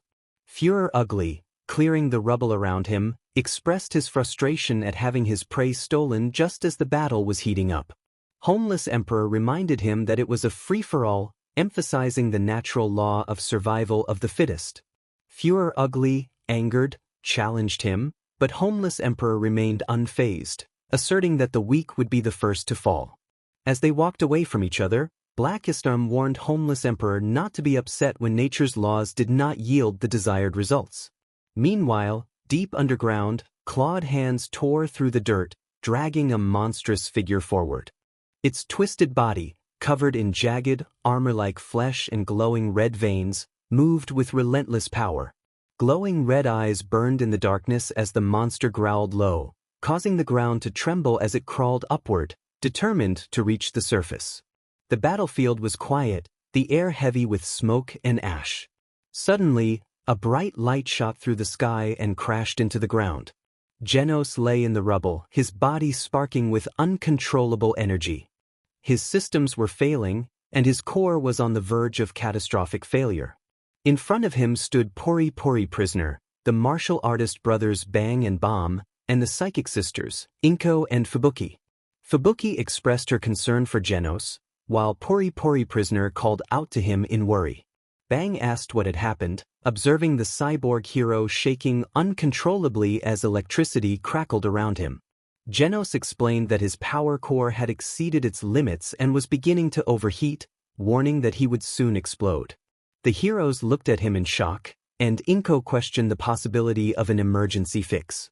Pori Pori Prisoner suggested that Drive Knight would know Genos's body inside and out, but Genos informed them that Drive Knight had already left. Moments earlier, Drive Knight had detached himself from Genos, declaring that his objective was complete before flying away. Now, Bomb lamented the heartlessness of Drive Knight's departure, while Fubuki suggested contacting Child Emperor for help. Pori Pori Prisoner rummaged through his belongings, revealing a transmitter locator, though his sudden NDTY raised eyebrows. Pori Pori Prisoner declared his intent to rescue Child Emperor, diving into the ground. Inko encouraged him, and Bang pleaded for him to hurry as the S-class hero disappeared. Genos, however, insisted that it was futile, urging everyone to retreat to a 5-kilometer radius. Fubuki panicked at the thought of Genos self-destructing, while Genos expressed his regrets to his sensei and Dr. Casino for his inexperience. Bang scolded Genos for giving in to despair, assuring him that Pori Pori Prisoner would return with Child Emperor. Fubuki approached Genos, her expression unreadable, prompting Inko to voice her concern. Genos urged Fubuki to remain vigilant, warning of potential enemies nearby.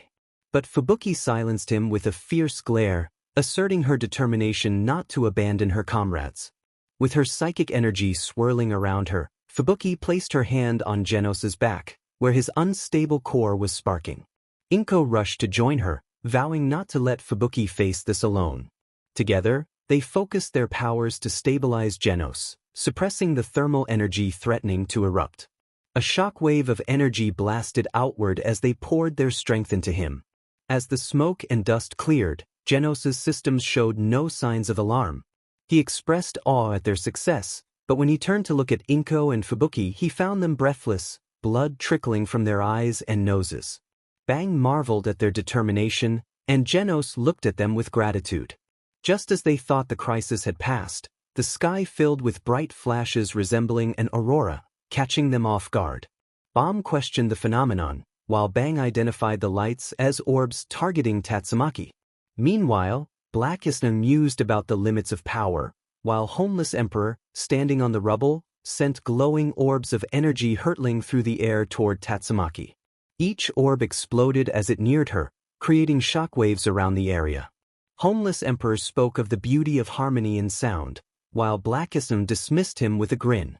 As the orbs exploded upon impact, the resulting shockwave reverberated throughout the battlefield. Homeless Emperor, pleased with his display, prepared for a second attack, while Blackism noted the decoy Tatsumaki had used to evade the orbs. Homeless Emperor, taken aback by her cleverness, regained his composure and planned a more devastating assault. Meanwhile, Class 1A rushed toward Fubuki's group after witnessing the chaos in the sky. Izumi called out for her mother and aunt, rushing to the injured Inko and Fubuki, who were struggling to breathe. Inko managed a broken smile, assuring her daughter that she was fine, but Izumi's heart raced as she knelt beside them, horrified by their pale and battered appearances, with blood istingy from their noses and eyes. She glanced at Genos, who appeared functional but weakened, his body covered in scorch marks with sparks flickering faintly across his metallic frame. Izumi expressed her concern, questioning what had happened. Inko softly explained that they had stabilized Genos, revealing that he had been seconds away from a catastrophic explosion. If they hadn't intervened, he would have perished.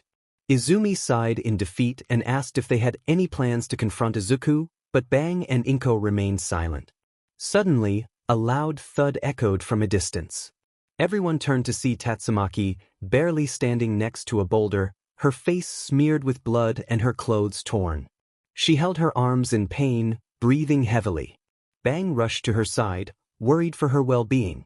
Izumi yelled in panic at the sight of her aunt, while Inko called out to her sister, clearly distressed. Fubuki, witnessing her sister's state, felt disbelief wash over her. Tatsumaki noticed Fubuki and Inko, their faces pale and marked with their own blood, and her blank expression shifted to one of pure rage. Her emerald eyes flared, sending shockwaves through the battlefield, causing dust and smoke to swirl around her as her psychic energy crackled violently. The students gasped, pushed back by the immense power radiating from the S-class hero. Tatsumaki's voice boomed with anger as she expressed her disbelief at the situation, demanding to know who had hurt her sisters. Fubuki quickly intervened, explaining that they had come of their own will and that their injuries were self-inflicted. Tatsumaki calmed slightly, then turned her fury toward Izumi and her classmates, questioning their presence. Izumi hesitated, realizing she was about to reveal their intention to save Izuku. Tatsumaki, catching her off guard, confirmed her suspicion about their mission. Izumi was surprised to learn that Tatsumaki knew Izuku was alive. Bang inquired how she had found out, to which Tatsumaki bluntly replied that the leader of the Monster Association had informed her. She urged them to return home, warning that there were still enemies left and they would only hinder her. Fubuki expressed concern for Tatsumaki, insisting that she shouldn't continue fighting in her weakened state. Inko echoed her sister's sentiment, but Tatsumaki shot them a sharp glare, pushing them back with a psychic wave, forcing them into Bang and Bomb's grip. Tatsumaki insisted they underestimate her strength, but Fubuki, with a determined expression, refused to let her sister go, stating that Tatsumaki was on the brink of collapse. Tatsumaki dismissed Fubuki's concerns, but Fubuki pressed on, suggesting that Tatsumaki's lack of trust stemmed from Izuku's absence. The battlefield fell silent as Tatsumaki froze, her back rigid, her eyes widening in surprise. Fubuki continued, asserting that Tatsumaki had been fighting alone ever since they lost Izuku, and that the loss had broken something within her. Tatsumaki's psychic aura flared as she denied Fubuki's claims, but Fubuki stood firm, reminding her that she had witnessed the events unfold and how Tatsumaki had been acting since that day. Tatsumaki's fists clenched tightly, her energy crackling around her. Fubuki challenged her, emphasizing how much Izuku had meant to all of them, including Tatsumaki. Izumi attempted to calm the situation, but Tatsumaki's aura surged, and she shouted for Fubuki to be quiet, expressing her frustration over the past. Fubuki, undeterred, countered that Tatsumaki had been too consumed by her own battles to notice Izuku's struggles until it was too late. Tatsumaki flinched at Fubuki's words, her aura flickering before intensifying once more. Inko stepped in, her voice breaking through the tension, reminding them that this was not about blame. They had all failed Izuku. Tatsumaki turned on Inko, accusing her of abandoning her son. Inko staggered, her hands trembling as she admitted her guilt, revealing her regrets over every mistake she had made. Tatsumaki's eyes burned with unshed tears as she demanded to know why Inko hadn't fought for Izuku. Inko shouted that she had been weak and scared, admitting her failure to believe in him when he needed her most. She then pointed out that Tatsumaki was supposed to be stronger, challenging her to confront her own feelings of guilt and responsibility. Tatsumaki felt a moment of hesitation as she faced her companions. Fubuki stepped in, urging them to focus on the present rather than the past. They needed to find Izuku, who was out there suffering, and fighting among themselves would not help him. Tatsumaki, regaining her composure, flicked her finger, and everyone present found themselves unable to move, their surprise evident. Fubuki, feeling helpless, thought about her inability to act. Tatsumaki smiled faintly and whispered that it was best not to get themselves killed, suggesting they could thank her later as she walked away. Fubuki called out for her sister, but there was no response. Tokoyami commented on the tension, while Tsu agreed, both feeling the weight of the situation. Soon after, everyone was freed from their restraints.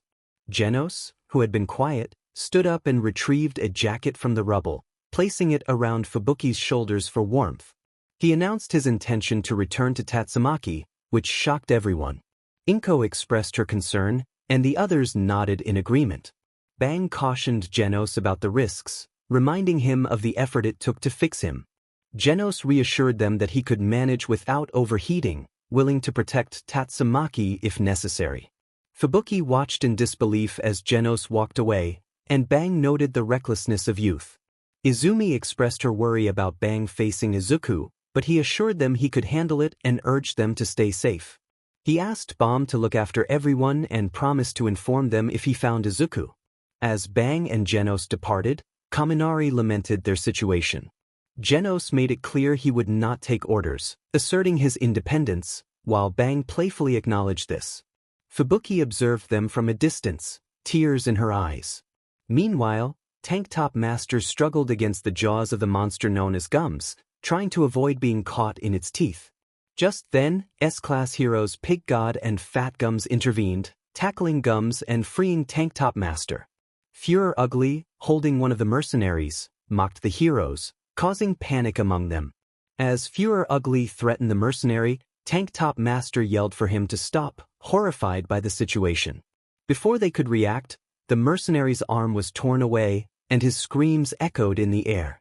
The heroes were caught off guard as Gums took Tank Top Master back into his mouth. Pig God shouted for his master, while Führer Ugly taunted Tank Top Master, preparing to strike. Just then, Tatsumaki intervened, restraining Führer Ugly's fist, allowing Pig God and Fat Gums to tackle Gums and free Tank Top Master once more. Fat Gums urged Pig God to protect the hostages, and Tank Top Master sent a message to Mumen Rider, declaring their victory. Führer Ugly, enraged, broke free from Tatsumaki's hold and retaliated, sending her flying. Tank Top Master charged at Führer Ugly, calling out his attack. Their clash created a shockwave, causing destruction around them. Tank Top Master felt the pain of his broken arms, realizing the severity of their battle. Führer Ugly taunted him, declaring that none would escape as he prepared for another devastating blow. He followed up with a few more powerful punches, leaving Tank Top Master in a severely weakened state. Fat Gum charged forward, his massive frame barreling toward Führer Ugly with unstoppable momentum. The monster taunted him, preparing to intercept the charge with a swing of his fist. Fat Gum roared his defiance, charging once again, his body rippling as he readied himself for another massive blow. Führer Ugly grinned maliciously, his knotted muscles bulging as he prepared his attack. He challenged Fat Gum, eager to see how much the hero could endure. Fat Gum braced himself, but Führer Ugly was faster than expected. The monster's fist crashed down on Fat Gum's side, sending him skidding backward, debris flying in his wake. Fat Gum steadied himself, struggling against the pain that shot through his ribs, defiantly questioning if that was all Führer Ugly had. Before he could fully recover, Führer Ugly was upon him again, delivering a brutal uppercut that lifted Fat Gum off his feet. He was sent flying into the rubble, crashing into a boulder that shattered upon impact. Führer Ugly laughed, his voice booming across the battlefield, mocking the hero's resilience. Fat Gum struggled to rise, his body trembling under the strain. His once powerful frame appeared bruised and battered, armor dented and cracked. Despite this, he muttered to himself, forcing himself to stand, his spirit unbroken. Führer Ugly, unimpressed, declared his intent to finish the fight. In an instant, the monster closed the distance, grabbing Fat Gum by the collar and slamming him into the ground with tremendous force. The ground cratered beneath them, and Fat Gum let out a cry of pain as Führer Ugly raised a massive fist above his head, announcing his finishing move.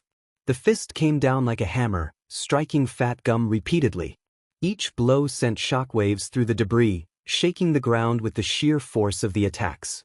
Fat Gum's body was left battered, his eyes barely open as he fought to stay conscious. Führer Ugly sneered, lifting Fat Gum into the air like a rag doll, declaring that the hero had nothing left. Fat Gum weakly raised a hand, determined not to give up, even as his vision blurred. Führer Ugly, disgusted by the hero's persistence, prepared for the final blow, swinging Fat Gum like a weapon and slamming him into a nearby wall. The impact left a deep impression, and Fat Gum's limp body slid to the ground, motionless. As Fuhrer Ugly turned to face the remaining heroes, he smirked, reveling in his victory. He noticed Gums attempting to consume Tank Top Master and made a cruel remark about being careful. Just then, Bang appeared, managing to rescue Tank Top Master from the monster's grasp. Fuhrer Ugly was caught off guard by the sudden turn of events. As Bang left, Genos appeared next to Gums, using his robotic arm to incinerate the insides of Fuhrer Ugly.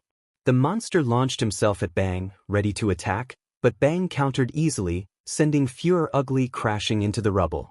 Bang checked on Tank Top Master, realizing his heartbeat had stopped. Genos offered to help, using electricity to revive him. Bang commented on the hero's sturdy undershirt, only to accidentally let it go, causing it to snap back against his skin. To their surprise, Tank Top Master came back to life, showcasing incredible vitality. As Bang observed, he noticed Tank Top Master whispering something under his breath. He leaned in closer, trying to catch the words, and repeated what he heard, questioning the significance of the name, Tank Top, and magic. Meanwhile, Bomb was in shock, calling out for Izuku.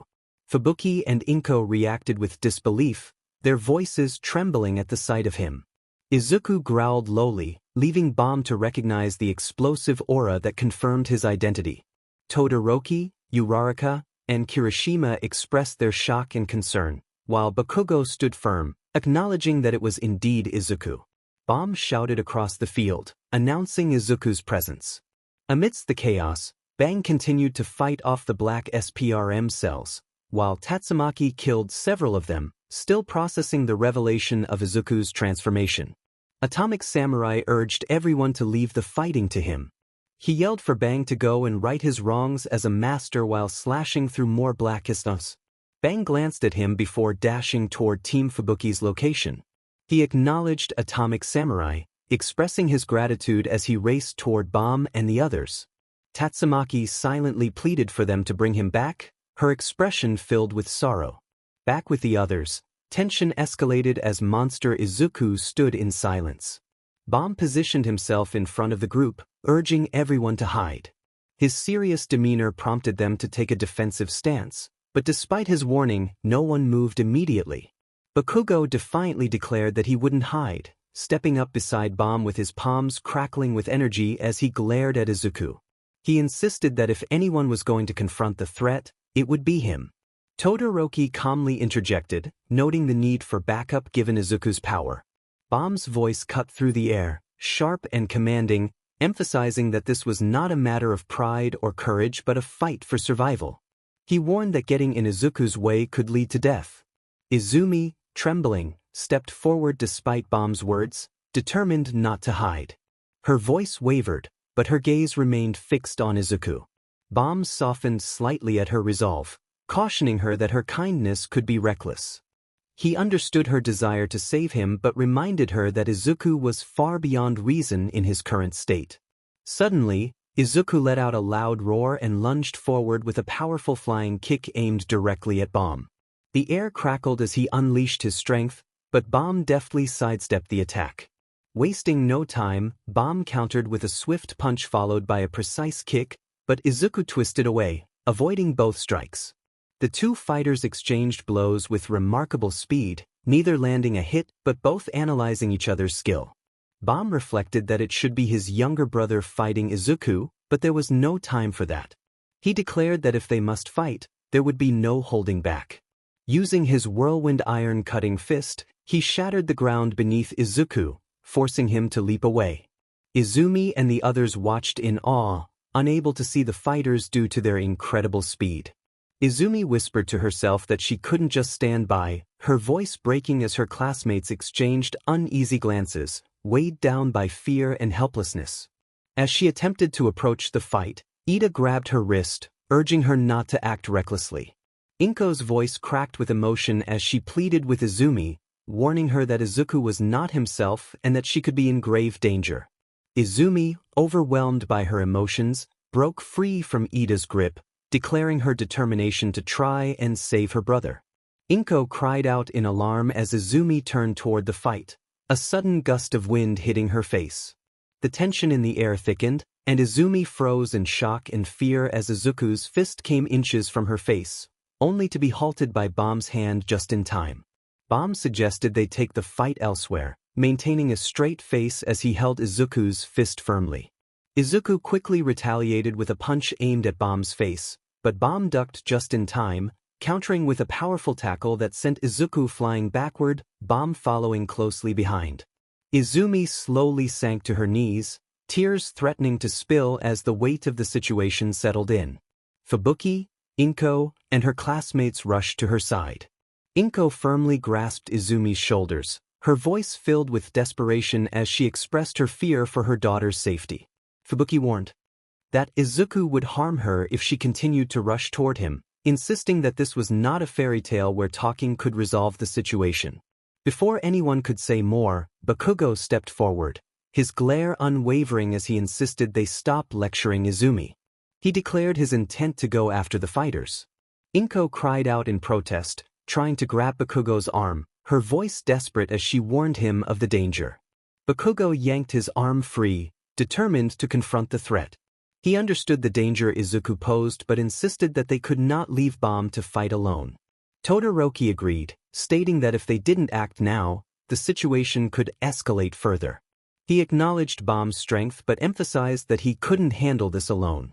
Fubuki gestured toward the distant battle, where faint shockwaves could still be felt, exclaiming that this was a massacre waiting to happen. She warned that joining the fight would only add to the chaos. Inko, tears streaming down her face, pleaded with Izumi to listen to her. She reminded her that while Izuku was her brother, he was not the same right now and urged her to let Bomb handle the situation. Izumi hesitated, her heart aching at her mother's words. She looked at Inko, tears falling as she expressed her love but reiterated her determination not to abandon her brother. Inko tightened her grip, her voice breaking as she begged Izumi not to go. Izumi gently pulled free, her resolve overpowering her fear. She promised her mother that she would bring Izuku back. Without another word, Izumi and the rest of Class 1A began running toward the distant battle. Fubuki bit her lip, torn between anger and sorrow, while Inko collapsed to her knees, sobbing as she watched her daughter and her classmates move forward. She whispered through her tears, pleading for their safe return as they disappeared from view. Jiru muttered under her breath, acknowledging the gravity of their decision as she glanced nervously at the others. The situation felt dire, and there seemed to be no other option. Mineta expressed his disbelief, noting how dangerous it was, especially after witnessing Bomb's earlier attack that nearly incapacitated Yagi. They were about to rush into the fray despite the risks. Meanwhile, Izuku and Bomb were locked in a fierce battle, exchanging blows with remarkable speed. Their movements blurred together as they dodged, blocked, and struck, neither gaining the upper hand. Every punch and kick was met with a swift counter, keeping the fight evenly matched. In a split second, Izuku's fist collided with Bomb's face just as Bomb's kick landed on Izuku's cheek. The impact sent both fighters staggering backward, each feeling the force of the other's strike. They quickly regained their footing, eyes locked in determination, ready to continue the clash. From Bomb's perspective, he wondered what kind of battles Izuku had faced since their last encounter. It was evident that Izuku had refined his techniques into a unique style. Bomb pondered whether this transformation was a result of his evolution into something more formidable. Regardless, he resolved to hold his ground until Bang arrived. As he prepared a powerful cutting move, Bomb concealed it behind his back. He stomped the ground forcefully, creating a thick cloud of dust that enveloped the area. The dust swirled around them, obscuring Izuku's vision and providing Bomb with a chance to strike while Izuku was disoriented. However, when the dust settled, Bomb was taken aback to find Izuku standing resolutely, completely unfazed. In that moment, it became clear that Izuku had anticipated the attack and countered it flawlessly. With impeccable timing, Izuku mirrored Bomb's move, blocking and neutralizing the blow, leaving Bomb stunned by the unexpected turn of events. Bomb couldn't believe it. Izuku had cancelled his attack. Without hesitation, Izuku launched his own strike, driving his elbow forward in a swift motion aimed directly at Bomb's face. The force of the blow was overwhelming, catching Bomb off guard and knocking him off balance, sending him crashing to the ground. As Bomb lay there, struggling to recover from Izuku's powerful strike, the battlefield fell silent for a brief moment. Just then, Class 1A arrived on the scene, ready to join the fray. Bakugo launched himself forward first, palms crackling with explosions as he rocketed straight for Izuku. His combat instincts screamed at him. Izuku was on a completely different level. He declared that he wouldn't let Izuku run wild, expressing his determination with a fierce attitude. Midair, he twisted and detonated a massive explosion right in Izuku's face, creating a deafening boom that sent a shockwave through the battlefield. However, as the smoke cleared, Izuku stood unharmed. Bakugo's eyes widened slightly before he cursed and blasted away just in time to avoid Izuku's counterpunch, which shattered the ground where he had just been. He scoffed, bewildered by Izuku's resilience. That was when Todoroki struck, unleashing a torrent of flames hotter than anything he had used before. The heat distorted the air, turning the battlefield into a furnace. At the same time, he encased Izuku's legs in thick ice, trying to keep him contained. They needed to immobilize him. For a brief moment, it seemed to work. Izuku didn't move. But then he snarled and flexed his monstrous strength, shattering the ice instantly. With inhuman speed, he twisted his body, dodging the flames. Then, with terrifying agility, he lunged at Todoroki, grabbing him by the face and slamming him into the ground. The impact sent cracks rippling across the battlefield. Izumi cried out for Shoto, while Shiro shouted that he would handle it. He fired multiple strands of tape from his elbows, wrapping around Izuku's arms to hold them back. Kaminari grinned, electricity crackling around him, and unleashed a powerful surge of lightning aimed straight for Izuku's bound body. The electricity struck, causing sparks to dance around Izuku's massive frame. Instead of slowing down, Izuku only twitched before yanking his arms forward, snapping Shiro's tape. Shiro barely had time to react before Izuku appeared in front of him, slamming a fist into his gut. The force sent Shiro flying backward, crashing into the rubble. Kirishima gritted his teeth, hardening his body before charging forward, determined not to back down. He swung a hardened fist at Izuku's jaw with all his strength, but the hit landed without effect. Izuku didn't even flinch.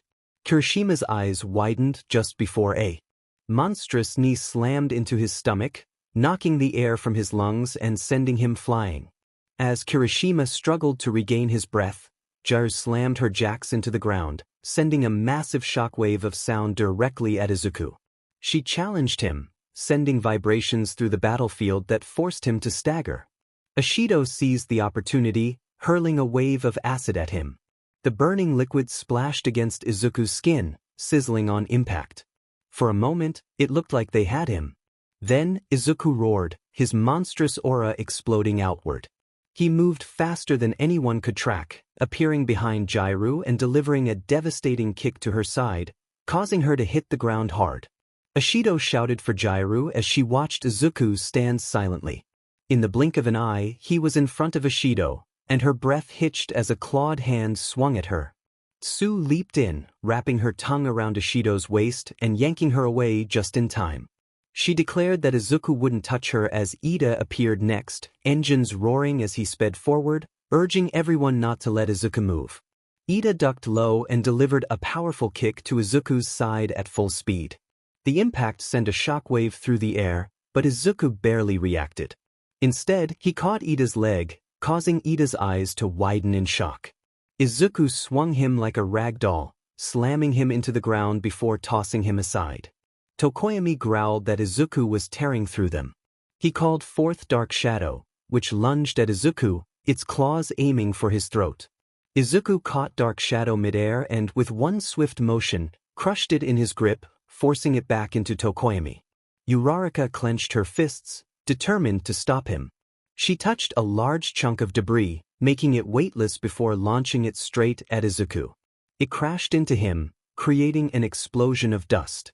For a second, the battlefield was quiet.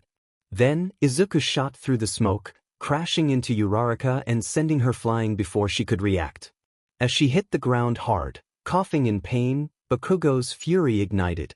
His hands crackled with explosive energy, raw rage fueling his every breath. He charged straight at Izuku, declaring that he wouldn't lose to him. Reaching back, Bakugo gripped the pin on his right gauntlet and ripped it out, unleashing a massive explosion that engulfed Izuku in fire and smoke. The shockwave shook the entire battlefield, sending debris flying in all directions. The heat was unbearable, making even his classmates stumble back. As the smoke settled, the battlefield fell silent. Then, a red blur shot forward. Before Bakugo could react, Izuku appeared in front of him completely unharmed. A monstrous fist slammed into Bakugo's gut with devastating force, folding his body around the impact and leaving him gasping for air. But Izuku wasn't done. Still gripping Bakugo's torso, he twisted and hurled him with inhuman force. Bakugo's body became a blur, crashing through several boulders, each impact leaving deep craters. Even before Bakugo could hit the ground, Izuku was already there. He drove his knee into Bakugo's back midair, sending him plummeting toward the ground with terrifying speed. The ground shattered beneath Bakugo's broken form, cracks spreading out like a web. Dust and debris filled the air as silence fell over the battlefield. Bakugo lay motionless in the rubble, his right gauntlet completely shattered, blood dripping from his mouth. His body barely moved, trembling from the impact. Yaoyorozu quickly created a cannon, aiming it at Izuku, declaring that they needed to keep him at bay. She fired a powerful blast, but Izuku dodged with ease, closing the distance in an instant. Before she could react, a backhand strike sent her sprawling to the ground. Mineta stood frozen, feeling the weight of their situation. One by one, they all fell until only one remained. Izumi stood alone, facing Izuku, whose monstrous form towered over her. His glowing red eyes burned with unrelenting, primal rage. His breathing was heavy, each exhale resembling a low growl, his claws twitching as if eager for more combat. But Izumi remained steadfast. Her hands clenched into fists as golden lightning crackled around her body, the raw power of one for all surging through her veins. At the same time, the air around her vibrated as her telekinesis flared, lifting shattered debris and rubble into the air, orbiting around her like a protective storm. Izumi whispered to herself, urging Izuku to return. In response, Izuku let out a fierce roar and charged at her. Izumi reacted instantly, vanishing in a burst of speed, her feet slamming into the ground as she propelled herself forward with one for all. Their fists clashed in the center of the battlefield, a shockwave erupting from the impact and tearing apart the ground beneath them. She twisted, launching a powerful kick at his ribs. Izuku blocked, his arm barely shifting from the force. She followed up with a telekinetic strike, hurling massive chunks of debris at him with a flick of her wrist. The rocks flew like missiles, but Izuku crushed them midair with a single swipe of his claws. Determined, Izumi gritted her teeth and pressed forward, her fists moving in a blur as she unleashed a rapid series of punches, each one enhanced by one for all. The sheer force of her blows could have leveled buildings, but Izuku dodged every single strike. He weaved through her attacks with monstrous agility, his movements eerily precise. Then, before she could react, his knee slammed into her stomach, ripping the air from her lungs. Izumi gasped, her vision blurring for a moment, but she refused to fall, using her telekinesis to throw herself backward, flipping midair before landing on her feet. She wiped the blood from her lip and resolved not to give up. Though she acknowledged Izuku's strength, she declared that she would not lose. Without giving her a moment to recover, he closed the distance in an instant, his fist slamming into her gut. The force of the impact sent her flying through the air, crashing through several crumbling walls before finally slamming into the ground. She coughed violently, struggling to push herself up. Her arms shook, her body screamed in pain, but she refused to stay down. Green lightning sparked around her again as she forced herself forward, using her telekinesis to propel her body at incredible speed. She reappeared in front of Izuku, her fist pulled back, energy crackling around it.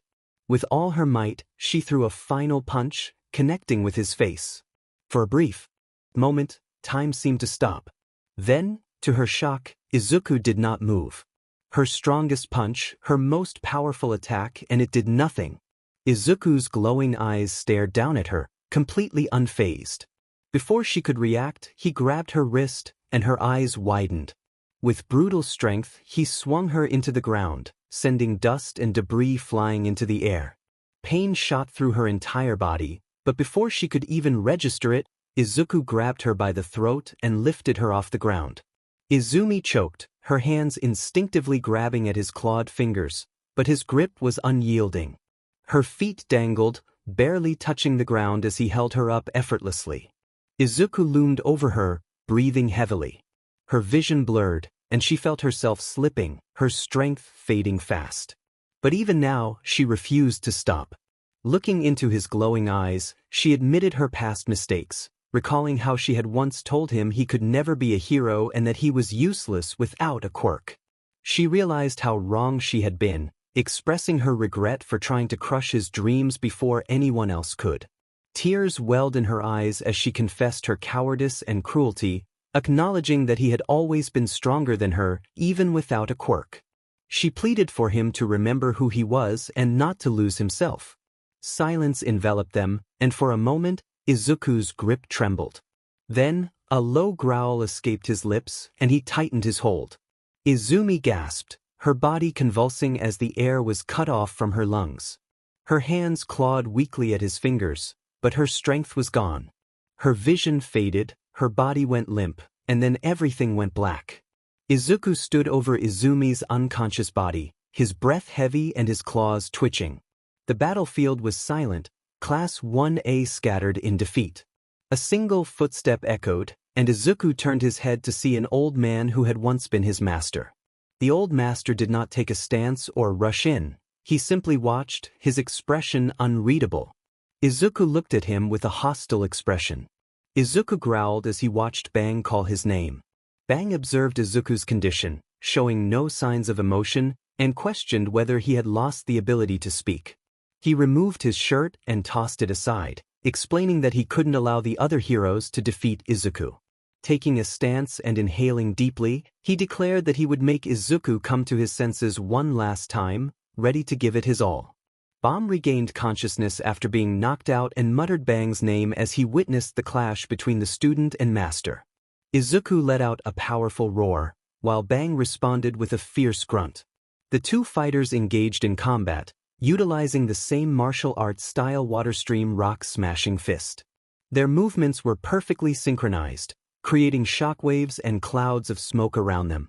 Neither was able to land a decisive hit, as they dodged, countered, and deflected each other's strikes with precision. Bomb watched in disbelief as Izuku traded blows with Bang at full power, questioning whether Izuku's strength had increased yet again. From Bang's perspective, he marveled at Izuku's mastery of the awakening breath technique, which drew from the very limits of one's body, wondering how he had learned it so quickly. Bang landed a powerful kick, causing Izuku to stumble backward. Without hesitation, Bang charged forward, tackling Izuku and propelling them both into the air. As they ascended, Bang positioned himself above Izuku, preparing for a devastating strike aimed at slamming him into the ground. However, Izuku reacted just in time, skillfully deflecting Bang's attack and redirecting the force. In a swift motion, he wrapped his legs around Bang's neck and flipped their positions, sending Bang crashing down to the ground. Bang quickly recovered, shaking off the pain and blood on his face, and regained his stance, eyes locked on Izuku, ready to continue the fight. He remarked playfully that Izuku was more worthy of teaching now than when he was his disciple. In response, Izuku roared and charged at Bang. Both fighters moved in unison, their fists colliding with each other's faces in perfect sync. The impact sent them staggering backward, struggling to regain their balance. Izuku then shifted his posture, transitioning into a stance that radiated overwhelming intensity. Both Bang and Bomb recognized the dangerous technique immediately. Bomb exclaimed in shock at the stance, while Bang identified it as the explosion heart release fist. Bomb questioned why Izuku knew of the technique that had been sealed away for so long. Bang recalled how Izuku had broken into the dojo's safe and glimpsed the scrolls containing secret techniques, realizing that Izuku had grasped it with just one reading. He reflected on the day he had expelled Izuku from the dojo and acknowledged that he now had to confront both Izuku and his own past self. Determined not to lose, he stood firm in his stance. In a flashback to 60 years ago, Bang, in his early 20s, was an out-of-control ruffian who indiscriminately challenged anyone he deemed strong. Each time, he sent opponents to the hospital, overflowing with martial arts talent. In a bar, a young Bang sat on a sofa surrounded by 3 beautiful girls, while his elder brother, Bam, stood before him. Bang mocked Bam for his serious demeanor, claiming that his wild behavior was simply his way of enjoying martial arts. Bam, maintaining a stoic expression, declared that he was there to put an end to Bang's rampage. Bang laughed, dismissing his brother's concerns and boasting about his enjoyment of martial arts as a way to relieve stress. He proclaimed that anyone who got in his way would be struck down, regardless of who they were. Bam, however, pointed out that Bang had not yet overcome himself and challenged him to a fight. Bang took the explosion heart release fist stance, but ultimately he was defeated. Despite his insincere remarks at the end, he recognized that his brother's fists were devoid of killing intent, unlike his own. This realization led Bang to seal away the explosion heart release fist and embark on a new path. As time passed, Bang wandered the streets with his hands stuffed in his pockets, feeling uncertain about his next steps. He had no plan, no fights lined up, and no rivals to pursue. He found himself in a rundown part of the city, where the air was thick with the smell of rain and cigarette smoke. Seeking distraction, he heard shouting and the sound of fists hitting flesh. Turning a corner, he saw a group of thugs surrounding a woman who was not running or scared but fighting back fiercely. Bang leaned against the wall, watching as the warrior tore through the gang effortlessly. Her movements were sharp and efficient, with no wasted energy. One of the thugs lunged at her, but she dodged effortlessly, landing a solid punch to his gut before flipping him over her shoulder. Another attacker approached from behind, and without needing to look, she struck him in the jaw with her elbow. Bang observed with a smirk, appreciating the display of skill. The fight concluded swiftly, the last thug collapsing to the ground, groaning in defeat. The woman dusted off her hands as if it were just another ordinary day. She then turned her attention to Bang, a grin spreading across her face as she asked if he was enjoying the show. Bang chuckled and stepped forward, admitting that it had been entertaining. He hadn't expected to see a random woman delivering such impressive beatdowns. With her arms crossed and an eyebrow raised, she questioned him about just standing there watching, teasing him about being too busy enjoying the spectacle.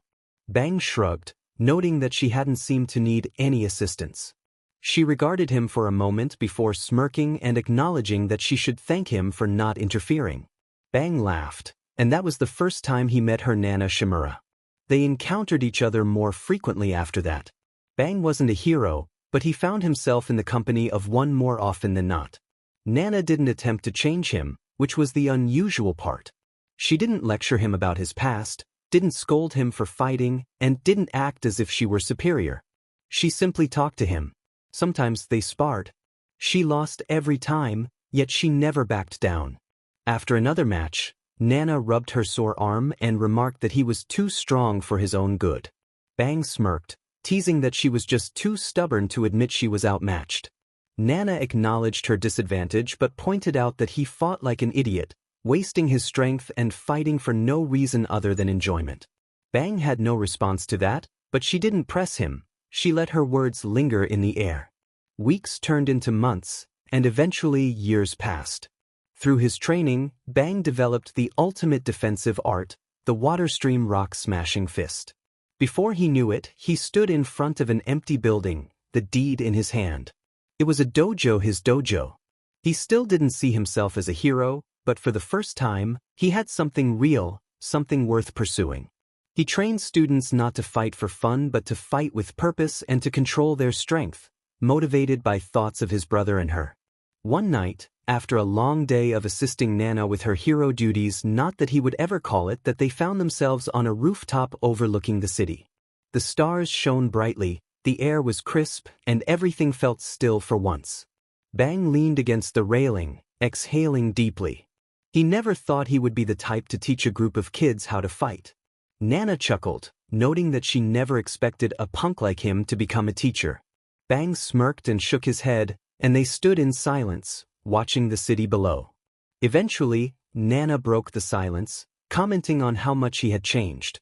Bang blinked and turned to her, but she was gazing out at the skyline, a small, genuine smile on her face. His chest felt oddly tight. He joked that if she kept saying things like that, he might start getting ideas. Nana smirked and asked what kind of ideas he had. He hesitated, then with a rare moment of honesty, he sighed and admitted that maybe he didn't want to be anywhere else but there. Another silence settled between them, but this time it felt different, filled with unspoken words that Bang didn't know how to address. Sensing the shift, Nana stepped closer, teasing him about whether he would do something about it or just keep staring at her awkwardly. Bang blinked, confused about what she meant. Nana rolled her eyes and pulled him in, kissing him confidently.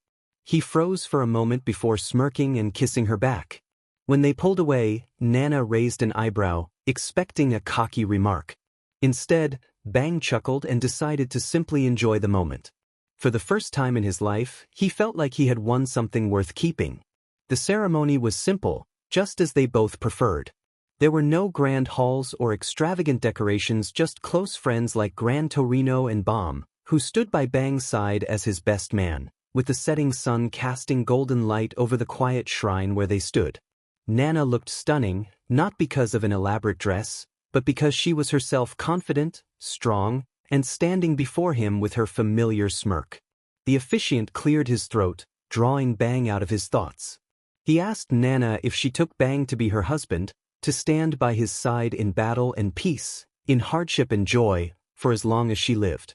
Without hesitation, she affirmed her choice. Bang exhaled softly, a small smile forming on his face. The officiant then turned to him, asking if he took Nana as his wife, to cherish and protect her in both times of peace and war, for as long as he lived. Bang looked at Nana, taking in her certainty. He felt it too and confidently declared that he did. The officiant pronounced them husband and wife, stepping back slightly before nodding and inviting them to kiss. Bang stepped forward, gently cupping Nana's face as he leaned in. She met him halfway, their lips pressing together in a steady kiss that reflected their bond. When they pulled away, Nana smirked, teasing that it took him long enough. Bang chuckled, shaking his head, and they walked forward hand in hand, side by side as they always had and always would. A year into their marriage, Nana gave birth to their son. It was late at night when it happened. Bang sat outside the room, his hands resting on his knees, fingers interlocked. Despite his usual calm demeanor, his heart pounded with anticipation. Bomb sat nearby, watching him with mild amusement, noting that Bang had never been this nervous before, not even during their fights. Bang replied that this was different. Fighting was simple, but this was something else. Suddenly, the cry of a newborn filled the air, catching Bang's breath in his throat. Moments later, a nurse beckoned him inside. When he stepped in, his gaze immediately landed on Nana, who lay in bed, exhausted but smiling. In her arms, she held it. Tiny, silver-haired infant wrapped in a soft blanket. Bang approached hesitantly, his steps careful. Nana called him over, inviting him to meet their son. Kneeling beside her, he gazed at the child, who yawned, and he couldn't help but smile, marveling at how small he was. Nana chuckled, reminding him that was how babies worked. Bang reached out, his rough fingers brushing against the baby's tiny hand, and to his surprise, the small fingers curled around his own. His chest tightened. Bang noted the strong grip of the child in his arms, realizing the boy took after his father. He looked at Nana, then back at the child, pondering what name would suit him. Nana's expression softened as she suggested the name Kotaro. Bang smiled, repeating it softly, feeling a warmth in his heart.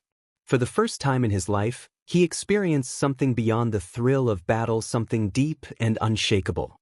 He had a family, and he would protect them with everything he had. The war against All for One was approaching, and Nana understood it was only a matter of time before she had to make a difficult choice. One evening, after Kotaro had fallen asleep, she and Bang sat on the porch, gazing at the stars. Bang broke the silence, acknowledging her impending departure. Nana took a moment, then confirmed her need to leave. Bang lowered his gaze, his fingers tightening around his teacup, wishing for another solution. Nana placed her hand over his, explaining that if she didn't stop all for one now, he would come for them. Bang exhaled slowly, closing his eyes, knowing she was right. She urged him to take Kotaro and keep him safe. Bang searched her face for any sign of doubt, but found none. She had made her decision. He expressed his concern about her fighting a battle from which she might not return. Nana clarified that her request was to protect their son. A heavy silence settled between them until Bang finally sighed, acknowledging her stubbornness. Nana smiled, reminding him that it was part of her charm. Bang turned his gaze toward the sleeping Kotaro inside the house, then back to his wife, asking her to promise she would come back. Nana hesitated for just a moment before nodding and assuring him that she would. The dojo was silent, save for the faint rustling of leaves outside. The evening breeze carried the scent of the earth, but Bang couldn't feel it. Not tonight. He stood by the wooden railing, his hands resting against it, his grip firm. He had always found peace here in training, in disillusioned, in the simple rhythm of movement. But now, there was no peace. Only the weight in his chest. Then the door slid open.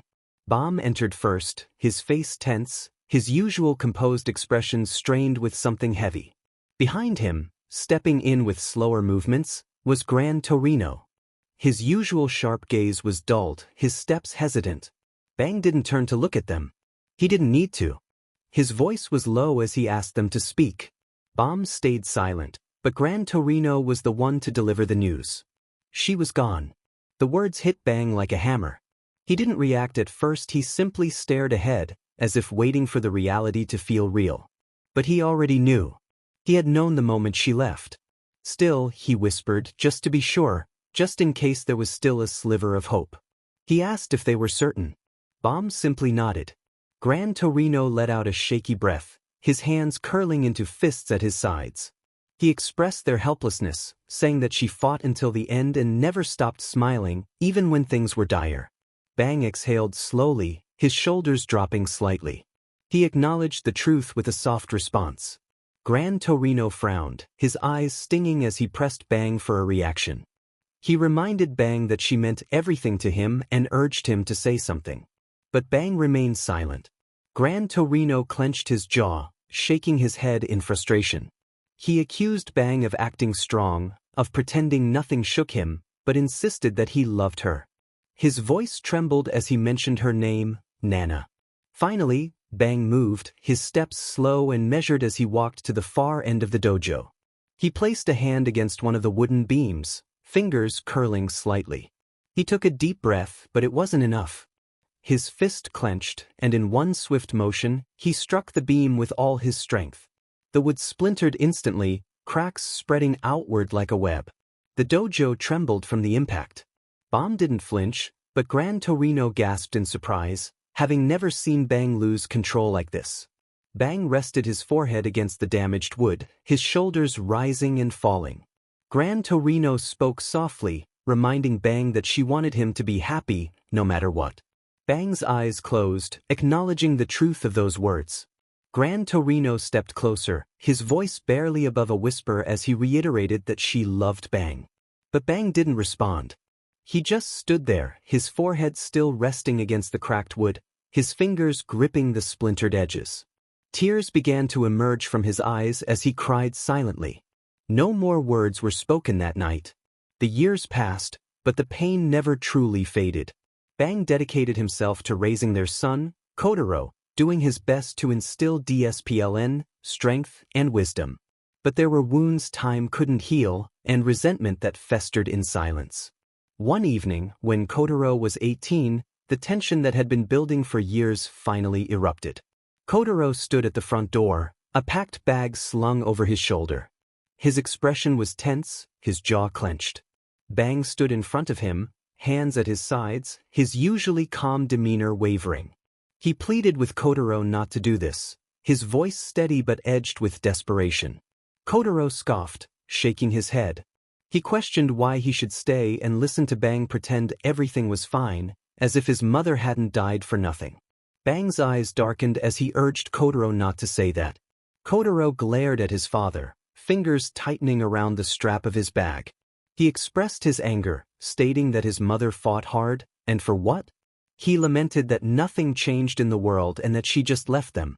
A few minutes later, Bang left the heroes to fight Izuku. The heroes continued to battle against the army of Black Esperm duplicates. Heroes such as the S-Class, the Swordsman Council, and the Pro heroes fought side by side. Endeavor unleashed massive waves of fire, burning through the endless swarm of Black Esperm clones, turning the battlefield into a sea of heat and ash as he shouted in frustration at the seemingly endless numbers. Atomic Samurai urged his comrades not to falter at their numbers as he continued to slash through the monsters. Tatsumaki, using her psychic powers to eliminate the threats around her, noticed some rubble moving behind her. Before she could react, a massive Black Esperm clone emerged from underground and caught her in its grip, surprising everyone around her. As she struggled to break free, the Black Esperm taunted her, reveling in his advantage. Just as he threatened to crush her, a blazing beam of energy tore through the battlefield, disintegrating the monster's grotesque arm in an instant. The massive clone screeched in pain, stumbling backward. Atomic Samurai called out to Genos, who was momentarily caught off guard by the sudden attack. The Black Esperm, having recovered quickly, appeared from behind and hurled Genos toward the ground with tremendous force. Tatsumaki shouted in concern, but there was no response. However, Genos quickly regained his footing, propelling himself upward and back onto his feet. He explained that he had been outfitted with escape functionality, which allowed him to withstand the attacks. Tatsumaki smirked, recalling the last time she had thrown him into the rubble. She teased him about his newfound strength, while Genos retorted that she needed to equip some apology functionality before preparing to shoot laser beams at their foes. Tatsumaki, with her arms raised, wore a faint smirk. She exuded confidence, clearly unfazed by the chaos around her. Suddenly, a foul odor filled the air, drawing everyone's attention. One of the Black SPRM figures reacted with disgust, while another questioned the source of the stench. Then, a grotesque figure staggered into view. Fuhrer Ugly, his skin oozing a strange substance and releasing a terrible smell, dragged himself forward, groaning loudly. He scanned the area with wild eyes, demanding to know the whereabouts of his target. The Black SPRM figures expressed shock at Fuhrer Ugly's condition, questioning what had happened to him. In a fit of rage, he shouted for Silverfang to show himself, while one of the Black SPRM figures mocked him for his predicament. Darkshine, an S-Class hero, confronted Fuhrer Ugly with a powerful attack, declaring his move. The two engaged in a fierce clash, their punches colliding and sending shockwaves through the air. One of the Black SPRM figures cried out in pain as the acidic substance spat by Fuhrer Ugly began to burn him. Darkshine, realizing the danger, looked at his fists in horror as he noticed the acid eating away at his skin. In a moment of desperation, Fuhrer Ugly seized the opportunity and launched another acidic attack at Darkshine's chest area. The S-Class hero screamed in agony, rolling on the ground in pain as Fuhrer Ugly laughed maniacally, reveling in the humiliation he was inflicting. As the battle raged on, one of the swordsmen leaped towards Fuhrer Ugly, ready to strike. However, Fuhrer Ugly caught the blade in his fist and retaliated with another acidic attack, leaving the swordsman severely injured. His comrade watched in disbelief as he fell. Atomic Samurai and his ally charged forward, unleashing their strongest attacks, but the damage had little effect on Fuhrer Ugly, who began to regenerate from their strikes. The acid from the swords melted the blades entirely, prompting Fuhrer Ugly to mock them. In a desperate attempt to protect their allies, Nichiren and Amahair pushed Atomic Samurai and the others out of harm's way, but they paid a heavy price. Amahair was engulfed by the acid, disappearing instantly, while Nichiren lost the lower half of his body, collapsing in a pool of blood. Iain, witnessing the devastation, could only express disbelief at the loss of his comrades. Atomic Samurai, filled with rage, vowed to avenge them. Meanwhile, Fuhrer Ugly, weakened but desperate, crawled to consume what remained of the fallen. The Black SPRM figures, witnessing the hero's struggles, began to merge, sensing an opportunity to overpower their opponents. As they combined their strength, a beam of light emerged from their formation, signaling their newfound power. Fuhrer Ugly, caught off guard, was quickly overwhelmed by the newly formed entity, who stood tall and proud, declaring that Fuhrer Ugly's attempts to retaliate were futile against their defenses. The battle was far from over, and the tide was shifting. Meanwhile, at the Hero Association HQ, the atmosphere was charged with anticipation. Presently, Bang and Izuku faced each other, both ready to unleash their powerful techniques. Izuku initiated the clash with his exploding heart release fist, while Bang countered with the water stream rock smashing fist. Their techniques collided, creating a shockwave that resonated through the arena, neither gaining an upper hand. Bang felt the impact reverberate through his knuckles, blood trickling from the force of Izuku's attack. The exploding heart release fist was notorious for pushing its user beyond their limits, a technique that could bring devastation in its wake. Bang realized the gravity of the situation, feeling the accumulating damage from the shockwaves. Before he could fully assess his predicament, Izuku lunged forward, executing a powerful flying kick with lightning speed. Bang reacted instinctively, leaping into the air just in time to evade the strike. However, Izuku was relentless. He twisted mid-air and swung his other leg at Bang with remarkable agility. Bang quickly adjusted, dodging the attack and maneuvering behind Izuku, locking him in a tight grapple. Bang was surprised by the unexpected grappling technique, but he quickly regained focus. He questioned Izuku's stance, wondering how he could harness the power of the water stream in such a manner. Izuku, determined to break free, twisted his body and swung his left leg toward Bang. Yet, Bang anticipated the move, leaping into the air to avoid the strike effortlessly. With a commanding shout, Bang called Izuku a foolish novice, using the momentum from his jump to deliver a powerful double-legged kick to Izuku's chest. The force sent Izuku crashing backward, a cloud of dust and debris erupting around him. For a moment, the battlefield fell silent, obscured by the thick haze. As the dust began to settle, Izuku emerged, standing tall and resolute in the midst of the chaos. His body was tense, his stance unwavering. It was evident that he was preparing to unleash a formidable technique. With a fierce determination, he called upon the whirlwind wind, water stream, and the roaring aura sky-ripping fist, ready to turn the tide of battle. Izuku charged at Bang, unleashing a relentless barrage of punches. His fists moved so quickly that they left afterimages, each strike sending shockwaves that turned debris into dust. Bang remained on the defensive, relying on the water stream rock smashing fist to block and deflect the attacks.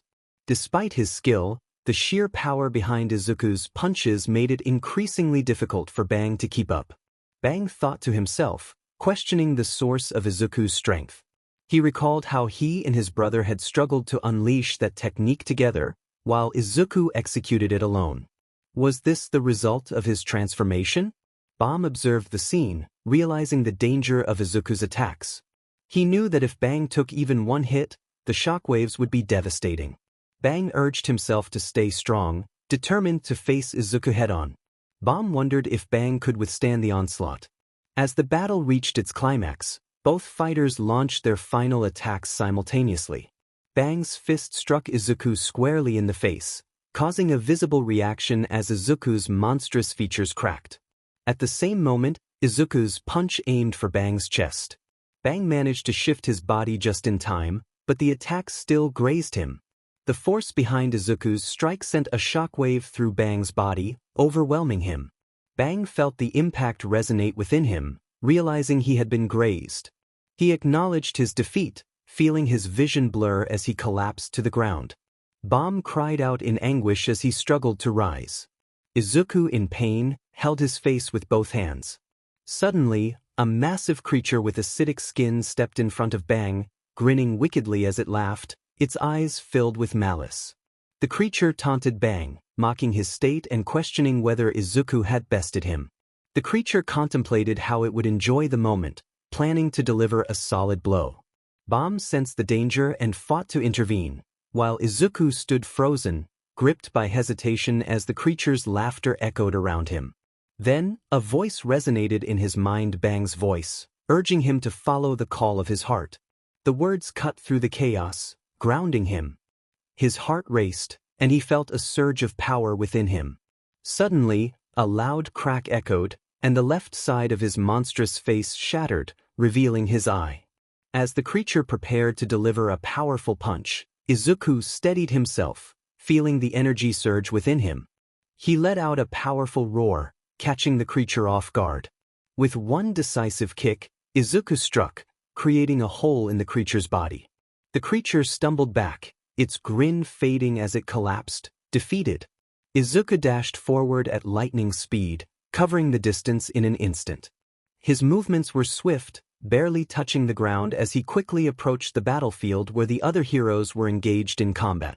Meanwhile, King unleashed his ultimate attack, calling forth a powerful wave of energy. Izuku rushed toward Platinum Esperm, who stood in front of King, and with a sudden burst of speed, delivered a powerful punch that sent Platinum Esperm flying through the air, crashing into the ground and temporarily knocking him out of the fight. Evil Natural Water, sensing the shift in momentum, reacted instantly, firing two powerful jets of water at Izuku. However, with heightened reflexes, Izuku deflected the jets with ease, narrowly avoiding the full brunt of the attack. Without hesitation, he unleashed his roaring aura sky-ripping fist, channeling all his power into a devastating strike. The air around him rippled as the shockwave from his punch spread outward, scattering evil natural water into nothingness. Everything unfolded in a fraction of a second, making it seem as though King was unleashing his ultimate attack. Metal Bat smiled, recognizing Izuku's achievement as he watched King unleash his power. Izuku, now fully aware of his surroundings, landed gracefully on the ground, steadying himself as he surveyed the battlefield. His thoughts immediately turned to Bang. He muttered to himself, "Old man." Izuku felt the tension in the air as he prepared for the next move. Suddenly, a figure lunged at him with a powerful kick, catching him off guard. He barely managed to dodge it, his heart racing. Flashy Flash halted his momentum, surprised by Izuku's agility. He couldn't believe that Izuku had evaded the attack. Izuku quickly regained his stance, ready for whatever came next. He recognized Flashy Flash, the S-Class ranked 13 hero, and felt a mix of disgust and determination at being attacked. Flashy Flash remarked on the chaos around them, noting the aftermath of the Monster Association's actions. Izuku, undeterred, declared his intent to rise to the level of God and restore order to the world. Flashy Flash was taken aback, realizing he was facing the infamous Hero Hunter. Izuku clarified that he had no ties to the Monster Association, asserting his independence. Just then, a new voice cut through the tension, announcing its presence with a flurry of attacks aimed at both heroes. Platinum SPRM expressed disappointment in Izuku's lack of allegiance to monsters, suggesting he should have been eliminated long ago. Flashy Flash seized the opportunity, ready to confront both opponents at once, confident in his superior techniques. Izuku welcomed the challenge, vowing to take on anyone, hero or monster, who stood in his way. As the battle escalated, he leaped high into the air, causing his opponents to collide with each other in a powerful shockwave. Without missing a beat, Izuku descended with a double kick, but Flashy Flash and Platinum Esperm narrowly avoided the impact. The force of Izuku's kick shattered the ground, sending debris flying. The three fighters engaged in a rapid exchange of blows, their movements blurring as they utilized the shattered landscape to their advantage. Meanwhile, All Might and Inko raced through the chaos, their hearts pounding with fear. Inko's breaths were ragged, but she pressed on, desperately searching for her daughter, Izumi. All Might scanned the battlefield, his heart sinking when he finally spotted her. Lying motionless on the ground, Izumi appeared lifeless, her once bright eyes now dull. All Might's heart shattered at the sight, and Inko fell to her knees beside her daughter, pleading for her to wake up. Tears streamed down her face as she cradled Izumi's head, feeling the unnatural coldness of her skin. All Might clenched his fists, trembling with grief. As he checked for a pulse but found nothing. The silence was deafening, and a raw cry of anguish escaped him as he held Izumi close, desperate to bring her back. Inko sobbed, calling out for help, her voice filled with despair. She placed her hands on Izumi's chest, her heart racing as she willed her daughter to return. Gathering every ounce of her psychic energy, she focused on Izumi, pushing herself to the limits in a desperate attempt to revive her. Inko poured her energy into Izumi, pleading with the universe for a sign of life. But the stillness remained, and she slumped forward, her strength fading as she pressed her head against Izumi's chest. All Might held her tightly, both of them consumed by grief. Just when all hope seemed lost, a flicker of light and a tremor ran through Izumi's hand. Inko's heart leapt as she leaned in closer, willing her daughter to respond. Izumi's voice broke through the silence, calling out to her father, igniting a spark of hope in the midst of despair. He gripped her hand tighter. All Might called out Izumi's name with urgency. Her fingers barely curled against his blood-stained sleeve. Izumi, weak and fading, managed to utter a soft plea for her mother. Inko choked back a sob, clutching Izumi's hand to her chest, assuring her that they were there and to hold on. Izumi's dull eyes blinked weakly as she expressed her sorrow for not being able to bring Izuku back as promised. Inko's heart sank at her daughter's words. She gently placed her hands on Izumi's face, tears streaming down her cheeks as she reassured her that she had done everything she could and should not blame herself. Yet, the weight of Izumi's perceived failure lingered in her eyes. Before she could finish her thought, something unusual caught their attention. The sky above them began to change, with 3 lights red, blue, and yellow forming geometric shapes that pulsed rhythmically. Meanwhile, in the free-for-all fight, reports confirmed a geometric structure of lights covering the sky over Z-City, attributed to Tatsumaki and other espers. However, only those present knew that these lights were trails from a battle between 3 superhuman beings. Flashy Flash lunged at Izuku, moving with incredible speed as they exchanged blows. Izuku managed to knock Flashy Flash away with a swift kick, sending him flying. Before he could recover, Platinum Espum moved in, his tentacle shooting out with lightning speed to wrap around Flashy Flash's neck, lifting him off the ground. With the S-Class hero immobilized, Platinum Espum began to strike relentlessly, each blow landing with immense force, causing Flashy Flash to struggle for breath. In a moment of desperation, Flashy Flash attempted a wind blade kick, the air crackling with energy, but Platinum Espum effortlessly dodged, smirking as he suggested to Izuku that they should concentrate their attacks to finish off Flashy Flash before moving on to their own battle. Izuku agreed, but before they could act, he delivered a punch to Platinum SBRM's face, causing him to bleed. Platinum, enraged, demanded to know how Izuku could dare to strike him. Izuku laughed, refusing to take orders from the monster. As the battle intensified, Izuku felt himself getting closer to perfecting his own technique, drawing from the various fighting styles he had absorbed. He decided to name it the Monster Calamity God Slayer Fist. With newfound determination, Izuku unleashed a flurry of powerful punches, each strike sending shockwaves through the air. Platinum SPRM and Flashy Flash struggled to evade as Izuku's relentless speed and power pushed them back. As the battle raged on, Platinum SM threw a powerful punch at Flashy Flash, who blocked it but was still sent crashing into rubble. Izuku quickly appeared behind him, aiming a kick that Flashy Flash narrowly avoided. Overwhelmed by the pressure of the fight, Flashy Flash felt a surge of frustration at encountering opponents who surpassed his speed. He charged at Platinum SPRM, launching a series of fast punches that forced the monster to retreat slightly. In response, Platinum SPRM activated his defense, using both his arms and tentacle to block each punch, creating a barrier against Flash's rapid attacks. Frustrated, Flash turned to Izuku and attempted an upward kick, but Izuku easily blocked it. Platinum SM then seized the opportunity to launch a powerful flying kick at Flashy Flash, sending him hurtling through the air. He taunted Flashy Flash, questioning his spirit and suggesting that a true hero would not abandon their duties.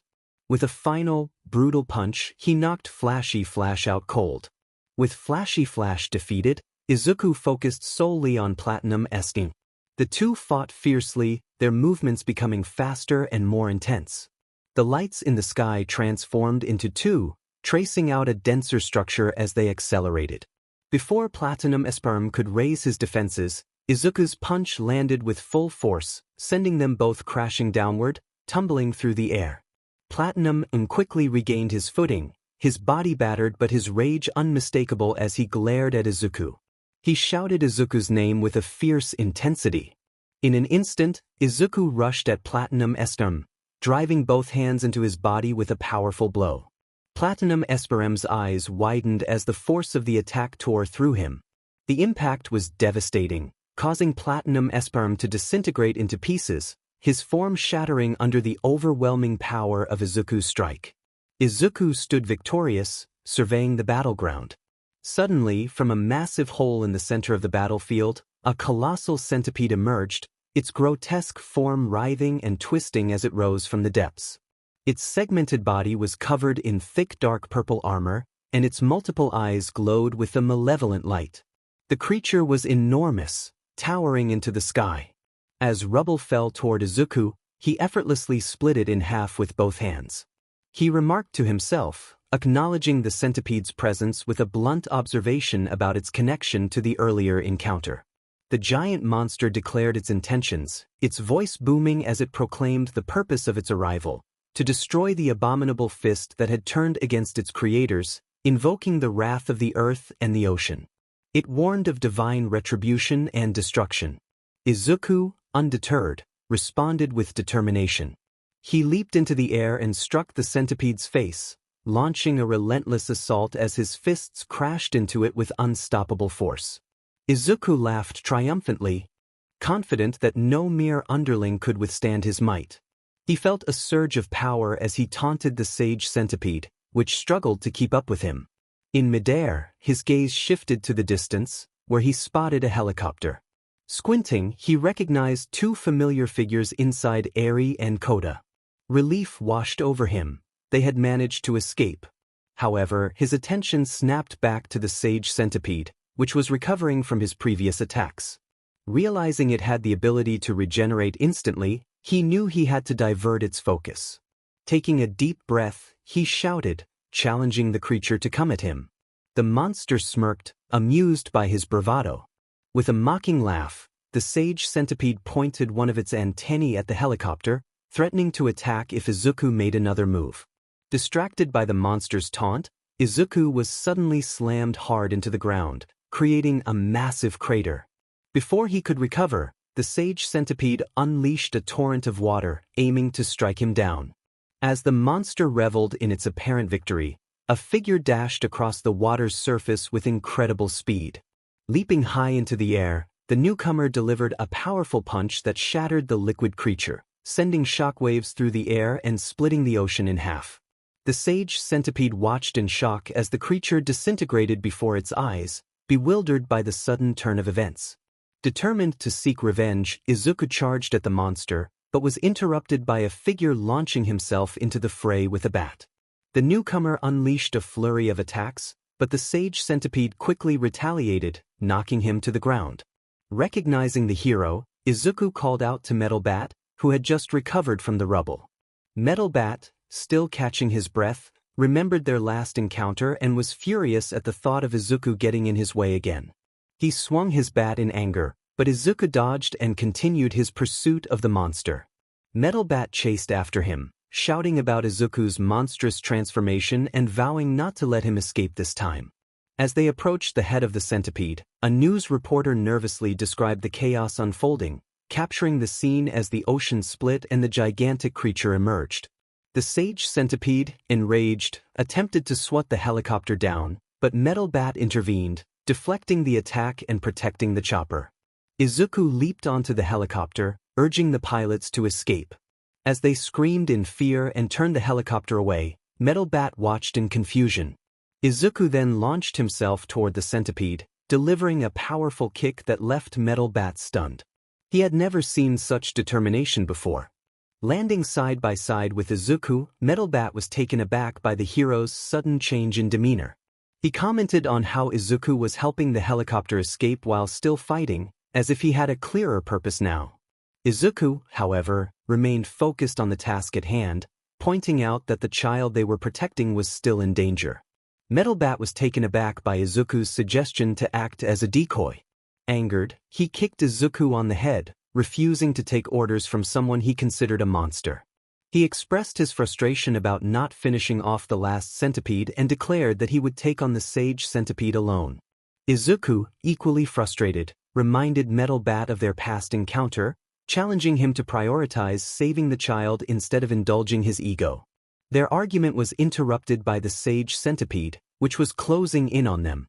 In unison, they shouted for it to be quiet, launching their combined attacks.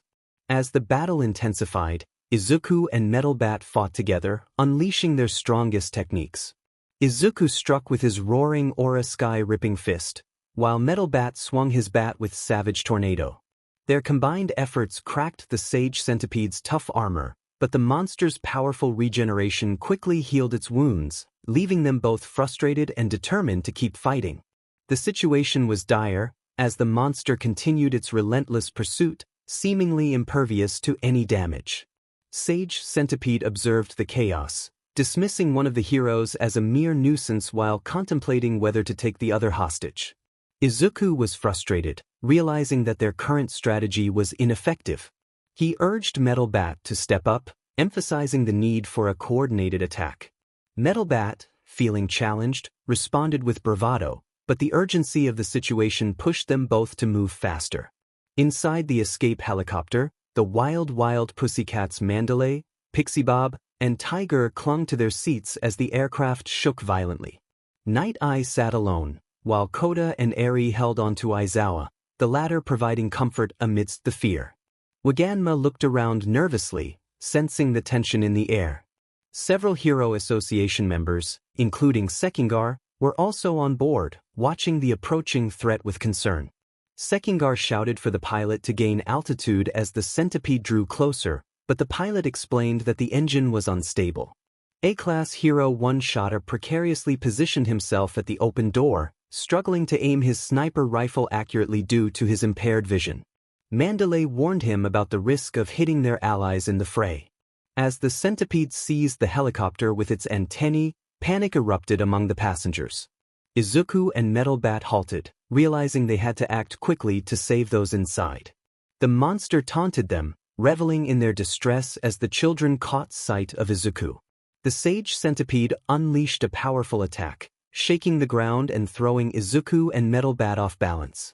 Despite their efforts to fight back, the monster's overwhelming strength left them struggling. Metal Bat summoned his fighting spirit, but the creature's attacks were relentless. Izuku found himself vulnerable as the centipede lifted him off the ground. Just as the monster prepared to strike, one-shotter managed to land a hit, momentarily distracting it. Seizing the opportunity, Izuku broke free and launched a flurry of attacks against the centipede, striking with incredible speed. With determination, Izuku leaped onto the helicopter, trying to free it from the monster's grasp. However, the centipede charged at him, intent on ending the fight. Suddenly, Metal Bat's voice rang out, urging Izuku to move aside. Despite his injuries, Metal Bat swung his bat with all his might, severing the centipede's antennae and stunning the beast. Caught off guard, the monster expressed disbelief at the hero's resilience. Metal Bat, bleeding but undeterred, declared that a man is strongest when he has someone to protect. He pointed out a nearby net, urging Izuku to aim for safety. Following Metal Bat's lead, Izuku directed the helicopter to the designated area, much to the monster's frustration. Once on solid ground, the two heroes stood side by side, ready to continue their fight. Izuku focused his energy while Metal Bat prepared for the next assault. Metal Bat declared their determination to stop the monster, but Izuku insisted on taking the lead. The centipede mocked them, confident in its superiority. As it began to spin and charge at them, Izuku inquired about a plan for dealing with its regeneration. Metal Bat responded with resolve, emphasizing the need to smash every inch of the creature's body. While dashing, he answered comically. Izuku figured as much as the centipede drew closer. With determination, he initiated his technique, the whirlwind water stream. Metal Bat, fueled by fighting spirit, joined him. Together, they synchronized their powerful techniques, the Cross-Fang Dragon Slayer Fist and Savage Hurricane, effortlessly combining their strength and speed in a unified assault. The duo, working in perfect harmony, unleashed a devastating attack on the colossal monster, striking it with relentless force. Their coordinated efforts successfully halted the monster's charge, cracking its tough carapace. The impact sent shockwaves through the creature's body, leaving it momentarily stunned and vulnerable to further attacks. The sage centipede, taken aback, wondered why a monster and a hero could work together so effectively. Unbeknownst to it, their techniques had merged purely by chance, as their raw power resonated and amplified each other. Metal Bat delivered a powerful blow, causing the monster's outer skin to crack. The sage centipede, shocked and in disbelief, charged one of its fists toward the S-class hero, yelling not to get cocky as its punch landed on Metal Bat, sending him crashing into rubble. The resonance from their earlier attack also empowered Izuku, who seized the opportunity to launch a powerful punch that pierced through the monster's skin. The sage centipede let out a painful grunt, realizing its wound would not regenerate. Izuku held the monster's large regenerative core in his hand, explaining that he had noticed a specific spot releasing energy each time it attempted to heal. Before the monster could react, Izuku threw the regeneration core high into the sky at great speed, urging the sage centipede to go get it. Enraged, the monster chased after its core, while Izuku pursued. Meanwhile, Metal Bat lay on the ground, covered in rubble, unable to continue fighting due to his heavy injuries. He muttered for Izuku to win, acknowledging that they would have to postpone their final battle before losing consciousness. Back with Izuku, the sage centipede finally managed to grasp the regeneration core with its antennae, revealing its immense length as it stretched from the ground to space. However, Izuku, having traversed the creature's back, leaped toward the regeneration core and obliterated it, using it as a platform to jump down and deliver a powerful karate chop to the sage centipede. Bang observed the scene with his usual demeanor, allowing the newcomer to showcase his capabilities. Sourface arrogantly stepped forward, eager to set an example, but Bang tried to warn him about the ceramic tiles. It was too late, and Sourface screamed in pain after hitting his hand against them. Bang explained the importance of caution, while one of the students placed more tiles over the previous ones before smashing them with a karate chop, sending dust and smoke around. The other disciples looked on in shock and awe as a green-haired boy stood over the broken tiles with a smirk. Bang approached Izuku playfully, noting that there was just one tile left. Izuku gazed at it with surprise, reflecting on how it all began. He felt he had reached the epitome of martial arts. The hero hunter thought to himself as he prepared to cleave the 140-kilometer-long monster vertically in half. This was not divine retribution, it was a blessing. As Izuku finished slicing the centipede in half, he took a moment to gather his thoughts. Wasting no time, he leaped onto a large piece of rubble, positioning himself several meters away from the now lifeless, two-piece corpse of the monster to avoid the impact as it crashed to the ground. Smoke drifted from his monstrous hand, frozen in the shape of a karate chop, a testament to the sheer force behind his final strike. His fist was now perfected, and he acknowledged that he had broken them all this time. Bakugo slowly regained consciousness, his head throbbing as he blinked against the blinding light overhead. His body felt sore and the ground beneath him was rough. He pushed himself up, trying to steady his breath. The battle felt like it had just happened, but everything around him was eerily quiet now. As his vision cleared, he looked around.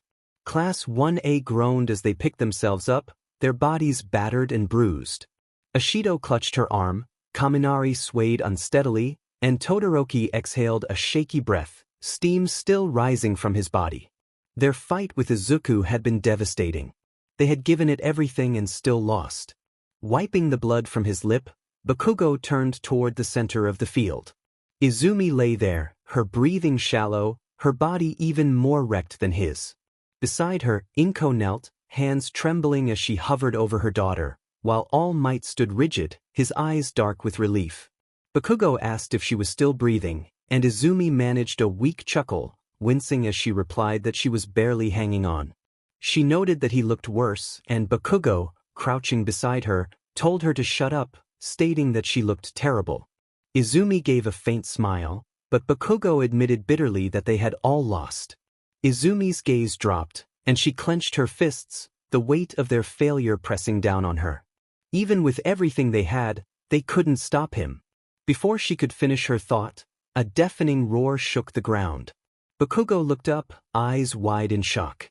The night sky was lit by a massive centipede, its body stretching 140 kilometers long, its armored segments shimmering under the moonlight as it coiled like a monstrous serpent in the air. Then they saw it, a tiny glowing figure, barely visible, rocketing toward space, with the centipede hot on its trail. Yaoyorozu questioned what it was, and the figure twisted in midair, swiftly karate-chopping the centipede in half. A shockwave erupted, sending a blast of force that tore through the night sky, splitting the creature's body in two. The halves began to plummet back toward Earth. The battlefield fell silent. No one could move, staring in disbelief. Bakugo's breath hitched as he muttered in confusion. Izumi's eyes widened, and she whispered Izuku's name.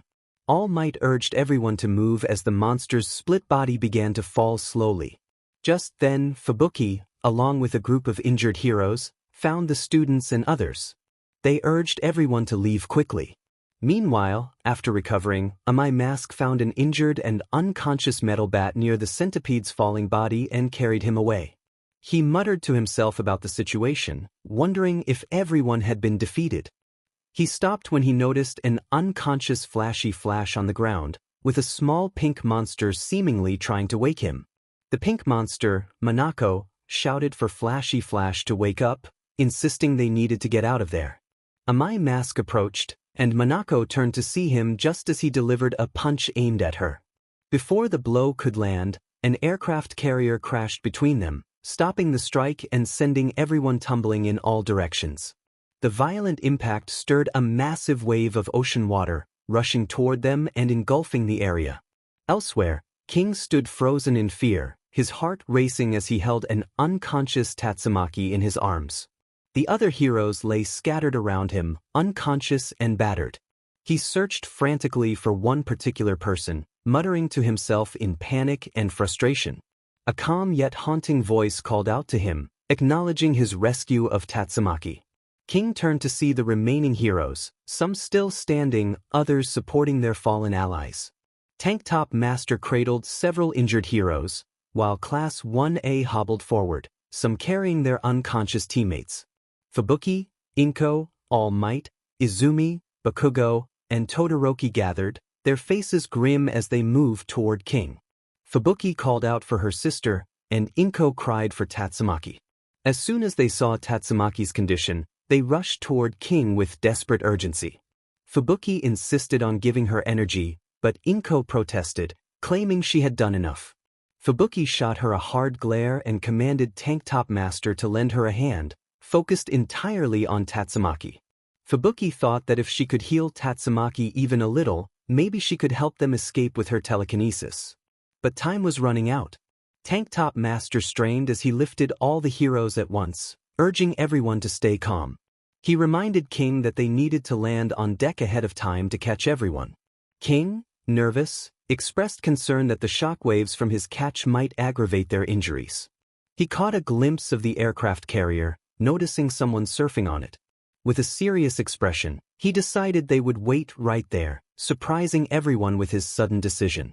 Meanwhile, a figure shifted position, embedding their boots into the deck and twisting with such force that the entire ship lurched dramatically.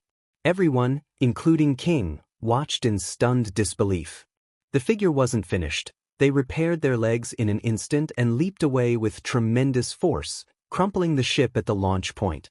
The shockwaves rippled outward, vibrating through everyone present.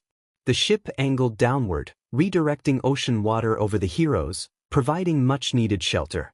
Fubuki questioned what had just happened, and Tank Top Master remarked that the angle had deflected the wave. Their luck seemed to improve as the ship tilted, protecting them from the falling water and the centipede's corpse.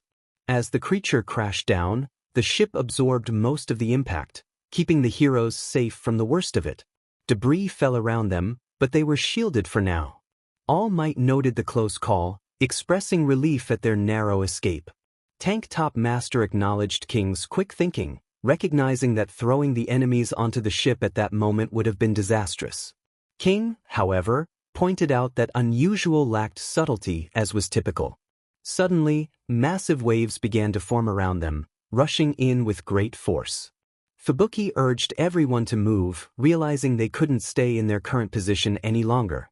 Out of nowhere, Pig God, now restored to his full size, charged across the fallen body of the sage centipede and rushed toward the heroes. With a powerful leap, he enveloped them all, providing protection within his enormous form. Meanwhile, after defeating the sage centipede, the hero hunter scanned his surroundings, his senses heightened. He wondered what had happened to the sea monster, his thoughts drifting as the battlefield remained silent, save for the faint sound of water lapping at his feet. Then, a sudden splash broke the stillness. Izuku felt a sinking sensation, as if he were missing something significant. He tried to focus, recalling the events that had transpired. What had happened to the sea monster? Suddenly, he was confronted by a bald man in front of him, who seemed unimpressed. Izuku thought to himself that perhaps he was just a hero sent out for rescue operations. The bald man, wearing a cape, stood motionless, his expression one of boredom. Izuku remained silent as a voice echoed in his mind, urging him to follow the voice of his heart. He resolved to do something only he could do. He declared himself as Izuku the monster, the one who would bring all of mankind down into despair, becoming absolute evil, and ensuring that everyone would feel the pain that heroes had ignored. The bald man, surprised, questioned how Izuku could be evil when he had just saved a helicopter from a giant centipede, even splitting it in two with a karate chop. Izuku felt irritation at the man's scrutiny but chuckled softly.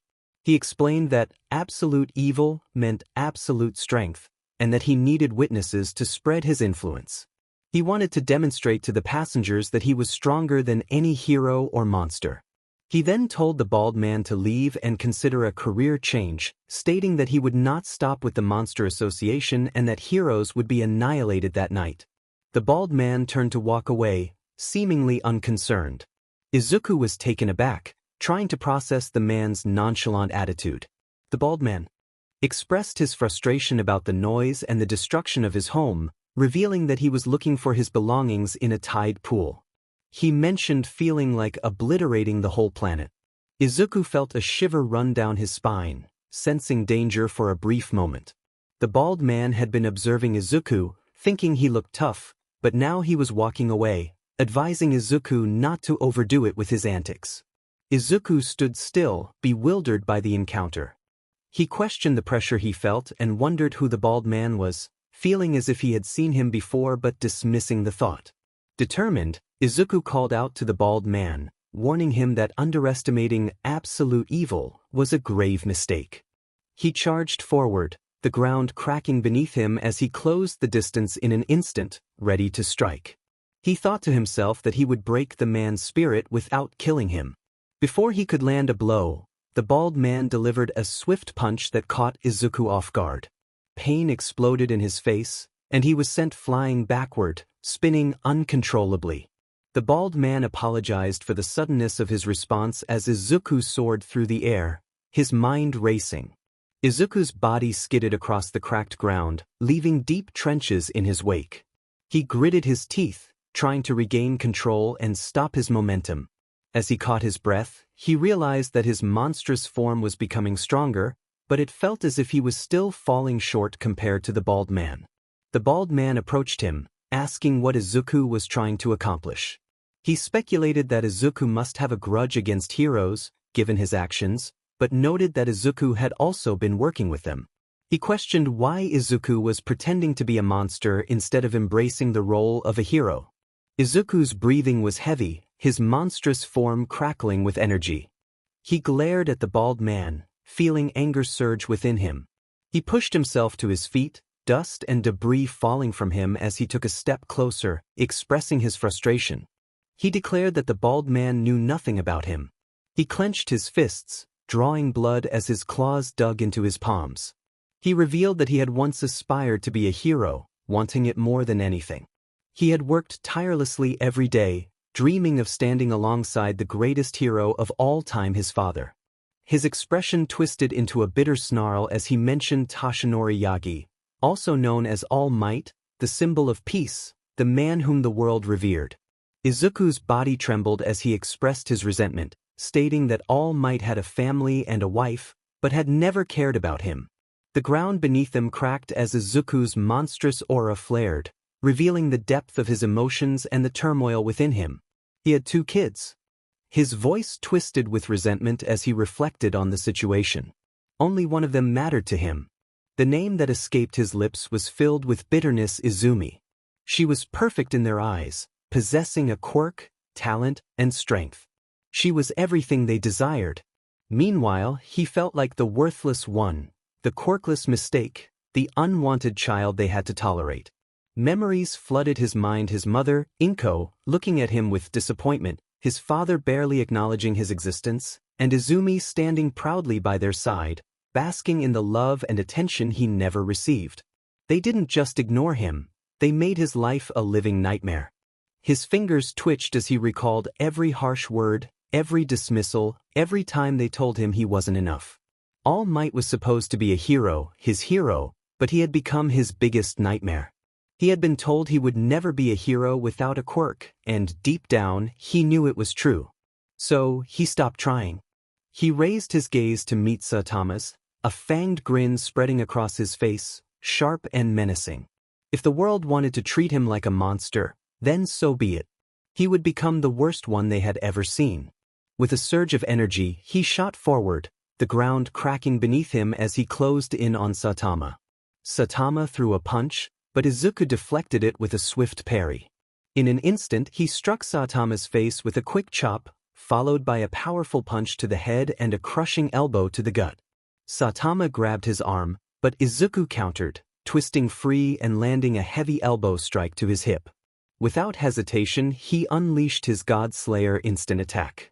A rapid flurry of punches and strikes rained down on Saitama, each blow shaking the ground and sending him crashing into the earth, leaving behind a massive crater.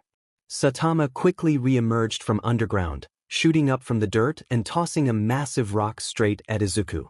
He commented on the odd way Izuku moved, questioning whether it was martial arts. Izuku rotated his arms in perfect sync, effortlessly shattering the rock into pieces before it could hit him. He claimed it was the ultimate martial arts technique as he attempted a barrage of attacks on Saitama, who managed to dodge each one with ease. Izuku thought to himself that Saitama was outpacing his combo attacks with miraculous reflexes, but he also recognized openings in Saitama's technique. He declared that Saitama would lose due to his lack of technique and prepared to unleash his attack. God Slayer combo attack. Izuku grinned, his body a blur of motion as he launched a rapid barrage of attacks towards Saitama. Each strike was fast, precise, and aimed at the slightest opening, like an unstoppable storm of fists and kicks. Saitama raised his arms in an X shape, effortlessly blocking Izuku's relentless assault with a casual expression, the sound of each strike colliding with his forearms echoing through the air.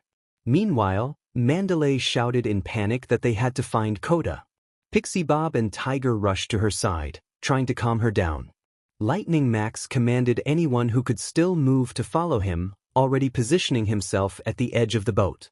They needed to reach the shore quickly. Suddenly, a shriek came from Waganma, who exclaimed in shock at the sight of a drowned corpse.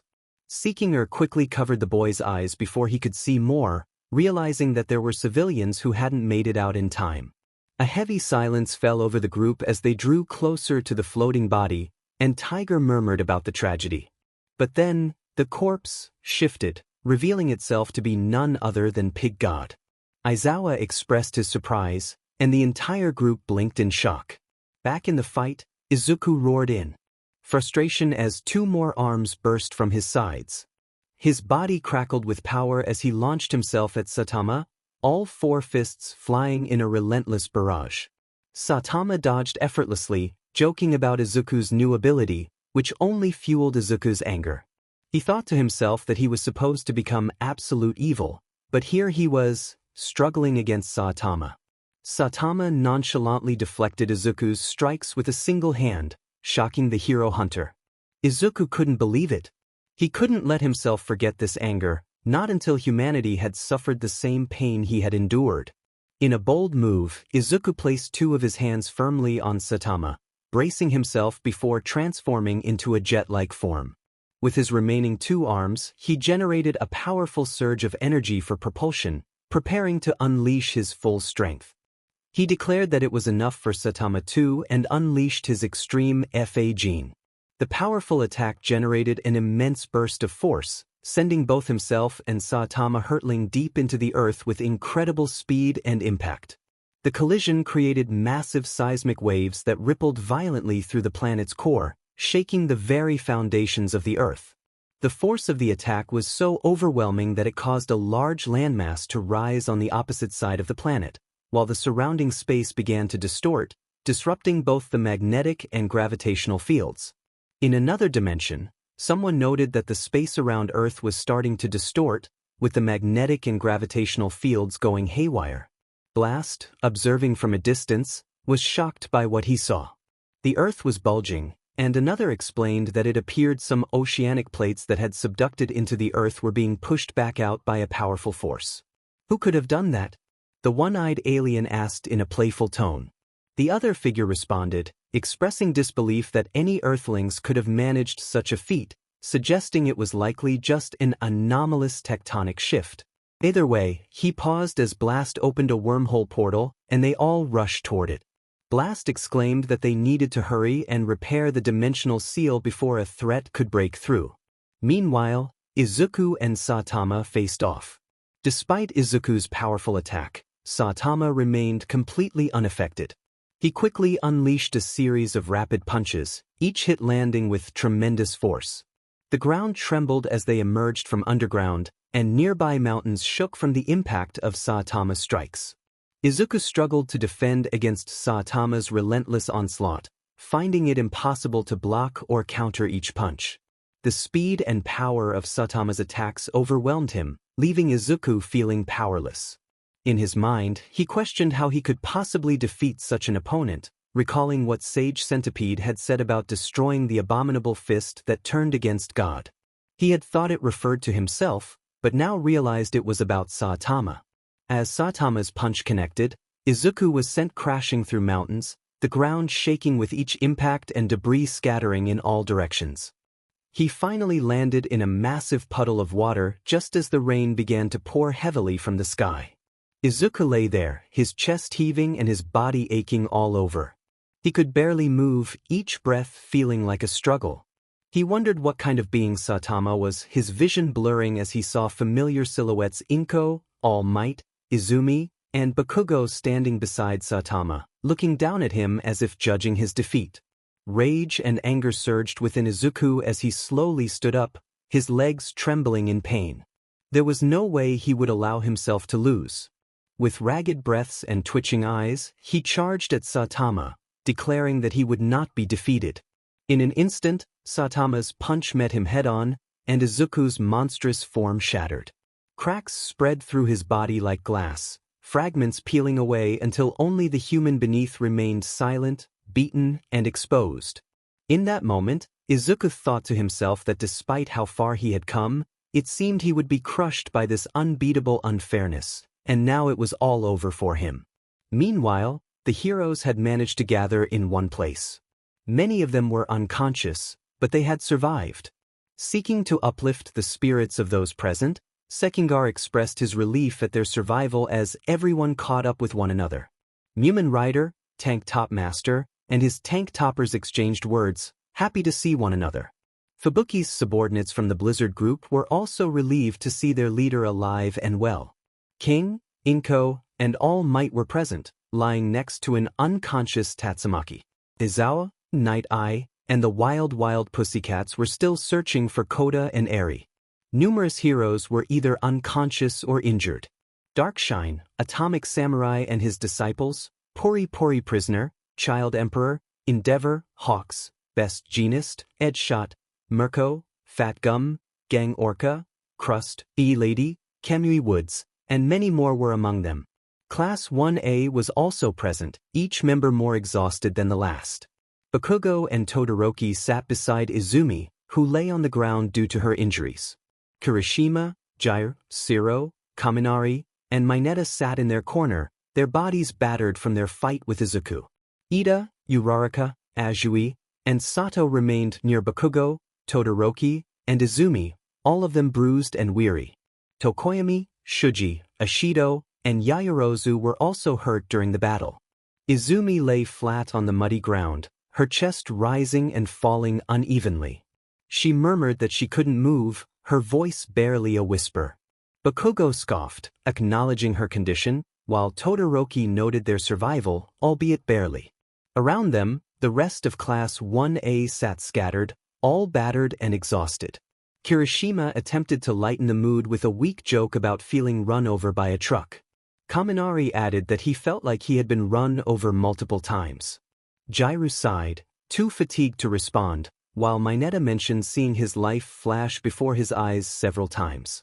Ida, adjusting his broken glasses, pointed out that despite everything, they were still alive, which had to count for something. Uraraka expressed her frustration about their failure to stop the enemy, leaning against Azui for support. A heavy silence followed, with no one having an answer. Shuji remarked that they had done what they could, but it wasn't enough. Yaoyorozu reflected on their training and planning, lamenting their inability to change the outcome. Tokoyami expressed his shock at the power wielded by Yagi's brother, feeling that he had underestimated darkness. Sato hesitantly asked if there was any way to stop him or bring him back, and the question hung in the air, heavy with uncertainty.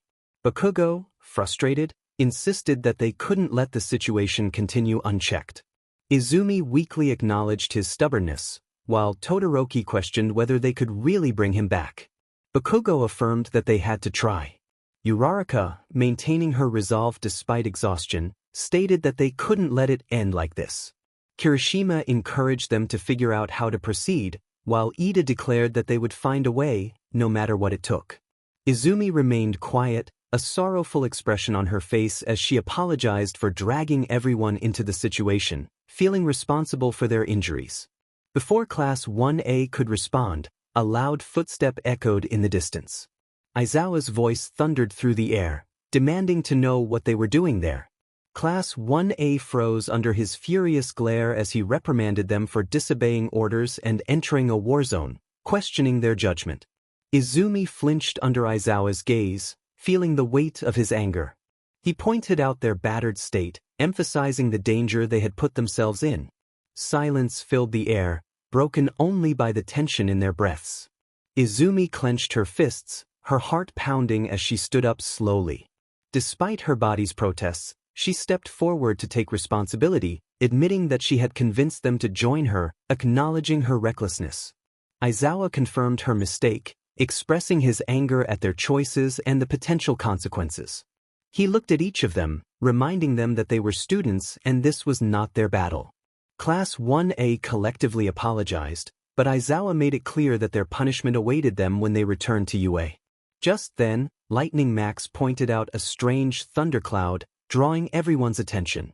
The cloud crackled with energy, and the ground shook as a massive foot descended from the sky, causing the earth to crack under its weight.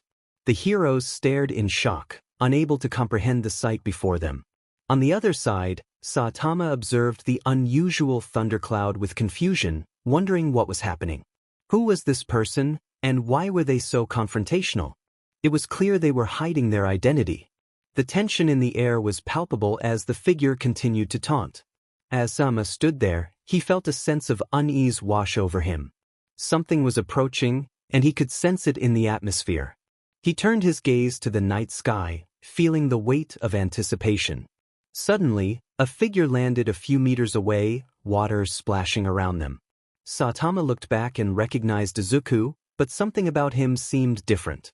Saitama noted the quick change in Izuku's appearance, curiosity piquing his interest. He squinted, trying to get a better look at his friend, but the shadows obscured Izuku's face. What was going on? Izuku stood, murmuring about Bang, when he suddenly noticed a black wormhole opening nearby. From it, 3 figures emerged, all visibly surprised.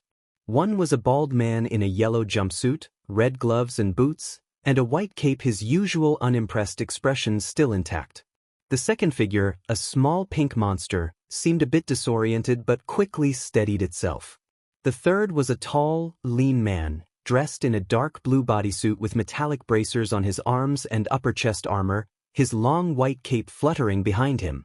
They all appeared confused but quickly took in their surroundings. The bald man scratched the back of his head, acknowledging their situation.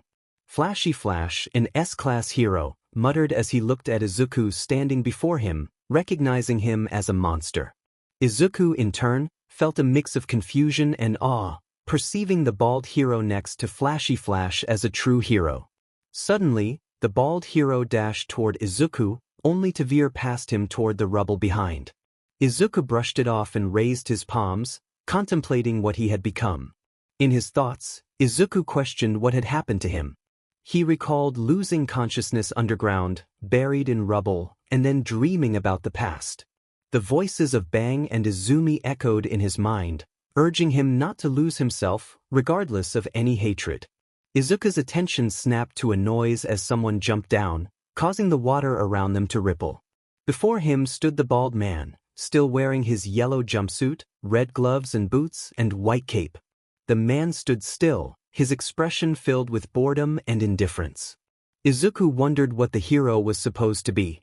Earlier, Izuku had observed the scattered S-class and pro heroes on the ground, realizing they were not showing their faces. He clenched his fist, determined to become absolute evil, feeling that he had perfected his strength and had nothing left to fear. Yet, something nagged at him.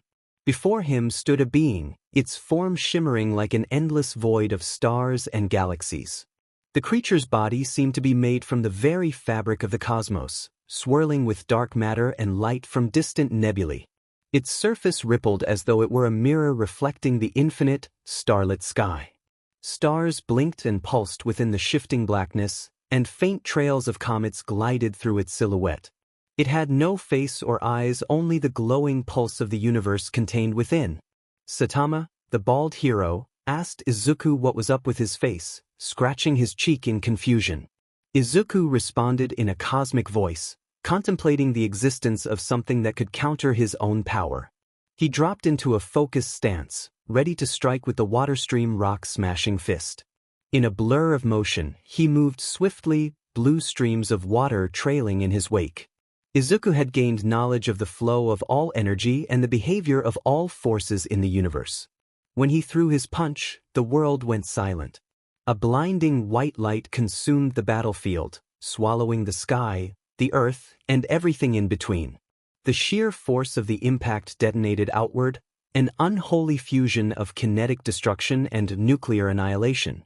The explosion was not just an attack, it was an extinction event. The shockwave rippled outward at incredible speeds, affecting everything in its immediate radius. Heroes exclaimed as they struggled to hold their ground against the overwhelming air pressure. Meanwhile, the crew inside a nearby broken aircraft carrier felt the ground rumble, and their ship let out a red alert. The captain shouted in alarm, trying to maintain balance amidst the chaos, while the crew realized they were facing a nuclear attack. As more nuclear blasts erupted, sending shockwaves throughout the area, Psychos, who barely managed to stay alive, watched in shock and awe. She marveled at the massive energy, comparing it to the energy sphere of the homeless emperor, realizing the true scale of the devastation unfolding before her. Back with Izuku and Saitama, the clouds cleared, revealing both of them suspended in the air. Saitama glanced at his clothes in dismay, noticing the torn and ripped fabric. He expressed his frustration about his outfit being ruined, while Izuku, seemingly unfazed, pointed out that he had completely read Saitama's moves. Saitama, slightly irritated, remarked on Izuku's tendency to sound like a villain just before being defeated.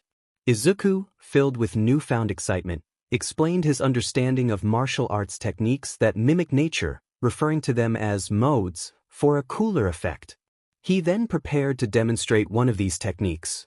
In an instant, Izuku's appearance shifted dramatically. His cosmic features faded, replaced by a familiar, blank expression that mirrored Saitama's own unimpressed demeanor. Saitama stared in shock at Izuku's transformed face. Izuku launched a rapid series of punches, his fists a blur as they aimed for Saitama. Saitama met him head-on, and the two exchanged blows with incredible force. Shockwaves rippled through the air as their fists collided, neither of them backing down. The intensity of their clash sent shockwaves outward, clearing the debris around them. Then, both of their punches landed simultaneously, resulting in a deafening impact that sent them flying backward into the water below, creating massive waves that splashed into the air. Moments later, they both emerged from the water. Izuku, exhilarated, taunted Saitama about matching him in combat for the first time. He boasted about the speed at which he could perfect the techniques he copied, suggesting that soon Saitama would struggle to keep up. Saitama, still airborne, showed no reaction, instead reflecting on his promise to the kids that he wouldn't hurt Izuku. Izuku, encased in a singularity, prepared to unleash a powerful attack, recalling his intention to demonstrate the futility of relying on heroes. Saitama, observing Izuku's energy buildup, felt a sense of foreboding as he leaped higher into the air, recognizing the potential danger of the attack. Izuku unleashed a concentrated beam of raw energy, brighter than a dying star, that tore through the sky. The gamma-ray burst struck Saitama directly, resulting in a blinding explosion that shook the battlefield. The force of the blast propelled Saitama far into the distance, the shockwave spreading across the devastated landscape. Meanwhile, the heroes watched in shock and disbelief as the brilliant attack lit up the sky. One hero remarked on the brightness, while another speculated whether it was a special move. Metal Bat, feeling disoriented, noticed something dripping from his nose blood. Kaminari, panicking, questioned what they should do next, while Bakugo insisted they needed to find Izuku. However, he suddenly felt blood trickling from his nose, and as he wiped it away, he collapsed to the ground, leaving his classmates in alarm. Izumi knelt beside Bakugo, cradling his head as blood continued to flow from his nose and eyes. She called his name, her voice trembling with fear. Bakugo, weak and fading, acknowledged her presence, but his strength was waning. Izumi held him close, desperately trying to keep him conscious as blood stained her hands. A figure landed atop a pile of rubble, sending dust and debris cascading down.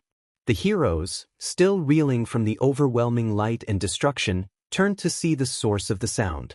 They were struck with fear as they recognized the figure responsible for the massive explosion of energy. Inko, filled with dread, whispered Izuku's name, while All Might expressed disbelief at the transformation. The heroes realized they were facing a formidable threat, one that had changed dramatically. Bakugo, barely conscious, managed a weak chuckle, questioning what had happened to Izuku. Izumi held him tighter, her fingers gripping his damaged hero costume. The others were in shock, struggling to comprehend the transformation Izuku had undergone. Kaminari, overwhelmed, could barely speak, while Ishido questioned the reality of the situation. Yaoyorozu struggled to breathe under the weight of the atmosphere, and Ida's legs trembled as he sought logic in the chaos. Uraraka whispered in disbelief, questioning if Izuku was still human. Endeavor, barely holding himself up, sensed the immense pressure emanating from Izuku, wondering what he had become. Hawks, injured and alarmed, acknowledged the transformation with a sense of dread. Kirishima clenched his fists, grappling with the reality of what had happened to their friend, while Mineta panicked, fearing for their lives. Tokoyami remained silent, sensing the darkness that surrounded them all. True darkness. His voice was eerily calm, but his eyes were wide with horror. His presence alone felt like a void. Shuji urged everyone to stay together, his voice firm despite his hands tightly gripping his scarf. He wasn't certain if staying close would save them. Sato struggled to breathe, his body drenched in sweat from the overwhelming pressure, while Azui felt nauseous, gripping her stomach. Zombie Man sensed the danger, feeling it in his very skin. Flashy Flash concluded that running away would be futile. The lower-ranked heroes collapsed to their knees, trembling, their eyes wide with fear. Izuku questioned if he had finally become it, the symbol of fear that brought despair to all heroes. He gazed up at the night sky, tears streaming down his face like stars. He expressed his gratitude to the sky, his voice echoing, when several familiar voices called out to him. All Might rushed towards him, calling his name with urgency. Inko knelt, tears flowing as she reached for him. Bang crawled closer, his voice filled with disbelief, questioning if it was truly Izuku. Izuku acknowledged their presence, his voice devoid of emotion. Bang, concerned, asked what had happened to him, recalling a moment when he sensed Izuku had come back to his senses. Izuku paused before responding, stating that he had always been aware. In a flashback, he reached out to Bang, only to slap his hand away with a confident grin. However, a sharp pain surged through his body, causing him to cry out. A mysterious figure taunted him, revealing that even a brief touch had an impact. Despite the agony, Izuku managed to retort, realizing the figure was a monster. The figure began to glitch and distort, its voice unsettling as it spoke cryptic words before vanishing. In the present, All Might stepped forward, fists clenched, his voice shaky as he admitted their failures. Izuku's expression remained empty, gazing at the former hero with a void-like intensity. He calmly stated that failed was a weak word for what they had done. Inko fell to her knees, sobbing and trembling as she apologized for not protecting him. Izuku's words cut through the air, reminding her that she had not. He accused her of knowing what had happened to him and allowing it to occur. Izumi staggered forward, tears streaming down her face as she confessed her past cruelty. She fell to her knees, expressing her remorse and acknowledging that she did not deserve forgiveness. A long silence followed, the weight of the moment heavy in the air. Izuku finally turned to her, stating that it wasn't her fault, she had been a child. His gaze shifted back to Inko and All Might, his voice growing colder as he pointed out that they were the ones who allowed it to happen. All Might felt a tightening in his chest, trembling as he pleaded for forgiveness, admitting he should have been there for Izuku. Izuku took a step closer, asserting that All Might had seen him every day, a powerless child, and had done nothing to help. The pressure around them intensified as Izuku accused All Might of making sure he knew he wasn't worth saving. All Might fell to his knees, struggling to breathe under the weight of Izuku's presence. Izuku quietly asked if All Might regretted his actions.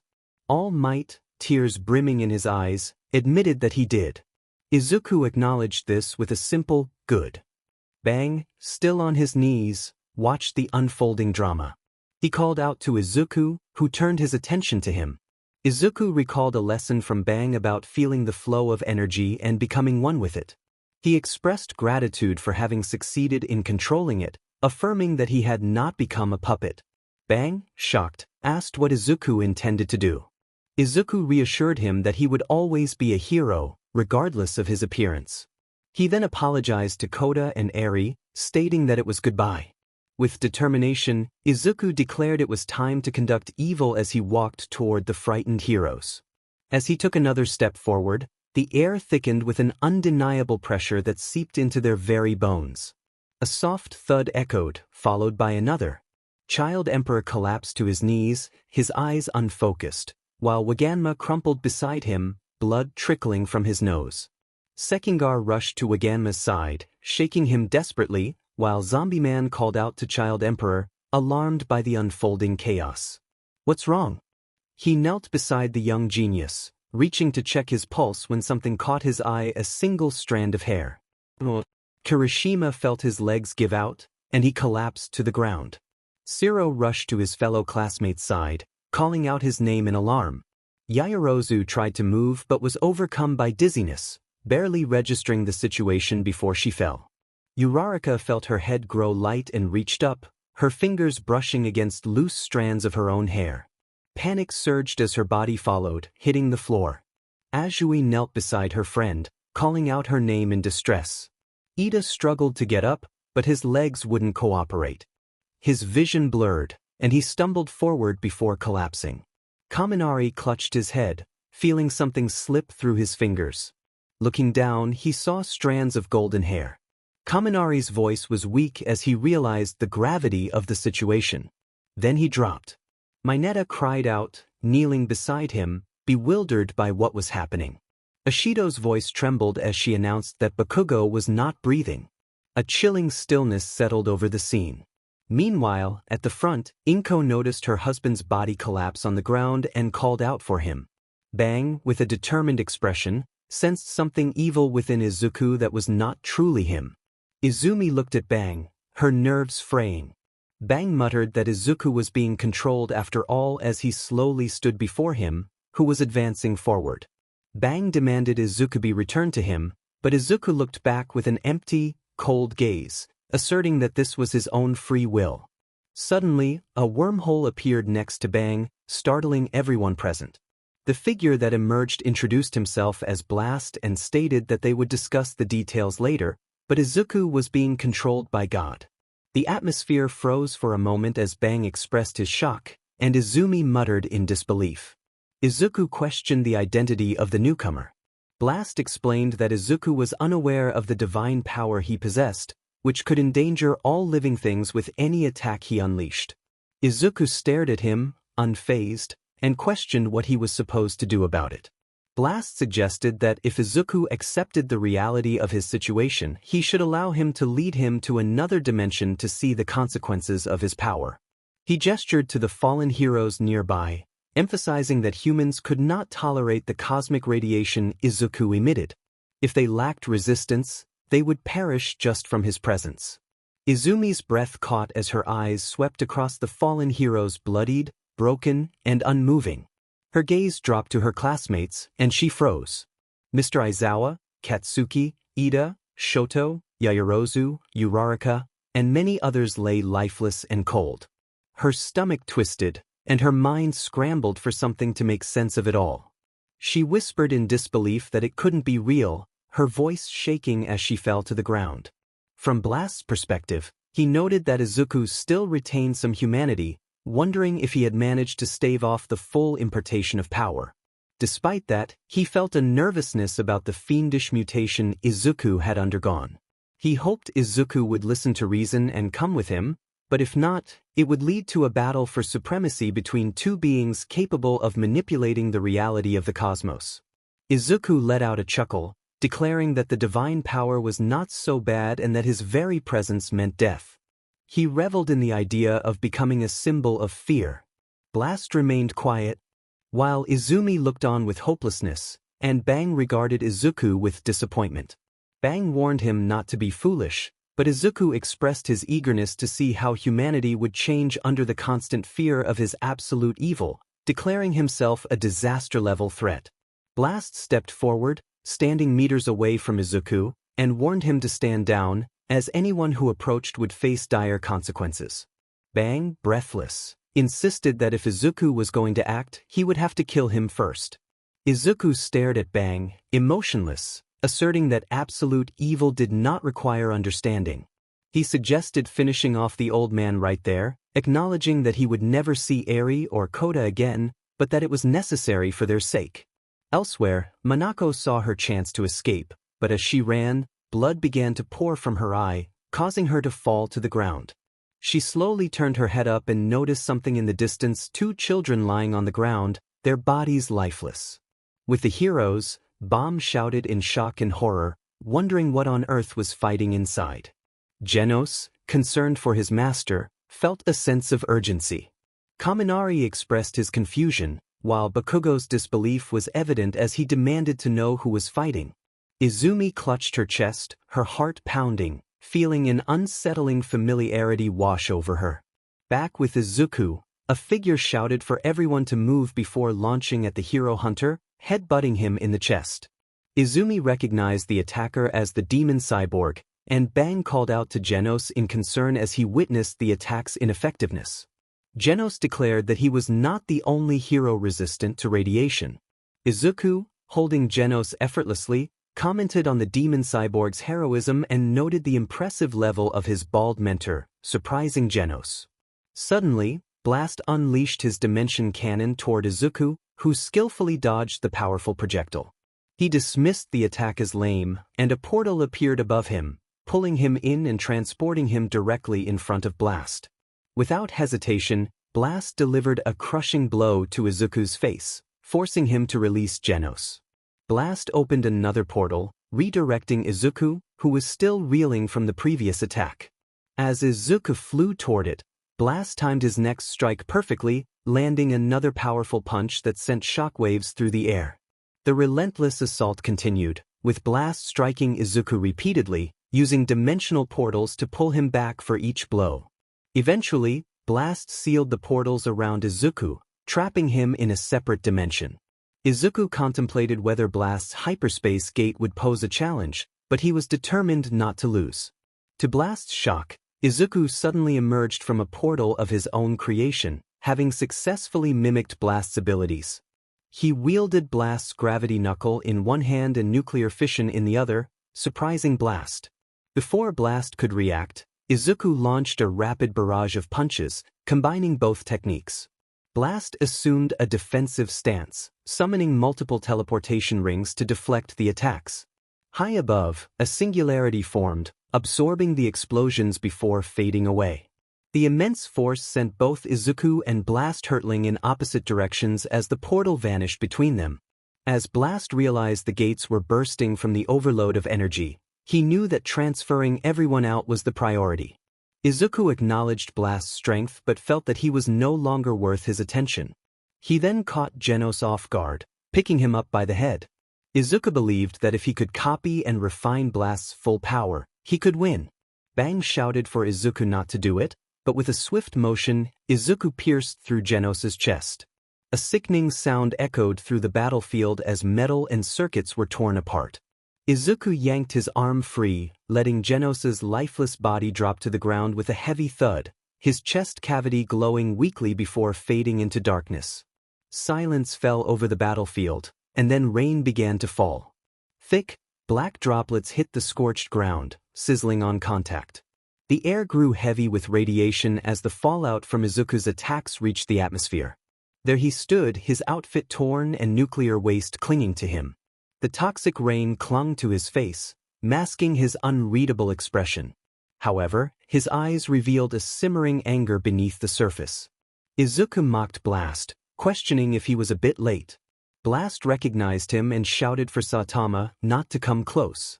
The two locked eyes for a moment, and Izuku glanced down to see Bang and Izumi lying motionless on the scorched earth, their bodies stained with blood mixing with the fallout rain.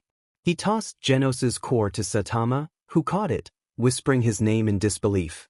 It was remarkable how Saitama always seemed to arrive right on time. Some might call that a hero's intuition, but he often felt he arrived too late. He stood still as black rain sizzled against his skin, holding Genos' core in his palm, its faint glow flickering in the darkness.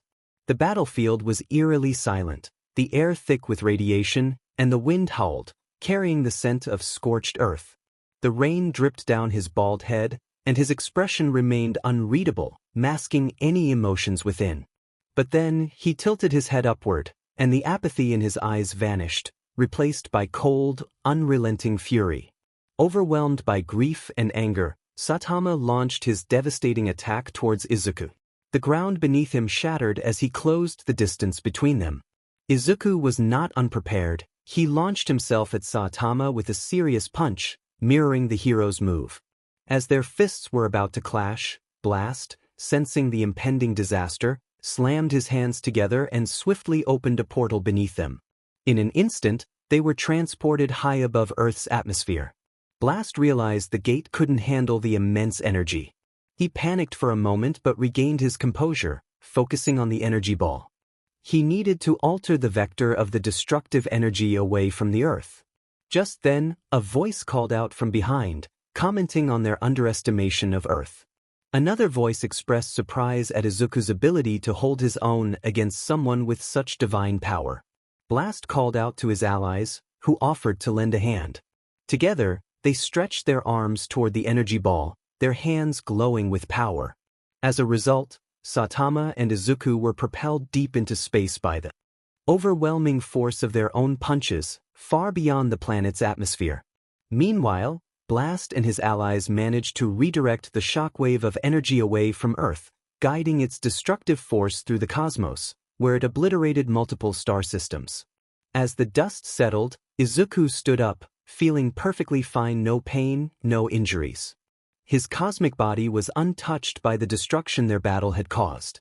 As the dust cleared, he spotted Saitama standing on high ground, with Jupiter looming in the background, its massive storms visible in the distance. Saitama looked around, confused about their location and what had happened.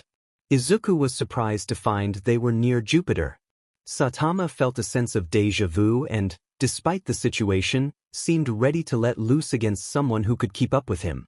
Izuku was overwhelmed by Saitama's strength, questioning if he was even human. Saitama, holding Geno's core, thought about how he had finally gotten what he wished for but felt no excitement. He realized he needed to keep a tight grip on the core to avoid losing it. Izuku pointed out that they were likely on one of Jupiter's moons and suggested they think of a way back. Saitama cut him off, stating that could wait until after he defeated Izuku. He raised his fist, declaring he only needed one hand to take him on. Izuku, undeterred, opened a hyperspace gate beneath Saitama with a flick of his finger, but Saitama casually kicked the portal aside, catching Izuku off guard. Before he could react, Saitama struck him hard in the face, sending him hurtling through the air and off the moon. Izuku quickly created a portal, reappearing behind Saitama to strike him with a powerful punch from his blind spot. However, Saitama flipped the portal upside down, causing Izuku's punch to miss completely. Before he could recover, Saitama delivered a swift punch to Izuku's chin, sending him crashing to the ground. Saitama, unimpressed, told Izuku to forget his tricks and come at him with his fists. Izuku, determined, stood up and declared that he had absorbed countless fighting styles and techniques, combining them into his own unique fighting style. With incredible speed, Izuku dashed around Saitama, using multiple portals to keep himself moving and disorienting the hero. He launched a series of rapid punches, the roaring aura sky-ripping fist, bombarding Saitama with incredible force. Yet, Saitama remained unfazed. As Saitama retaliated, Izuku quickly used the water-stream rock-smashing fist to deflect the incoming attack. Seizing the opportunity, he landed a powerful blow, pushing Saitama backward. The ground cracked beneath Saitama, but he quickly regained his footing. Unstoppable, Izuku launched into his next attack, the whirlwind iron-cutting fist. The air surged around him as he delivered a spinning blow that shredded Saitama's clothes. Finally, he ended the combo with his ultimate move, the nuclear fission gravity knuckle, creating a massive explosion that sent shockwaves across the battlefield. The explosion was soon absorbed into a singularity created by the gravity knuckle, leaving the air still and tense as the dust settled. Izuku thought about his abilities, realizing he could unleash a barrage of ever-changing attacks from all directions. With his fists, timing was irrelevant. His strikes were completely unavoidable. As the smoke and dust settled, a voice echoed through the chaos. Saitama casually dug his fingers into the ground, preparing his next move. With a single motion, the entire battlefield erupted. The moon's crust shattered, sending massive chunks of rock flying into space. Izuku found himself caught in the chaos, unable to control his movement as he was launched along with the debris. He felt the disorientation as he was propelled through the air, struggling to regain his sense of direction. Suddenly, a blur of motion caught his eye. Saitama dashed between the massive chunks of moon rock at incomprehensible speed, ricocheting off the debris like a pinball. His movements were so rapid and precise that countless afterimages of him appeared in every direction, each indistinguishable from the real thing. Before Izuku could react, he jumped into a portal, attempting to escape the oncoming attack. His body reappeared in midair, only to be met with a chilling silence. Saitama was directly beneath him. Izuku ricocheted off the debris from Saitama's punch, but just as he was about to hit another slab of rock, Saitama struck again, sending him flying in the opposite direction. Before he could recover, Saitama appeared in front of him, moving too fast to follow. With incredible speed, Saitama punched Izuku across the moon's surface, his blows lighting up the air with bright streaks of energy. Izuku yelled furiously, repelling himself from Saitama's non-stop assault with his water-stream rock-smashing fist, landing on a large slab of debris. He focused for a moment, observing that Saitama was merely showcasing his incredible physical strength, darting back and forth between the rocks. If he could just get above the barrage of rocks, Saitama shouldn't be able to move around as freely. He opened a portal and jumped into it, aiming for a higher position. However, as he jumped in, Izuku's head collided with another slab of rock. He felt stunned and confused, realizing he had completely lost his sense of direction. Frustrated, he jumped out of the rock, only to be met with another serious punch from Saitama, hitting him square in the face and sending him flying backward. Izuku thought about Saitama's limitless strength and resolved that he would have to copy him endlessly until he won. In a moment of determination, both Izuku and Saitama struck each other in the face, both feeling the impact. Izuku threw a punch through a portal, barely missing Saitama's face as it emerged from the other end. Without hesitation, Saitama countered with a straight punch of his own, striking Izuku square in the face through the same portal. The impact sent Izuku flying backward, but he quickly created another portal behind him, using it to reposition himself behind Saitama. With his momentum carrying him forward, Izuku swung an axe kick down at Saitama's head just as Saitama drove a punch into his gut. The force of the blow sent Izuku hurtling back through his own portal, but he recovered instantly, opening another and appearing beside Saitama for a horizontal strike. Saitama dodged by leaping upward, landing on a massive chunk of debris. Without missing a beat, he launched himself down with immense force, shattering the rock beneath him. As Izuku searched for the bald hero, Saitama followed up with a karate chop to his head, creating a shockwave around them. Izuku realized that Saitama was purposefully copying his moves. Saitama taunted him, questioning his resolve to surpass him. As their fight escalated, they dashed across the shattered surface of the moon, trading powerful blows. Izuku felt the pressure. He was countering with just as much power, yet Saitama's next attack hit even harder. Determined, Izuku landed a solid punch to Saitama's solar plexus, thinking he had gained the upper hand until Saitama responded with a devastating uppercut, launching him high into the air. As the fight continued, Saitama's strength increased while Izuku struggled to keep up. He realized that one of Saitama's punches could be fatal if he didn't find a way to match his opponent's power. Breathing heavily, Izuku dashed around at incredible speed, but Saitama commented on how his outfit had been destroyed, returning to his usual nonchalant demeanor. In a fit of rage, Izuku appeared right before Saitama through one of his portals, throwing a punch only for Saitama to catch it effortlessly. Suddenly, a powerful burst of air erupted from Saitama. The shockwave tore through the battlefield, clearing a massive stretch of debris from the moon's surface. The force blasted through space, slamming into Jupiter with unimaginable power, ripping apart sections of its colossal storms and leaving a massive void in their place. Izuku watched in shock as the force of Saitama's blast sent them hurtling through space. As they flew away, the planet grew smaller in the distance. He thought to himself that a being like Saitama shouldn't be allowed to roam free on Earth. A smirk formed on his face as he noticed a glowing ball of light in the distance, realizing it was the sun. He asked himself before an idea came to his mind. Using his enhanced vision, Izuku managed to locate Earth. He felt a surge of excitement as he realized he could teleport there. His free hand began to glow with energy. He had some luck left after all. With a powerful punch, he struck Saitama, creating an opportunity to escape through a portal. As he disappeared into the portal, he shouted a farewell to Saitama. Moments later, he reappeared near Earth's orbit, overwhelmed with joy. He celebrated his victory, raising his hands in triumph. Suddenly, a voice spoke right in his ear, catching him off guard. It was Saitama, commenting on his impressive move. Izuku was stunned, realizing that he had sent Saitama flying in the opposite direction. His expression shifted to one of fear and horror as Saitama prepared to respond. Saitama explained that he had been dealing with a stomachache and, surprisingly, the unexpected flash of light had given him the momentum to catch up. Izuku's face went pale at the revelation. Before he could react, Saitama's fist shot out and struck him hard in the face. The impact sent Izuku hurtling through the air, and they both began their descent toward Earth. Saitama's punch struck cosmic fear Izuku's face, sending them both crashing back to where their battle had begun. The force of the impact was so immense that it could be seen from space. As Izuku lay battered and broken, he finally grasped the truth. No matter how hard he tried, he would always lose to Saitama. Victory was unattainable in any timeline or circumstance.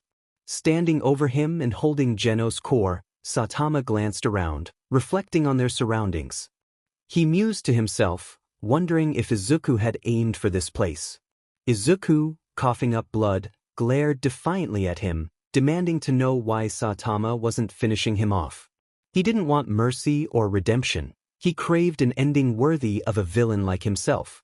But Saitama was not going to grant him that. A long silence stretched between them as Saitama contemplated why he was hesitating. He expressed his frustration about not being cut out for this kind of confrontation, but he reminded himself that he was a hero. Despite everything, Izuku felt a strange sense of comfort knowing someone like Saitama existed. Saitama recalled the final request of the children he had promised to protect, which was to stop Izuku without taking his life. Izuku froze, his blood running cold at the thought. With all his remaining strength, he turned his head and saw his worst fear realized. Koda and Eri lay lifeless just 20 meters away. Strength surged within him as Izuku struggled to rise, letting out a pained scream. He couldn't believe it. This was all his fault. He lamented that he had been too close to Saitama. His strength failed him, and he fell, skidding across the ground. Tears streamed down his face as he accepted the fate that awaited him. As he caught his breath, he reflected on the ominous future he had envisioned. Something shifted within Izuku. His humanity was returning, and even Saitama noticed it. He remarked on how Izuku had been acting strangely since falling from the sky, questioning whether someone had manipulated him. Izuku, through his tears, admitted that if someone had done something to him, it was because his spirit had been weak. He found it laughable that if he couldn't defeat Saitama, he couldn't become absolute evil. He wanted to go out like true evil, but instead, the ones he had hoped to save were gone because of him. Saitama listened intently, recognizing the depth of Izuku's turmoil. He questioned whether Izuku truly wanted to save them or if he had merely been clinging to them for support. This struck a nerve within Izuku, who felt Saitama's words were an attack. But as he shot Saitama a vengeful look, his expression softened upon seeing Genos' core in Saitama's hand. He realized that he had been clinging to Koda and Eri for the support he desperately needed.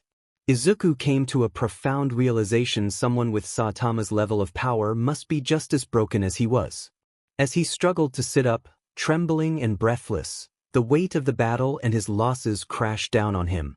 He wiped his eyes, trying to hold back his emotions, but it was futile. He was overwhelmed. He confessed that he never wanted to become a monster. He recounted his life as a quirkless loser, unwanted by his own parents, who barely acknowledged his existence. Every day at school was filled with beatings and humiliation, and despite begging for it to stop, no one came to his aid, not teachers, heroes, or even those who called themselves friends. His fists clenched tightly, nails digging into his palms as fresh blood dripped to the ground. He had thought that if he endured, things would change, that someone would eventually save him. But no one ever did. He bitterly laughed, looking up at Saitama with swollen eyes, revealing his desire to be a hero, a dream crushed by his own family. They had told him that a quirkless hero was ridiculous, that he would only get himself killed. His own sister had bullied him, believing it would make him give up on his dreams. Anger surged within him as he realized that he had made mistakes along the way. He had tried so hard to be strong, yet here he was, still losing and feeling powerless. Weak laughter escaped him, empty and hollow. He urged Saitama to finish him off, believing that at least then he wouldn't have to pretend to be something he was not. Silence enveloped them, the cold wind sweeping through the battlefield, carrying the weight of Izuku's confession. Finally, Saitama sighed, acknowledging the drama of the moment. Izuku's anger flared as he questioned whether Saitama was mocking him, but Saitama clarified that he understood. He recognized the pain Izuku had endured, how he had chosen to become strong on his own when no one came to his rescue. But Saitama pointed out that Izuku had gone about it the wrong way. Izuku froze as he listened to Saitama. People had once called Saitama names, mocked him, and claimed that a quirkless individual could never become a hero. Izuku stared, absorbing the weight of Saitama's words. Saitama continued, explaining that strength alone does not solve everything. It does not erase the past or the pain that comes with it. Saitama glanced down at Genos' core, holding it in his hand. He spoke again, sharing that he too had lost things. Izuku's expression softened at the revelation. Saitama admitted that he often questioned his purpose, feeling trapped in a cycle of fighting and winning, yet nothing ever changed. Strength did not grant invincibility, it only created expectations. Izuku felt a wave of emotions wash over him as Saitama urged him not to give up on his dreams of becoming a hero. Izuku blinked, feeling lost, but Saitama reassured him that he could still pursue his aspirations. No one could stop him, not his parents, society, or even Saitama himself. A lump formed in Izuku's throat as he contemplated his next move. He sat on the ground, feeling empty, and finally asked Saitama for a favor. Saitama, puzzled, questioned whether Izuku wanted him to copy his martial arts techniques. Despite the seriousness of the situation, Izuku shot back, insisting that Saitama should be able to surpass his techniques.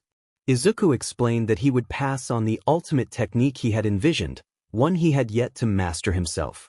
Saitama, indifferent, expressed his lack of concern about the outcome.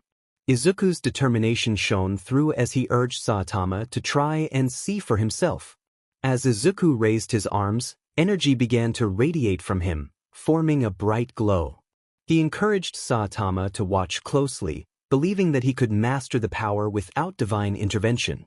Suddenly, a voice echoed in their minds, warning of an impending threat.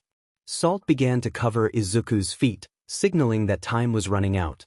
Izuku shouted at Saitama to concentrate, knowing that failure was not an option.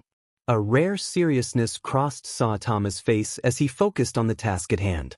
They imagined their inner universes, particles mirroring each other's movements. Izuku urged Saitama to defeat the ominous future that loomed over them. In that moment, Izuku turned to stone, his life fading away. Saitama began to travel back in time, amazed by the unfolding events. He marveled at Izuku's martial arts, feeling a genuine smile spread across his face. As he glimpsed Izuku in the timeline, he realized the true nature of the ominous future. Saitama swung a punch towards past Izuku, reversing causality in a way that was unavoidable. The punch landed before it was thrown, and the battle concluded without a single hit being thrown. The heroes watched in shock as Izuku was thrown off a small hill, their concern palpable.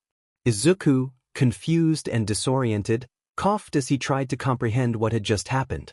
A thick cloud of energy began to escape from him, and he struggled to grasp it. Meanwhile, Saitama found himself drawn to the source of the light, unable to react before being pulled across the battlefield. Another Saitama, trapped beneath rubble, was also pulled towards the original, both caught in the magnetic force of the unfolding events. "What the?" he exclaimed as he found himself flying without any control.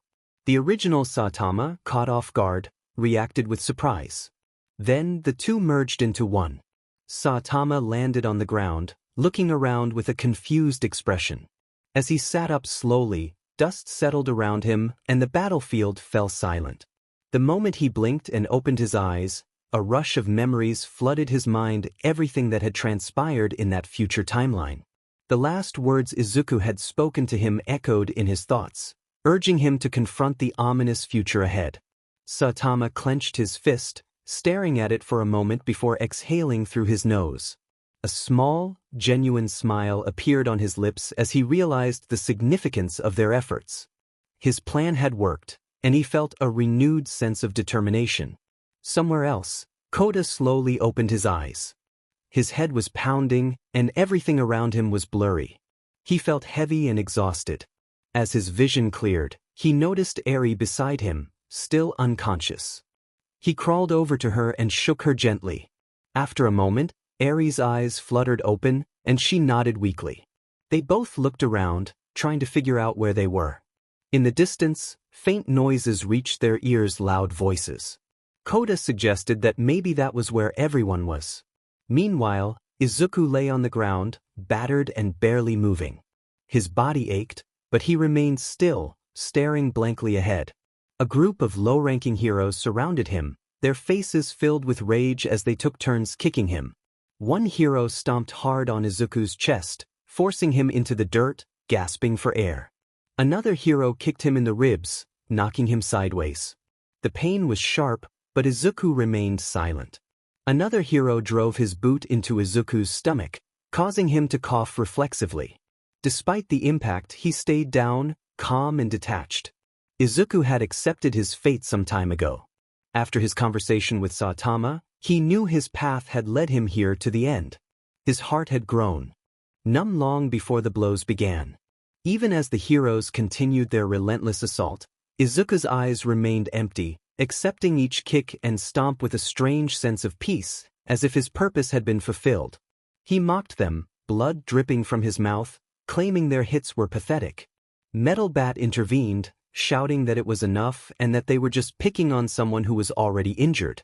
The heroes hesitated, their anger clashing with the determination in Izumi's voice as she stormed toward them, arms spread wide, demanding they stop. She insisted that Izuku was done fighting. The heroes were torn, they were angry, but Izumi's words made them pause. One hero argued that Izuku deserved this for what he had done.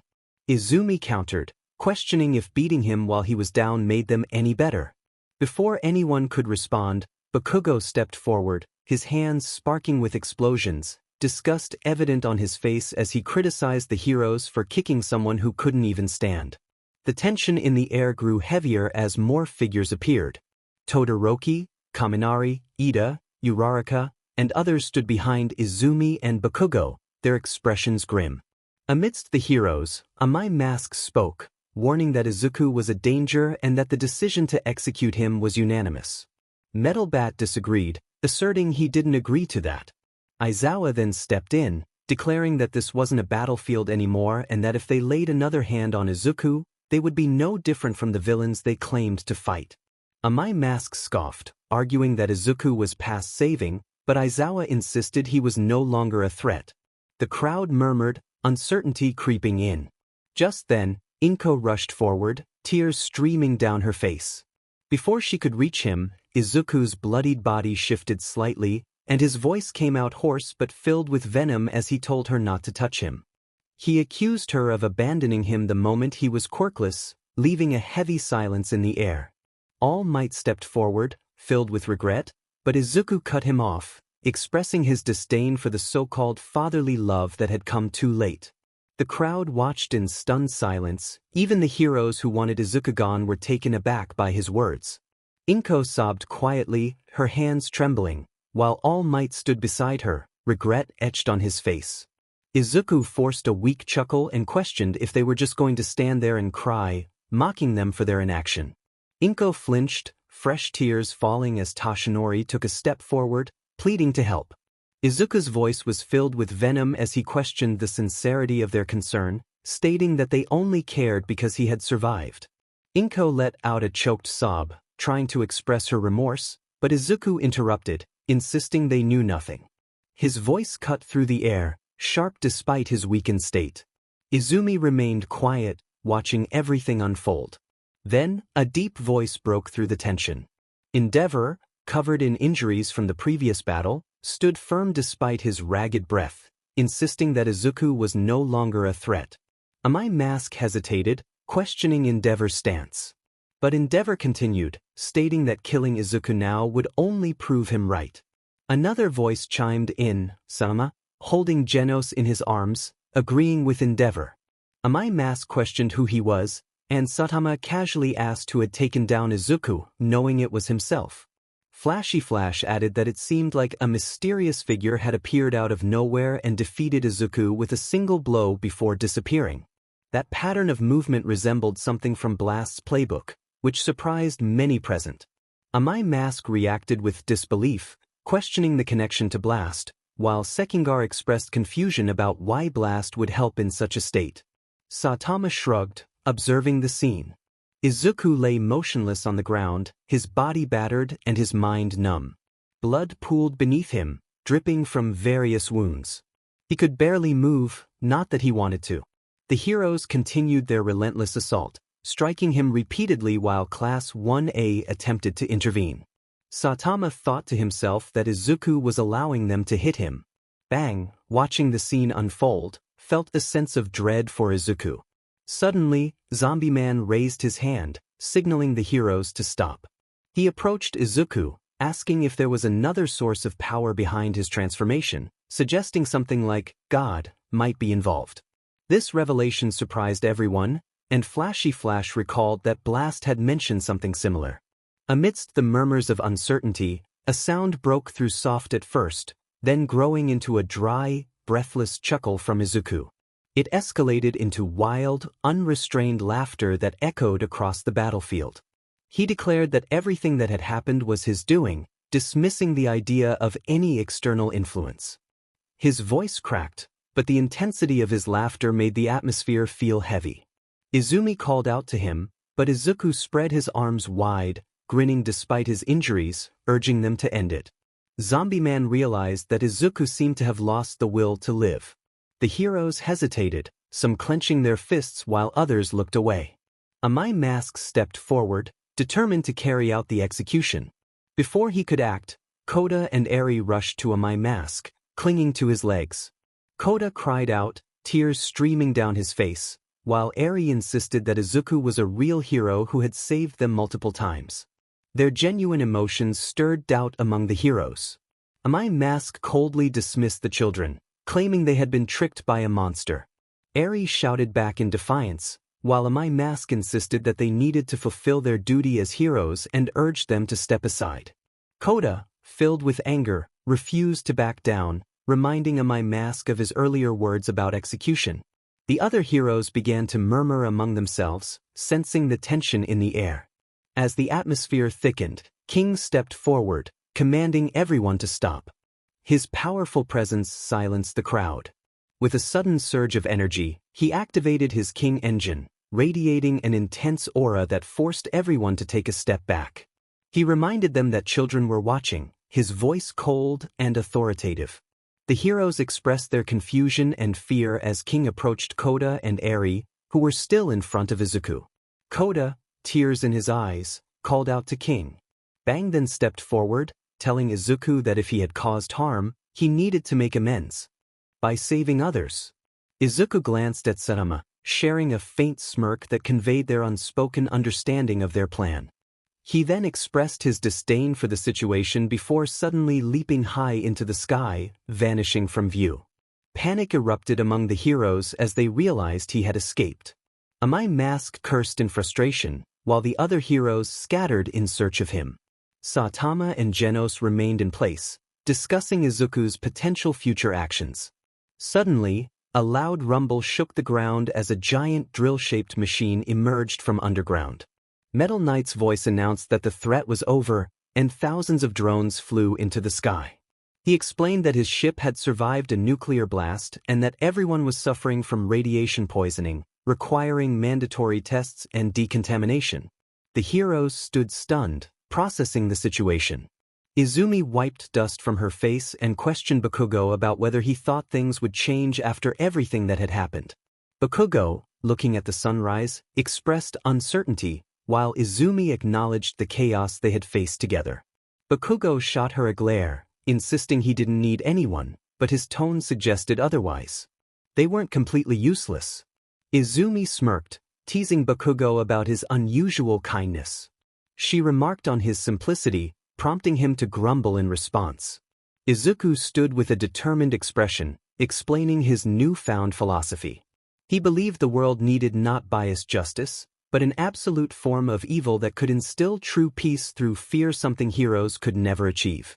He gestured passionately, emphasizing that the complacency fostered by heroes led to evil deeds. He felt a deep conviction that he needed to renounce this flawed peace, vowing to become stronger than anyone else and an unstoppable force that no justice could ever defeat. An officer, slightly sweating, reminded Izuku that they were in the middle of a Dine-and-Dash investigation, asking if he regretted his actions.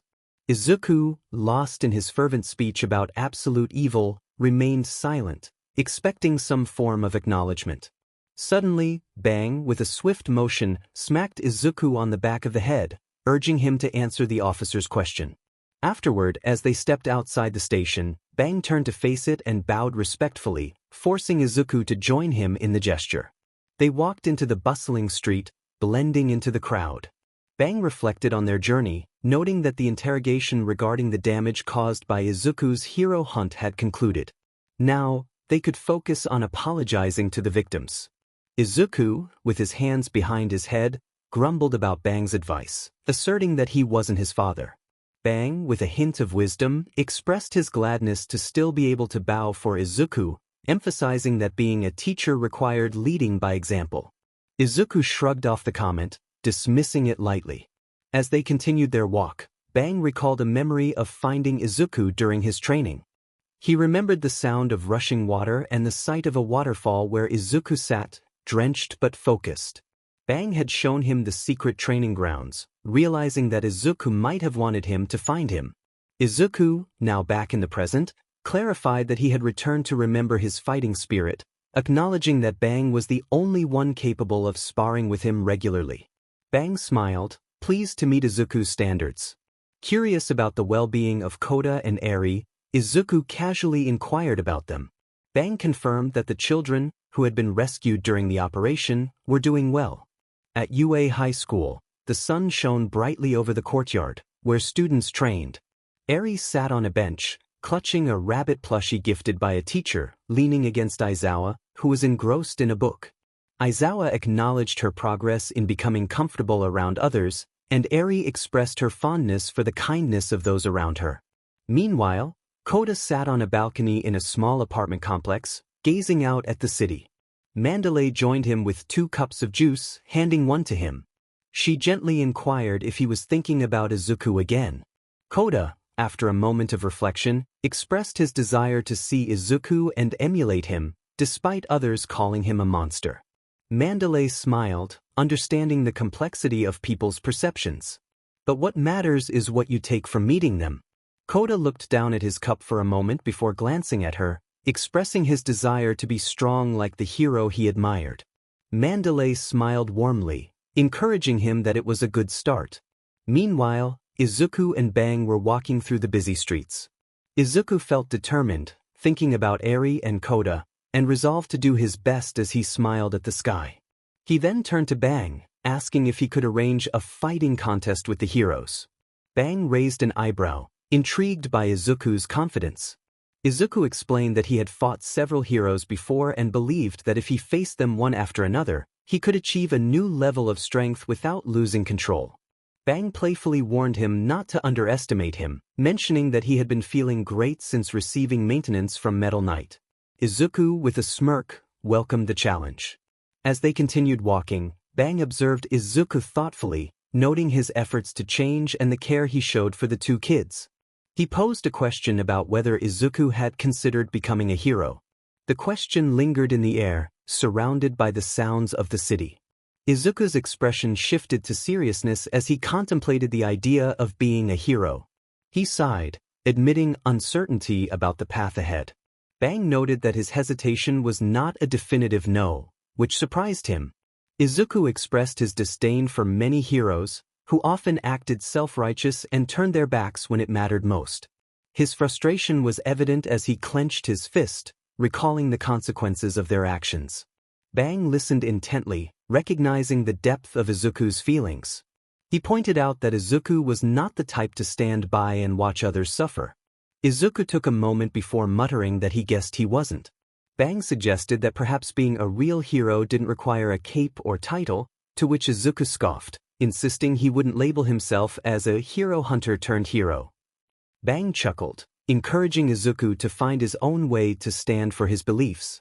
Izuku shrugged, revealing that his current focus was on gaining strength to overcome anyone in his path, regardless of their labels. Bang smiled knowingly, reminding him to remember the purpose of that strength.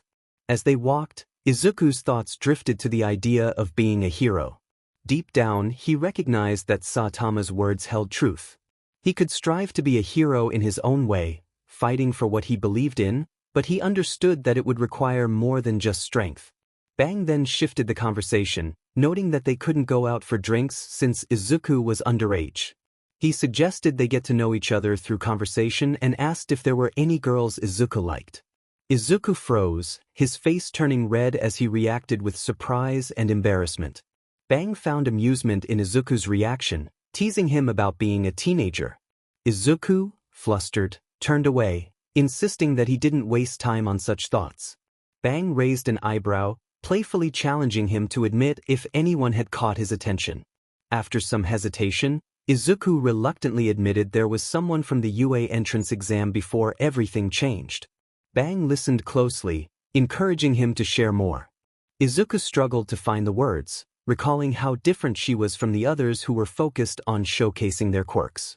She had helped him, not out of pity or a desire to be a hero, but simply because she wanted to. Bang acknowledged the impact she had on Izuku, who scoffed but with less conviction, trying to downplay his feelings. Bang chuckled, enjoying Izuku's discomfort, and they walked in silence for a moment. Izuku's gaze softened as he reflected on his memories, his voice quieter now as he continued to think about that girl. If there were more people like her, perhaps this entire facade of a hero society wouldn't be so deeply flawed. Bang gave a small nod, smiling to himself, acknowledging the insight. He remarked that Izuku had a sharper eye for people than he let on, to which Izuku grunted, clearly embarrassed by the praise. He shrugged off the compliment, noting that he had never seen her again after everything that had happened, doubting she would even recognize him now. Bang looked at him thoughtfully and asked one last question about her name. Izuku blinked, scratching the back of his head awkwardly, his cheeks still flushed. He mentioned that he had kind of forgotten, recalling it was something like Achiko Uraraka. Bang chuckled quietly, a knowing glint in his eyes, suggesting that perhaps fate would bring their paths together again someday. Izuku huffed, trying to dismiss the conversation, but a faint smile tugged at the corner of his lips as he replied that Bang shouldn't get his hopes up. Bang simply grinned, leaving the conversation hanging in the air as they continued walking, the weight of their discussion somehow lightening the atmosphere around them.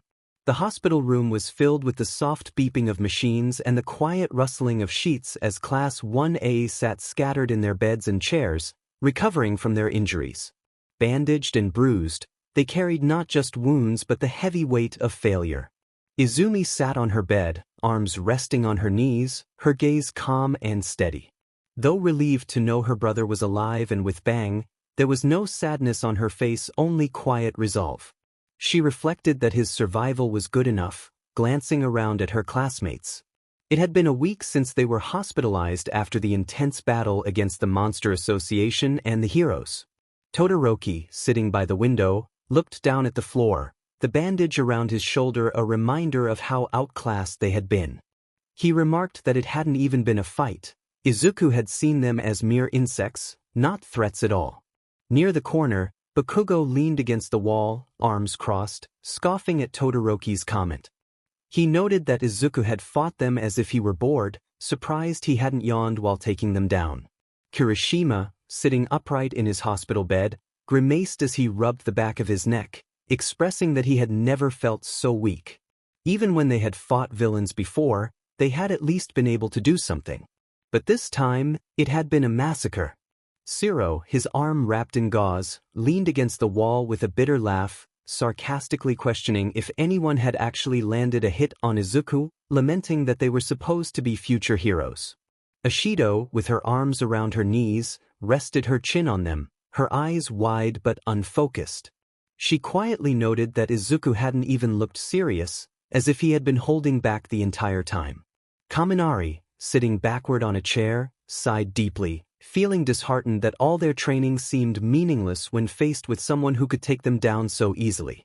Ida, standing stiffly near the window, adjusted his glasses sharply, asserting that regardless of Yagi's brother's power, their reckless behavior had led them to this point. Jiru sat on her hospital bed, earphone jacks limply dangling from her ears as she leaned back on her arms, acknowledging that she had known Izuku was strong, but this was beyond anything she had anticipated. Yairozu sat nearby, a book on her lap that she wasn't even reading, her eyes downcast in thought. She reflected that even when they had fought against the League of Villains, they had at least had a chance to plan. But with Izuku, it had been over before they could even think of a strategy. Kaminari, attempting to lighten the mood, remarked that when they had walked in, he had genuinely thought they stood a chance with their combined strength. Sato, sitting on the edge of his bed munching quietly on a protein bar, nodded in agreement, expressing disappointment that they had been dreaming about holding out long enough for backup. Shuji, quietly adjusting the bandages wrapped around his extra limbs, added that it had been a wake-up call, emphasizing that they were still far from ready to handle someone like him. Tokoyami, sitting in a chair near the corner, noted that Izuku's power had been overwhelming, a true monster among monsters, yet he sensed a great anger within him. Azui, perched on her bed, blinked slowly, agreeing that he had definitely been holding back. Mineta, sitting in a chair that looked too big for him, shivered slightly as he recalled the fight, exclaiming that if that had been Izuku holding back, he could have easily defeated them all. Jair shot Mineta a sharp look, though a faint smirk appeared on her lips as she reminded him that they were already aware of their predicament. Bakugo, still leaning against the wall, clicked his tongue in annoyance, realizing that Izuku's unexpected strength had caught him off guard. Kirishima, finally cracking a smile, nudged Shiro beside him, suggesting they had a lot more training to do. Shiro smirked, leaning back a bit, agreeing that they had a long way to go. Step 1 was to figure out how not to get overwhelmed in 2 seconds. The group shared a few tired chuckles, the first hint of lightness in the room since waking up. Jaira thought about their situation and mused that if they survived the next few weeks of Mr. Aizawa's strict training, they might have a chance next time. Tokoyami tilted his head, muttering darkly that punishment might be putting it lightly. Kaminari leaned closer to Mineta with a teasing grin, suggesting that perhaps Mr. Aizawa would make Mineta fight Yagi's brother next time. Mineta immediately paled and waved his arms frantically, insisting he would rather listen to a pop album than face that challenge. Everyone let out small chuckles, but Uraraka's concern broke through as she wondered what Mr. Aizawa would do to them. Bakugo shrugged, dismissing her worry, while Todoroki calmly stated that Aizawa would be furious. Yaoyorozu sighed, acknowledging that regardless of their feelings, they probably deserved Aizawa's anger. Kirishima nodded, admitting they had rushed into a situation unprepared. Sato frowned, pointing out that they were indeed amateurs. Kaminari groaned, lamenting their role as mere background characters in the previous fight. Jairu shook her head, insisting they were more like extras. Kaminari sighed, hoping they wouldn't face expulsion. The next day, the sun shone brightly, but it did little to lighten the heavy atmosphere as Class 1A stood outside the dorms, bags in hand, waiting in tense silence. At the door, Aizawa stood like a statue, arms crossed, his eyes cold and unyielding. He flatly remarked on what was left of them, and no one dared to speak. Aizawa stepped forward, glaring at each student, but his gaze narrowed when it landed on Izumi, Todoroki, and Bakugo. He chastised them for entering a battlefield where even pro-heroes struggled to survive, emphasizing their disobedience and the consequences of their actions. Aizawa coldly reminded them that they were lucky to be alive, especially Yagi, who had charged into danger. Izumi firmly stated that she couldn't stand by, as he was her brother, but Aizawa snapped back, questioning if family gave them a free pass to act recklessly. He made it clear that they had embarrassed themselves and UA by fighting a battle they were unprepared for, and if their opponent had chosen to, they could have easily lost their lives. The silence hung heavy as Aizawa's voice dropped dangerously low, explaining that this was not a training exercise but a real war zone. He locked eyes with Kaminari, Shiro, and Kirishima, reminding them that their arrogance could have led to their deaths, which would have meant nothing in the grand scheme of things. He then turned his attention back to Izumi, scolding her for her reckless behavior and questioning her understanding of heroism. Izumi clenched her fists but stood her ground as Aizawa outlined the consequences of their actions. For the next month, they would be under his strict control, with no work studies or outside activities unless permitted. They would wake up at 4 a.m. every day and train until they were exhausted. Aizawa emphasized that their bodies had failed them, and it was time to fix that.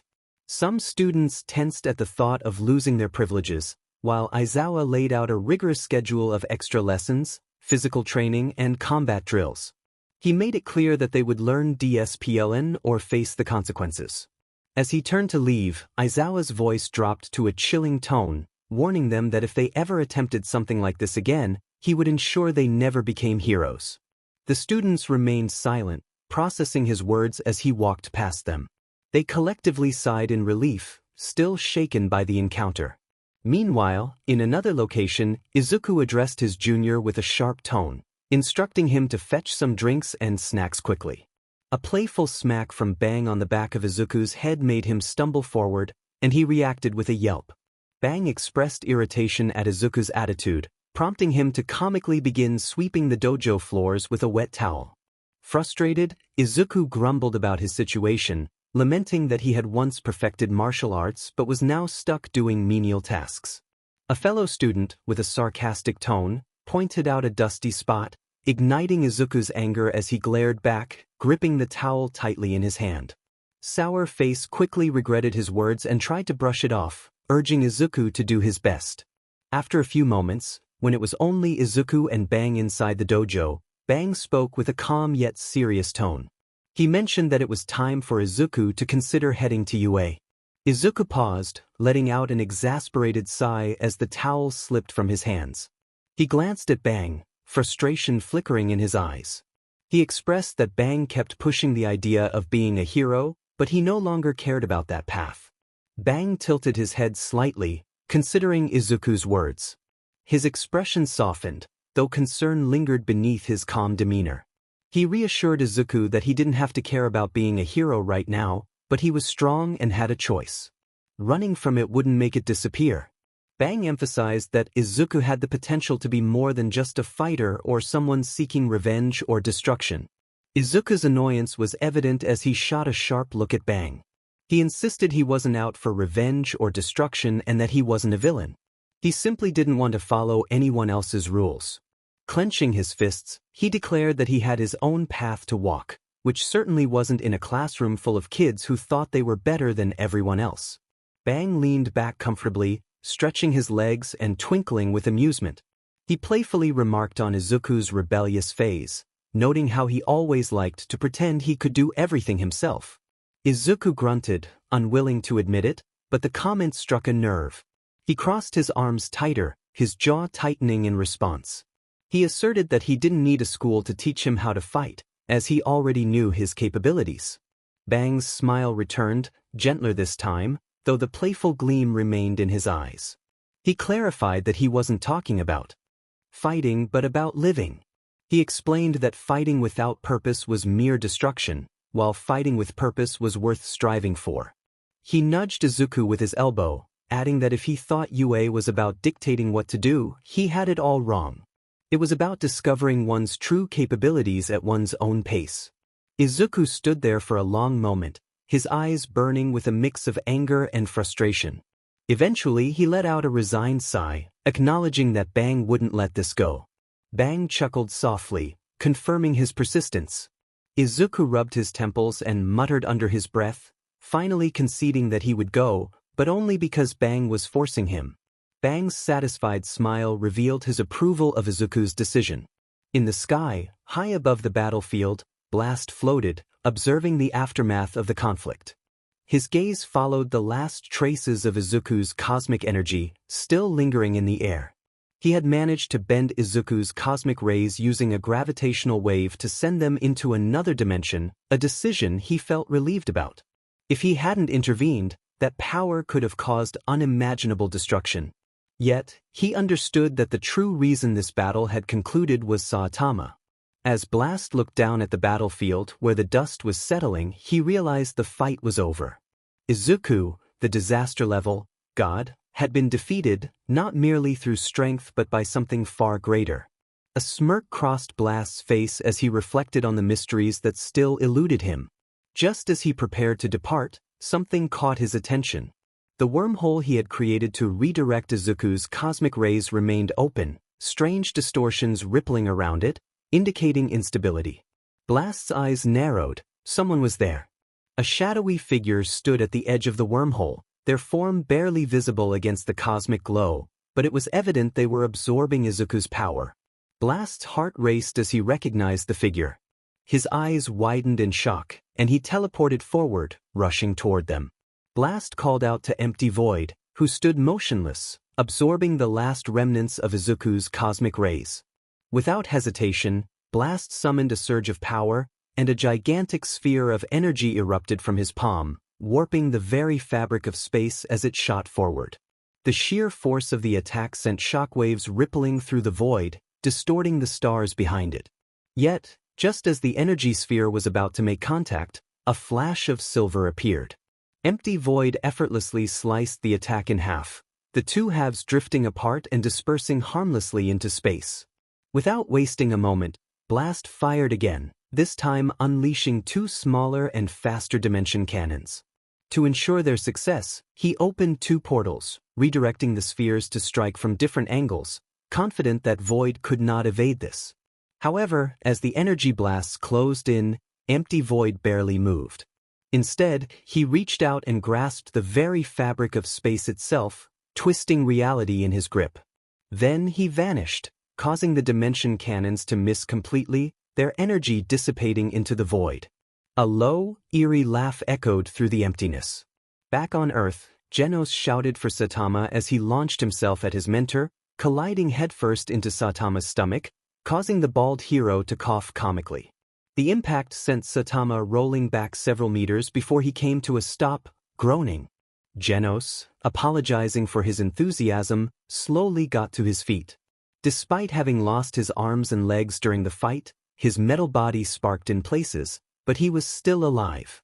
Saitama, without a word, rushed toward Genos. Before Genos could react, Saitama enveloped him in a tight hug. Genos froze, surprised by this rare display of affection from his master. The warmth of the embrace felt strange yet comforting. Saitama pulled back, relief evident in his eyes as he expressed his concern for Genos. Meanwhile, as the last remnants of Izuku's cosmic power left his body, his mind cleared. A rush of memories, not from his past but from the future, flooded his consciousness. He envisioned the battles, the destruction, and the losses. He saw himself fighting Saitama on Jupiter's moon, a brutal and overwhelming encounter that ended with both of them returning to Earth, only to find devastation. Finally, he recalled teaching Saitama how to travel back in time, the very action that had led him to this moment, where his plans had come to fruition. A smirk formed on Izuku's face as he acknowledged his success. Before he could contemplate further, a group of low-ranking heroes approached, their fists clenched with anger. They confronted him, accusing him of being the hero hunter. As they stepped forward, cracking their knuckles in preparation for a confrontation, Izuku, weak and barely standing, remained unresponsive. He had already seen the future and made his choices. With a defiant expression, he challenged them to do their worst. The morning air flowed through the training yard outside the dojo as Izuku stretched, exhaling slowly. He gazed at the sky, his mind unusually quiet, weighed down by the day ahead. Today, he was returning to UA. He muttered to himself about the futility of the situation, rolling his shoulders. Bang, sitting on the wooden porch of the dojo, sipped his tea with an amused smile. He remarked that if Izuku truly believed it was a waste of time, he wouldn't be putting on the uniform. Izuku glanced down at himself, noting the UA uniform. He wore a white shirt, blazer, and slacks, with the tie undone and the top buttons open. His sleeves were rolled up, revealing faint scars along his forearms. It felt strange and uncomfortable. He insisted that it didn't change anything, to which Bang responded that perhaps it did, and they needed to get going. With an irritated grunt, Izuku followed his master down the mountain. He wasn't nervous, not exactly, but more unsettled. He expressed disbelief at the situation, scoffing as he walked. Bang countered that Izuku spoke as if it were the worst thing in the world. Izuku shot him a glare, insisting that it was indeed terrible. He jabbed a finger toward his uniform, emphasizing that he couldn't just slip into UA as if nothing had happened, especially after spending the last 6 months dismantling the very foundation of their so-called justice. Bang sighed and stepped forward, stating that Izuku wasn't going there to fit in but to figure out what came next. He pointed out that Izuku was currently aimless. Although strong, strength without direction was meaningless. Izuku clicked his tongue in irritation, claiming he had direction, but Bang countered that he only had anger. Izuku fell silent for a few moments, allowing the words to sink in. He knew Bang was right but didn't want to admit it. Bang assured him he wouldn't force him, but running away from something wouldn't make it disappear. Izuku stared at his master, his jaw tightening in frustration. He hated how Bang always seemed to know exactly what to say to get under his skin. With a defeated sigh, he continued walking down the mountain beside Bang, stating that he wouldn't be singing the UA anthem or anything like that. Bang smirked, satisfied with the exchange. Time passed, and Izuku found himself sitting in UA's Grand Principal's office, ignoring the lavish decor. His focus was on the two men before him, Principal Nizu, the small but brilliant head of the school, and Aizawa, the tired yet sharp-eyed teacher of Class 1. Bang sat beside Izuku, arms crossed, observing the situation. Nizu cheerfully acknowledged that it had been quite some time since Izuku first passed the entrance exam, noting that instead of attending he had taken quite an unorthodox path. Izuku's expression remained unreadable as he shrugged and leaned back in his chair, referring to his past actions as a more productive use of his time. Aizawa narrowed his eyes slightly, pointing out that Izuku wasn't helping his case with that attitude. Izuku feigned surprise, claiming he hadn't realized he was supposed to be making a case. He added that if it weren't for Bang, they wouldn't even be giving him this chance. Nizu set down his teacup, his sharp eyes focused on Izuku as he suggested that Izuku should consider why Bang insisted on his return. Izuku didn't reply, and Nizu pressed on, asking why he still took the entrance exam if he had begun doubting the system. Izuku clicked his tongue and looked away, admitting that he had been foolish enough to believe in it back then. Aizawa pointed out that Izuku had passed with one of the highest scores in history, only to disappear and make enemies out of potential allies. Izuku shrugged, indifferent to the implications. Aizawa sighed, stating he wouldn't waste time trying to change Izuku's views overnight, but if he was going to be in his class, he needed to follow the rules. Any reckless behavior would have consequences. Izuku leaned forward with a smirk, challenging Aizawa's authority. Aizawa responded firmly, making it clear that it was not a threat but a promise. Bang placed a firm hand on Izuku's shoulder, signaling him to back down. Nizu chuckled lightly, diffusing the tension, and remarked that it seemed this would be an interesting semester. He took a sip from his tea and noted that Izuku's education would be unique, considering his circumstances. Aizawa would handle his integration into Class 1A, but Nizu had one request: to try not to break his classmates too quickly. The door to the principal's office clicked shut as Aizawa led Izuku down the hallway. The school felt quiet, almost too quiet for a place that was supposed to be full of students. Aizawa's footsteps echoed against the smooth tile floors as they walked through the hallways. Aizawa explained that UA was a large school, but its design was simple. Most of the important areas were close together. The classrooms were on the second floor, and the dormitories were at the far end of the grounds. Izuku didn't respond, his gaze drifting around, uninterested. He wondered if this was really the great UA. Aizawa didn't reply immediately, his gaze focused ahead as he continued to lead the way. After a moment, he spoke again, curiosity evident in his tone. He had been meaning to ask Izuku why he had stopped hunting heroes. Izuku frowned slightly, glancing at Aizawa with confusion. He recalled the scene where the heroes had wanted him gone, and Aizawa had been there, witnessing everything. Aizawa confirmed he had seen it all, including Eri and Kota begging the heroes to spare Izuku. Then he had vanished without a trace, and now he stood before Aizawa in a UA uniform. Aizawa pressed for an explanation. Why had Izuku stopped the hunt? Izuku looked away for a moment, his jaw tightening. He exhaled sharply through his nose before responding. He realized that no matter how many heroes he took down, the system wouldn't change. It wouldn't undo what had been done to him. Aizawa studied him, noting the subtle tension in his posture. He questioned if Izuku had simply given up. Izuku shook his head, insisting he had just seen things differently. He mentioned a powerful individual who had told him he could still be a hero. Aizawa raised an eyebrow, curious about the impact this person had on Izuku. At first, Izuku hadn't believed him, but the more he thought about it, the more he realized there might have been a point to what he said. However, he felt the world already saw him as a monster. Aizawa reminded him that such perceptions didn't change overnight. Izuku acknowledged this as they continued walking through the halls, the silence stretching between them. Then, Izuku suddenly smirked and mentioned that Aizawa had been on his list of heroes to take down. Aizawa stopped mid-step, his expression unreadable as he turned to look at Izuku. Izuku remarked that it would have been an interesting fight. Aizawa met his gaze, the air between them tense but calm, and questioned if Izuku truly believed he could have beaten him. Izuku chuckled, confidently asserting that he knew he could. Aizawa sighed, rubbing his temples, feeling the weight of another problem child with a superiority complex. Izuku defended himself, claiming at least he was honest about it. Aizawa shook his head and resumed walking, urging Izuku to follow as there was still more to see before class started. Meanwhile, the atmosphere in Class 1A's homeroom was heavy with exhaustion. Students slumped over their desks, groaning in pain, barely able to keep their eyes open. The brutal early morning training session Aizawa had put them through had drained every ounce of energy from their bodies, except for a few who hadn't participated in the battlefield training. Kirishima lamented about his arms feeling like they would fall off, while Shiro joked about wanting to keep them if they did. Ashido expressed feeling like a used tissue, and Kaminari mentioned seeing his deceased grandfather during training.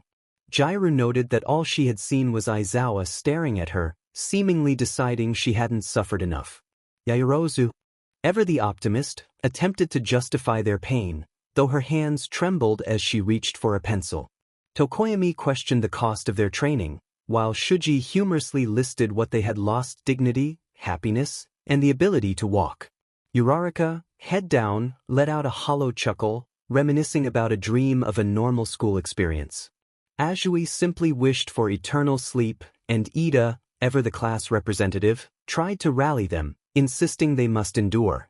Bakugo interrupted, threatening to throw Ida out the window if he didn't stop talking.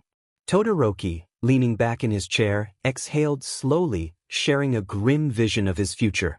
Mineta, barely clinging to life in his seat, whimpered about the absurdity of waking up so early for combat drills. Jairu reminded him that he hadn't participated, and Ashido agreed. Bakugo dismissed them as weaklings, suggesting that if they trained harder, they wouldn't be in such a state. Izumi, despite her own exhaustion, shot him a side glance, reminding him that he had been on the floor just moments ago. Bakugo clicked his tongue but chose not to argue. Suddenly, the door slid open and the class froze. Aizawa walked in, looking as unaffected as always. He told them to stop whining, reminding them they were still alive. Mina commented that they were barely alive, but Aizawa ignored her, scanning the room. He announced that they needed to wake up because there was a new student. Silence fell over the class as they slowly lifted their heads in surprise. Questions filled the air about the new student arriving at this point in the year. Aizawa turned toward the door, inviting the newcomer in. The door slid open again, revealing a tall, lean figure dressed in UA's uniform. He had green hair, sharp emerald eyes, and a long, jagged scar running down his forehead, crossing under his left eye and cheek. The classroom fell into absolute silence as he stepped in. The exhaustion that had weighed them down was replaced with something else: pure, unfiltered terror. Izuku introduced himself casually, unimpressed, as he stood before the class. Izumi, sitting near the back, was the first to speak. Her voice trembled slightly, though she quickly regained her composure. She looked at Izuku with relief and disbelief in her eyes, smiling as she acknowledged his presence. Izuku didn't respond. He glanced at her briefly before looking away, his attention shifting to the others. Bakugo, sitting at his desk, smirked, his sharp gaze locking onto Izuku. Bakugo remarked that it was about time Izuku showed up. Todoroki hesitated before expressing that it was good to see him.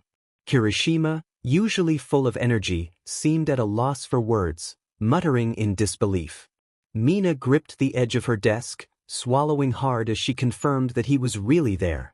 Kaminari's hands trembled slightly as he forced a nervous chuckle, questioning if this was a joke. Yaoyorozu, normally composed, gripped her pencil tightly, her voice quiet but shaken as she confirmed his identity. Shuji stayed silent, his body tense as he instinctively remembered their past encounter. Tokoyami, usually poetic, muttered a phrase under his breath, acknowledging Izuku's presence after everything that had happened. Mineta, typically quick with a comment, could only stare in shock. Uraraka felt her heartbeat quicken, questioning if this was a dream. Azui, despite her usual blunt nature, struggled to find words, acknowledging that he was standing right there. Jairu clenched her fists, her face pale as she fought back a shiver. Shiro let out a breath he hadn't realized he was holding, his voice shaking as he expressed his disbelief. Even Ida, always composed, gripped his desk tightly, correcting himself as he addressed Izuku. None of them needed to voice their thoughts. They had all faced him in battle. A massacre was the only way to describe it. Bodies thrown around, their strongest attacks rendered useless. The worst part was that Izuku hadn't even been awake during those encounters. Izuku stood at the front of the room, indifferent to their reactions. His gaze was calm and uninterested, as if he hadn't just entered a room full of people who had every reason to fear him. He didn't flinch at their stares or react to their hushed whispers. Instead, he sighed and remarked that they were being dramatic, suggesting they relax as if he hadn't caused them harm. The silence persisted, and he clicked his tongue, questioning the lack of a welcome party. Aizawa, standing at the front, finally broke the tension by instructing Izuku to take a seat. Izuku shrugged and walked to his desk, ignoring the flinches from some of his classmates as he sat down with a sigh. Aizawa announced that they would start class now that the initial tension had passed. The room remained tense, but slowly, everyone returned to their notes. 20 minutes into class, the atmosphere was silent, save for the sounds of pens scratching on paper. No one spoke or looked at Izuku. Todoroki sat with his arms folded, occasionally glancing in Izuku's direction, while Bakugo rested his head on his fist, focused only on the board. Izumi kept sneaking glances at her brother, hopeful yet anxious, but Izuku remained still, his chin resting in his palm as his eyes tracked the sky outside the window, not taking a single note. Ida sat upright, focused, though his hand clenched tightly around his pen. He had chosen to stand by Izuku, but even he couldn't shake the tension in the room. The rest of the class avoided him as if he were a ticking bomb. Mina hadn't looked at him since he sat down, while Jairu flinched at the sound of his chair creaking. Shiro darted glances his way when he thought Izuku wasn't looking, and Kaminari seemed to want to say something but remained silent. Azui was quiet and watchful, her fingers twitching occasionally. Kirishima was frozen, unable to pretend, his eyes locked on his desk, breath shallow and sweat gathering at his temple. He had fought Izuku twice and lost both times, haunted by the memories of those encounters. As the class came to an end, the school bell rang. Aizawa announced that class was dismissed but instructed Izuku to stay behind. The students slowly packed their things, and Izuku remained seated until everyone else left the room. He stood lazily, holding his bag in one hand and placing the other in his pocket. He told Aizawa to make it quick, his tone dry. Aizawa sighed, rubbing his temples, acknowledging that Izuku hadn't returned because he wanted to. Izuku leaned against the desk, his eyes half-lidded with disinterest, questioning why Aizawa was giving him a lecture. Aizawa explained that whether Izuku liked it or not, he was in the classroom now, and the people around him were scared. Izuku's gaze narrowed slightly as he responded that he thought that was good. Aizawa's eyes remained unchanged, but the tension in his shoulders stiffened as he pointed out that such a sentiment was not what a hero should say. Izuku pushed off the desk and took a few slow steps toward the door, stating that it was a good thing he wasn't a hero. Aizawa urged him to at least give the kids a chance, which led to a moment of silence before Izuku took a deep breath and agreed, rolling his eyes. Aizawa allowed a faint smile to form and told Izuku he could leave. As Izuku made his way toward the door, he glanced back at Aizawa, requesting that he not call him by a certain name again, clarifying that it belonged to someone else and he didn't need it associated with him. Aizawa didn't flinch, but there was a brief flicker of understanding in his expression as he agreed. Izuku looked ahead and walked out of the classroom. As he stepped into the hallway, whispers began almost immediately, the hushed voices trailing behind him. Students murmured about him, speculating on his past and his reputation. Some wondered if he was the hero hunter who had supposedly defeated all the heroes during a significant battle. Others expressed disbelief that he was still allowed to roam UA, questioning why someone with such a notorious background was present. Izuku continued walking, ignoring the whispers and scoffing softly to himself, reflecting on the downsides of fame. Suddenly, a voice called out to him. A blonde boy, Monoma, shouted, labeling Izuku as UA's newest charity case and the hero hunter. Izuku did not stop walking. Monoma's grin widened, and he taunted Izuku, asking if he had run out of monsters to associate with or if he was trying to fit in before losing control and causing chaos. Izuku paused a few feet away, turning his head slightly to catch Monoma in his peripheral vision. For a moment, Monoma's grin faltered. Izuku remarked that Monoma talked too much. Monoma, attempting to assert himself, claimed that Izuku was not a hero but a threat, suggesting that it would only take one bad day for him to become dangerous. Finally, Izuku turned to face Monoma, his expression unreadable. He stepped forward, taking one step, then another. Monoma's bravado faltered as he realized Izuku was not stopping. Izuku towered over him, his gaze flat and lifeless. He quietly questioned whether anyone would care if Monoma's body were found on school grounds, his tone devoid of drama, as if he were merely contemplating the thought. Monoma's breath caught in his throat, and he instinctively backed up until he hit the wall, searching for someone to intervene. Izuku leaned in closer, his voice barely above a whisper, reiterating that he didn't think anyone would care. Then, just as quickly as he had approached, Izuku turned and walked away. Monoma slid down the wall, feeling as though the air had been eaten out of him. Later that evening, Toei dorms. The dorm common area buzzed softly with the ambient hum of the TV. Most of Class 1A lingered around, some in their rooms, some by the kitchen, and others gathered loosely in small groups.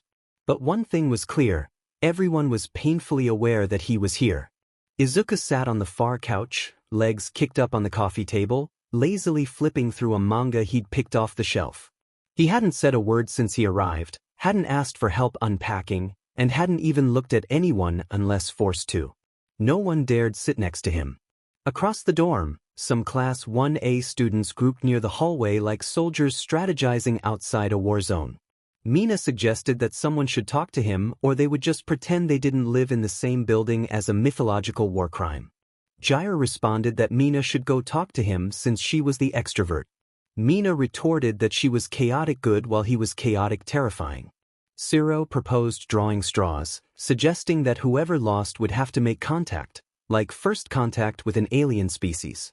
Mineta chimed in, suggesting they could give him an offering, like chips or magazines. Tokoyami jokingly suggested Mineta's head, which prompted a protest from Mineta. Tokoyami reassured him it was just a joke. Azui pointed out that they couldn't avoid him forever since he was technically one of them now.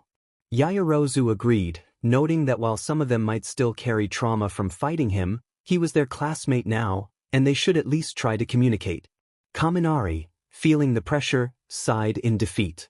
He expressed his reluctance, humorously stating that if he got turned into spaghetti, he would blame them all. Tokoyami remarked that it was a noble sacrifice for social cohesion. Kaminari lamented that this was how horror movies started, with the dumb one going first. Tokoyami clarified that he was not goth but a creature of darkness, to which Azui pointed out that it was essentially the same thing. Yaoyorozu reiterated the importance of making an effort since Izuku was living there now, and isolating him would only reinforce tension. Kaminari took a deep breath, running a hand through his hair as if preparing for battle. His friends watched him go like a man walking to his execution. He approached the couch where Izuku sat, still reading, his posture relaxed. Kaminari's footsteps felt too loud in the silence, and every step closer made him regret his decision. He greeted Izuku, forcing a smile and using his first name. Izuku's eyes lifted slightly from the manga, stating flatly that Izuku was fine before looking back down. Kaminari paused awkwardly, rubbing the back of his neck, and nervously repeated Izuku's name before glancing back at the others for support. They encouraged him to continue. Kaminari took a deep breath and started a conversation, awkwardly commenting on the couch choice and the view of the TV. Izuku responded that it was just a couch, which led to an awkward laugh from Kaminari. He then complimented Izuku's scar, trying to convey that it suited him well. Izuku blinked at him, his expression unreadable, and asked if Kaminari always talked this much or if this was a slide. Kaminari joked that it might be both. Izuku returned to his manga, prompting Kaminari to express his welcome to the dorms and hoped that Izuku liked the couch. Izuku looked at him fully, not with a glare but a flat, tired look, and asked if they had forced Kaminari to come over. Caught off guard, Kaminari admitted that while he had been nudged, he also volunteered a little. Izuku snorted quietly, commenting that Kaminari was really bad at this. Kaminari felt slightly relieved and explained that no one had trained him to talk to living urban legends. Izuku leaned back, arms resting behind the couch, still holding his book, and assured Kaminari that if he was going to break anyone in half that night, it wouldn't be him. Kaminari found that oddly comforting, even if it was strange. He then asked what Izuku was reading. Izuku raised an eyebrow, stating that Kaminari didn't care. Kaminari insisted that he might, claiming to be a cultured man of taste. Izuku revealed that he was reading Baki. Kaminari blinked, acknowledging that it made sense. He nervously complimented Izuku's scar, calling it badass. Izuku explained that he got it fighting two monsters, admitting he didn't win clean but lived, which counted for something. Kaminari agreed, emphasizing that it was a cool scar in a badass way, not a creepy way. Izuku then asked if Kaminari wasn't going to inquire about the hero hunter stuff. Kaminari hesitated but shook his head, stating he wouldn't ask unless Izuku brought it up first. He noted that everyone else had already given Izuku the 1,000-yard stare, and he wasn't looking to join the Trauma Olympics. For a moment, there was silence, and then unexpectedly, Izuku's lips twitched upward just a little. He remarked that Kaminari wasn't as annoying as he looked. Kaminari grinned, feeling a sense of pride at the compliment. Izuku leaned forward again, picking up his manga, and Kaminari took that as his cue to leave. He offered his help if Izuku ever needed assistance figuring out the dorm TV or something similar. Izuku didn't respond right away, but just as Kaminari turned to leave, he heard a quiet acknowledgement. Barely audible, Izuku expressed his gratitude with a simple thanks. Kaminari paused, eyes wide, glancing back at Izuku, who had returned to his reading, his expression unreadable. Without needing to say anything further, Kaminari turned and walked back to the group, trying to suppress a smile. He shared his revelation with the others, noting that Izuku was not exactly what they had assumed. Mina raised an eyebrow, her grin widening as she teased about Kaminari making friends with the boogeyman. Kaminari clarified that he wouldn't go that far. He simply felt relieved that he hadn't been harmed. Jiro remarked on Kaminari's surprisingly low standards, to which Kaminari responded that while Izuku was quiet and somewhat intimidating, he had actually spoken to him in a normal manner. Shiro inquired if there had been any growling or threats, and Kaminari admitted there might have been a hint of menace, but it was manageable. Tokoyami found the idea of an aura of controlled violence intriguing. Azui suggested that perhaps Izuku was just tired or testing their reactions, and Yaoyorozu agreed, noting the challenges he must have faced. Kaminari felt a sense of pride in sharing that Izuku had thanked him, even if it was quiet. The group fell silent, contemplating the weight of that moment. Jiro speculated that maybe Izuku wasn't trying to frighten them but was simply weary.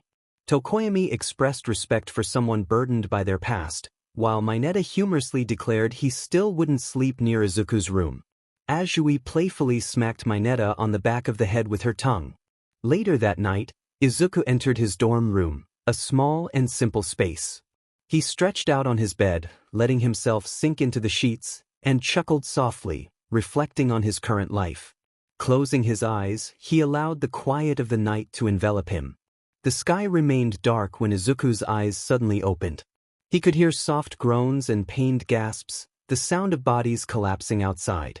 It wasn't screams of fear, just the raw exhaustion of his classmates. He dragged himself out of bed and peered through the window, observing Class 1A struggling through Aizawa's rigorous training regimen.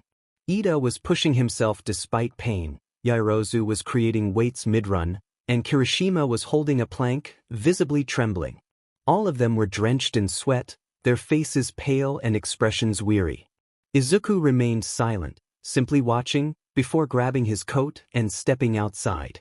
No one noticed him as he walked toward the field, hands in his pockets, until Aizawa, standing off to the side, turned his head slightly and acknowledged him. Aizawa remarked on Izuku being up early, to which Izuku responded with a yawn, attributing it to Aizawa's intense training methods. Aizawa didn't reply but motioned for Izuku to follow him into the school building. The silence between them was comfortable as they made their way to Aizawa's office. Upon entering, Izuku froze at the sight of an overwhelming mountain of paperwork piled on the desk. Aizawa flatly stated it was 6 months' worth of work, and Izuku expressed disbelief, realizing Aizawa was serious. Aizawa explained that after Izuku had taken the entrance exam and disappeared, Yue still had him listed as a student, as Nizu had predicted his return. Izuku jokingly vowed to confront Nizu one day, while Aizawa instructed him to start reading the files. Izuku sighed, sinking into the chair and glaring at the paperwork as if it had personally offended him. He muttered that it was worse than the fights he had endured, to which Aizawa suggested thinking of it as therapy before leaving him alone with the daunting task. Meanwhile, Class 1A was enduring their training, sweat soaking their uniforms and muscles burning. Kaminari flopped onto the grass, lamenting his inability to feel his legs. Jiraiya reminded him that was the point of the training. Shiro questioned the logic behind it, while Mina collapsed beside them, humorously claiming she felt like she had no bones left. Sato groaned from doing one-armed push-ups, questioning if they were still in hero training or had been drafted into a prison camp. Tsuyu, panting heavily, acknowledged Aizawa's seriousness when it came to punishment. Nearby, Izumi stood with bakugo, wiping sweat from her brow and glancing toward the dorms with a small smile, expressing her gladness that Izuku was back. Bakugo, not looking at her, quietly agreed that having Izuku there was better than not having him at all. He acknowledged his own mistakes, which surprised Izumi, but she smiled softly, suggesting they had done enough for now. Before Bakugo could elaborate, Aizawa appeared behind them, commanding their attention and announcing that their break was over. Everyone flinched at his presence as he informed them they had 2 more hours of training before their bodies would give out. Then class started. The collective groan from the students could have been mistaken for a dying animal. Uraraka lamented the 2-hour stretch ahead, while Jiraiya expressed her dramatic despair about their situation. Aizawa narrowed his eyes, reminding them that they should have considered the consequences before entering a war zone. With that, training resumed. Time passed, and the classroom lights hummed softly, casting a dull glow over the exhausted faces of Class 1A. They looked as if they had just survived a natural disaster. Heads rested on desks, shoulders slumped, and dark circles under their eyes resembled face paint. The punishment training had taken a toll on their bodies, if not their spirits. Mina sprawled halfway over her chair, quietly chatting with Uraraka and Tsuyu. She recounted a moment during their last sprint when she felt her life flash before her eyes, only to see disappointment and a floating carton of strawberry milk. Tsuyu riveted in response, reminding them that at least it wasn't a funeral. Meanwhile, Shiro and Kaminari sat on either side of Kirishima, who stared at his desk as if it had personally offended him. His hands trembled faintly, and his jaw was clenched. Shiro checked in on him, while Kaminari suggested grabbing some food after class. Kirishima hesitated before declining, his voice small and cracking. Both Shiro and Kaminari nodded, respecting his space. Across the room, Shuji and Tokoyami observed Kirishima's struggle, feeling sympathy for their classmate. Shuji noted that he was going through a tough time, and Tokoyami agreed that it would take time to heal. Todoroki leaned against Izumi's desk while Bakugo sat backward on a chair beside them. Izumi took a sip from her water bottle, relieved that they had survived the morning. Todoroki confirmed it was a close call, while Bakugo grunted his frustration, vowing to turn anyone who dared to make him do push-ups into ash. Izumi smiled slightly, though it didn't reach her eyes as the energy in the room remained low. Suddenly, the door opened and Izuku stepped in. The classroom fell silent as all eyes turned to him. Kaminari gave a small nod, which Izuku returned. He surveyed the quiet room and raised an eyebrow, dryly remarking on their surprise at his entrance. A few students flinched, and Uraraka quickly looked down, while Mina blinked and attempted a chuckle that came out strained. Izuku walked to his desk and sat down, ignoring the stares. Aizawa entered next, clipboard in hand and eyes as cold as ever. He instructed the class to put on their uniforms for Gym Gamma, giving them 10 minutes without further explanation. The class groaned in unison, with Mina expressing her disbelief at the repetition of their training. Aizawa reminded them that they could either comply or continue running laps, leaving no room for argument. In the boys' locker room moments later, lockers clanged open and shut as the boys of Class 1A changed into their hero uniforms. The air was filled with groans, rustling fabric, and tired sighs from students who had clearly not recovered from the morning's punishment training.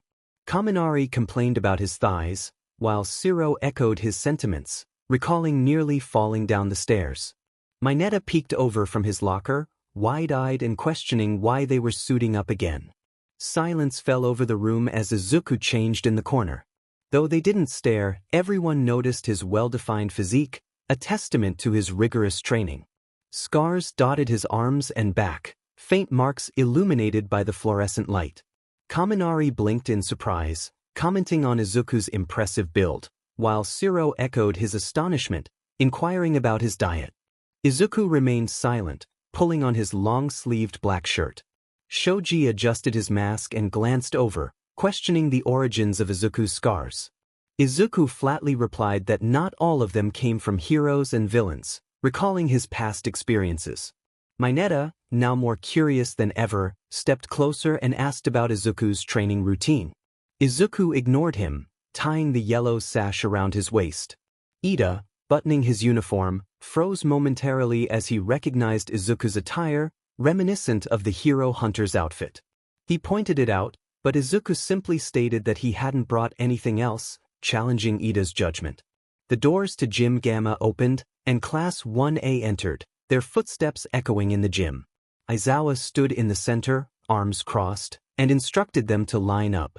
The students complied, still sore and tired but disciplined enough to follow orders. Izuku lingered at the back, hands in pockets and head slightly lowered. Once the class was quiet, Aizawa announced that they would be participating in a combat drill, working in pairs. Groans and murmurs rippled through the line, with Kaminari expressing his dismay at the repetition. Aizawa confirmed they could use their quirks freely, emphasizing the importance of coordination and adaptability under pressure. He read off the pairings, and while some eyebrows were raised, no one voiced their objections. When Aizawa called Izuku's name, the atmosphere shifted. Everyone tensed and all eyes turned toward him. Aizawa stated that Izuku would be fighting alone, prompting a bigger reaction from the class. Mina questioned the decision, while Shiro and Kaminari expressed concern. Aizawa curtly asserted that Izuku could handle it, silencing their protests. Izuku shrugged slightly, showing no visible concern.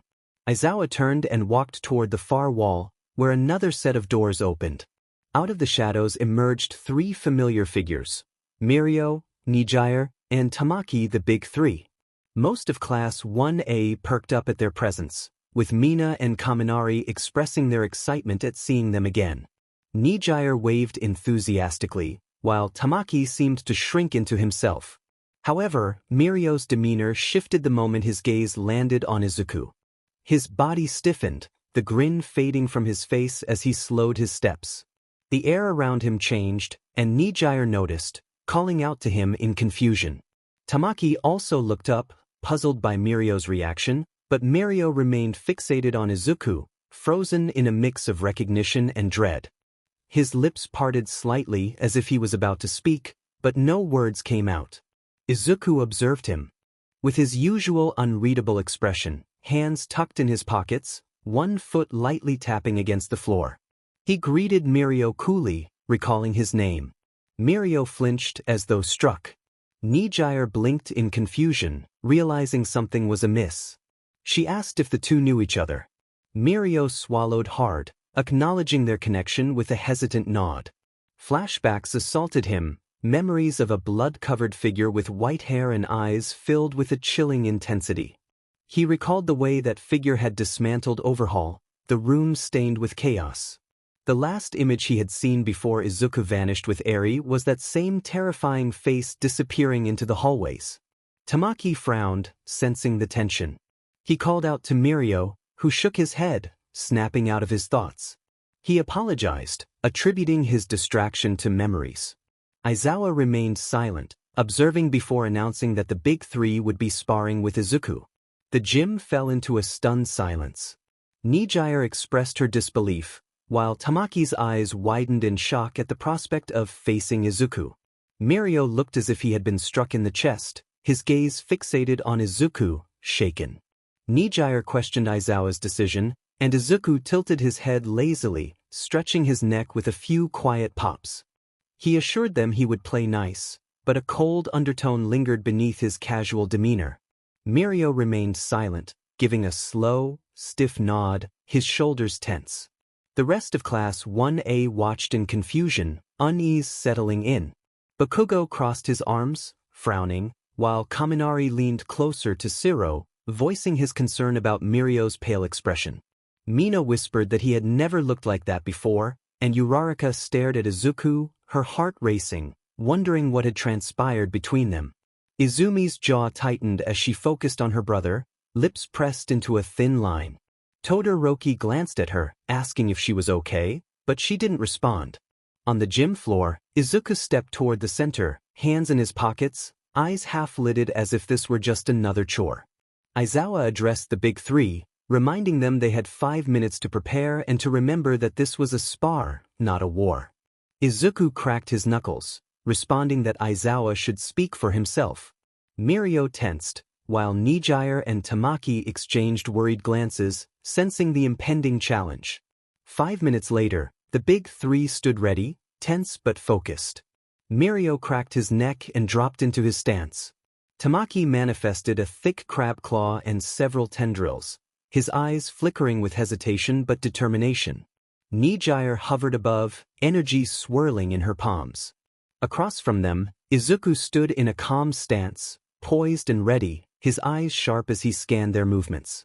Aizawa signaled for the match to begin, and the gym erupted into action. Nijire launched the first attack, sending spirals of gold energy through the air. Tamaki charged forward beside her, tentacles flaring, while Mirio vanished into the ground. Izuku dodged the initial shots, slipping through gaps in Tamaki's reach with practiced agility. He deflected a spiral blast with his palm, using the force to spin into a counterkick that sent Tamaki stumbling. However, it wasn't a clean hit. Nijire's second shot clipped his shoulder, causing him to wince and stagger back a step. He exhaled sharply, acknowledging their skill. Just then, Mirio shot up from beneath him. Izuku turned just in time to block, but Mirio's punch connected with his forearm, pushing him back. Kaminari exclaimed in surprise that Mirio had actually landed a hit, while Shiro noted that the match was closer than he had anticipated. Izuku slid to a stop, rolled his neck, and adjusted his stance, moving faster this time. Tamaki attempted to intercept him with his tentacles, but Izuku ducked low, spun behind him, and landed a solid strike to Tamaki's back. Nijire fired again, but Izuku slid through the blast effortlessly. Mirio reappeared, and this time, Izuku was ready. He feigned a step, waiting for Mirio to phase through, then struck the moment Mirio rematerialized, landing a punch that knocked him off balance. He remarked that Mirio was predictable if he waited long enough. As he turned, Tamaki slammed a shell arm into his side, sending him crashing into a wall with a loud thud. Dust exploded from the impact, and Izuku emerged slowly, a small cut on his cheek and a bruise forming on his ribs. He wiped the blood with his thumb and smiled a sharp, dangerous grin before surging forward like lightning. With a flick of his palm, Tamaki's tentacle bent backward unnaturally, disrupting his balance. A precise strike to the chin knocked Tamaki off his feet. Nijire floated higher, attempting to charge another spiral, but Izuku leapt off the ground, flipped midair, and kicked her from the air. She tumbled down, groaning and dazed. Mirio attempted one last sneak attack, but Izuku moved in sync with his reappearance, catching him mid-face. An elbow to the gut and a chop to the neck brought Mirio down. It was over. All three lay on the ground, defeated but not broken. Izuku exhaled, his stance relaxing. He remarked that it had been a good warm-up. Jiraiya questioned if that had really just happened, while Bakugo scoffed. Kaminari noted that Izuku hadn't even broken a sweat, and Shuji expressed that he wasn't surprised at this point. On the mat, Mirio slowly sat up, panting and wincing. He looked at Izuku again, recognition dawning in his eyes. He acknowledged Izuku's past identity, recalling the name Garu. Izuku raised an eyebrow, brushing dust from his sleeve and confirming the connection. Mirio stared for a moment longer before releasing a shaky breath, remarking that Izuku hadn't changed at all. Izuku smirked, his voice dry as he replied that Mirio had just never seen the whole picture.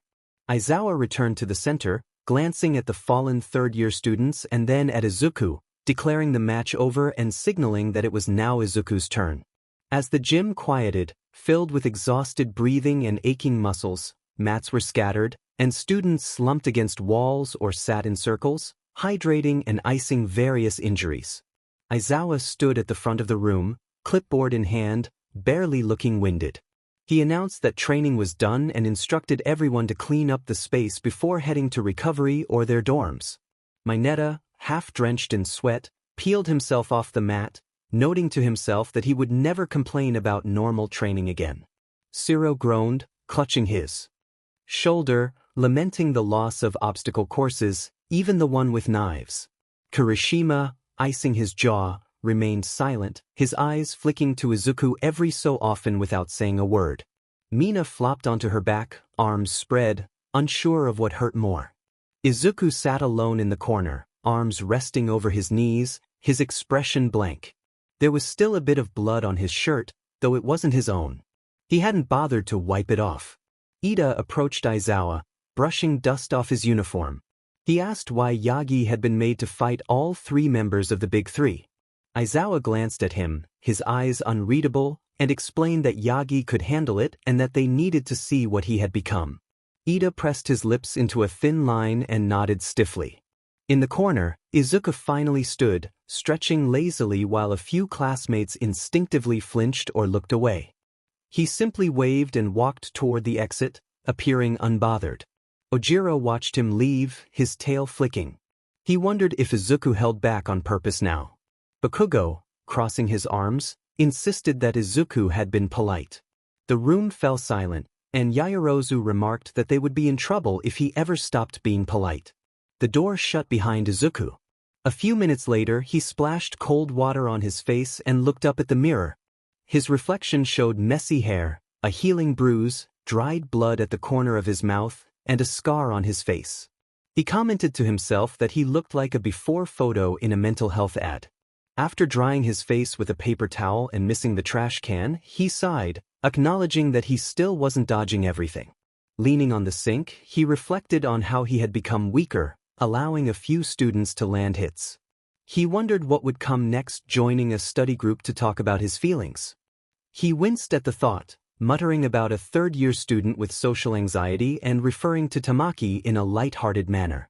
A dry chuckle escaped him as he recalled how he would have ended that fight quickly in the past, but now he cared if they stood back up. He found that thought unpleasant and turned off the water, recalling that his mentor would say it was progress. Rolling his eyes, he mocked the idea of wise sayings about strength and restraint, smirking faintly as he accepted that his rehabilitation arc would have its challenges. He walked out, the door creaking shut behind him. A few days later, the dorm was calm on the surface. Most of Class 1A lounged in the common area, dressed in their usual clothes. Kaminari and Shiro sat cross-legged in front of the TV, yelling over each other as their game reached a fever pitch. The sounds of frantic button mashing and explosive effects filled the room. Shiro accused Kaminari of spamming the same move, while Kaminari defended himself, claiming it was strategy. Kirishima sat beside them on the carpet, watching with a smile that didn't quite reach his eyes. He noted that they were too competitive. Shiro offered to let him play in the next round, but Kirishima declined. Behind them, Bakugo and Todoroki shared the main couch. Bakugo's arms were crossed tightly over his chest, his eyes fixed on the TV but not really watching. He hadn't spoken since they returned. Todoroki sat beside him, quietly scrolling through his phone and commenting on Bakugo's glare. Bakugo growled, insisting that Todoroki should mind his own business. Todoroki remained unfazed, noting that Bakugo's angry aura was affecting his phone signal. Bakugo reacted with frustration, demanding to know what that even meant. At a table off to the side, Ida tried to keep the study group focused, urging Yagi not to fall behind. Izumi blinked, distracted, while Yaoyorozu expressed concern about their collective focus after recent events. Azui noted that Togata-senpai had looked shaken. In the kitchen, Mina and Jairu helped Sato cook. Jairu stirred a pot while Mina set plates down at the table. Sato insisted that the dish needed more salt, while Jairu argued that he had already added some. Nearby, Uraraka sliced carrots, her grip on the knife firm but her nerves frayed by the sounds of the game. Mina noticed and smiled gently, checking in on her friend. Uraraka admitted to feeling a bit jumpy, and Mina agreed. In the hallway, Ojiro, Aoyama, Hagakure, Koda, and Mineta played a board game. Hagakure laughed when Koda won a round, while Mineta pouted dramatically, accusing Koda of cheating.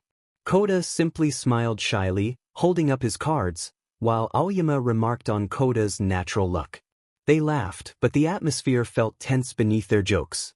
On another couch, Shuji read quietly while Tokoyami stared at his phone in silence. Neither spoke much.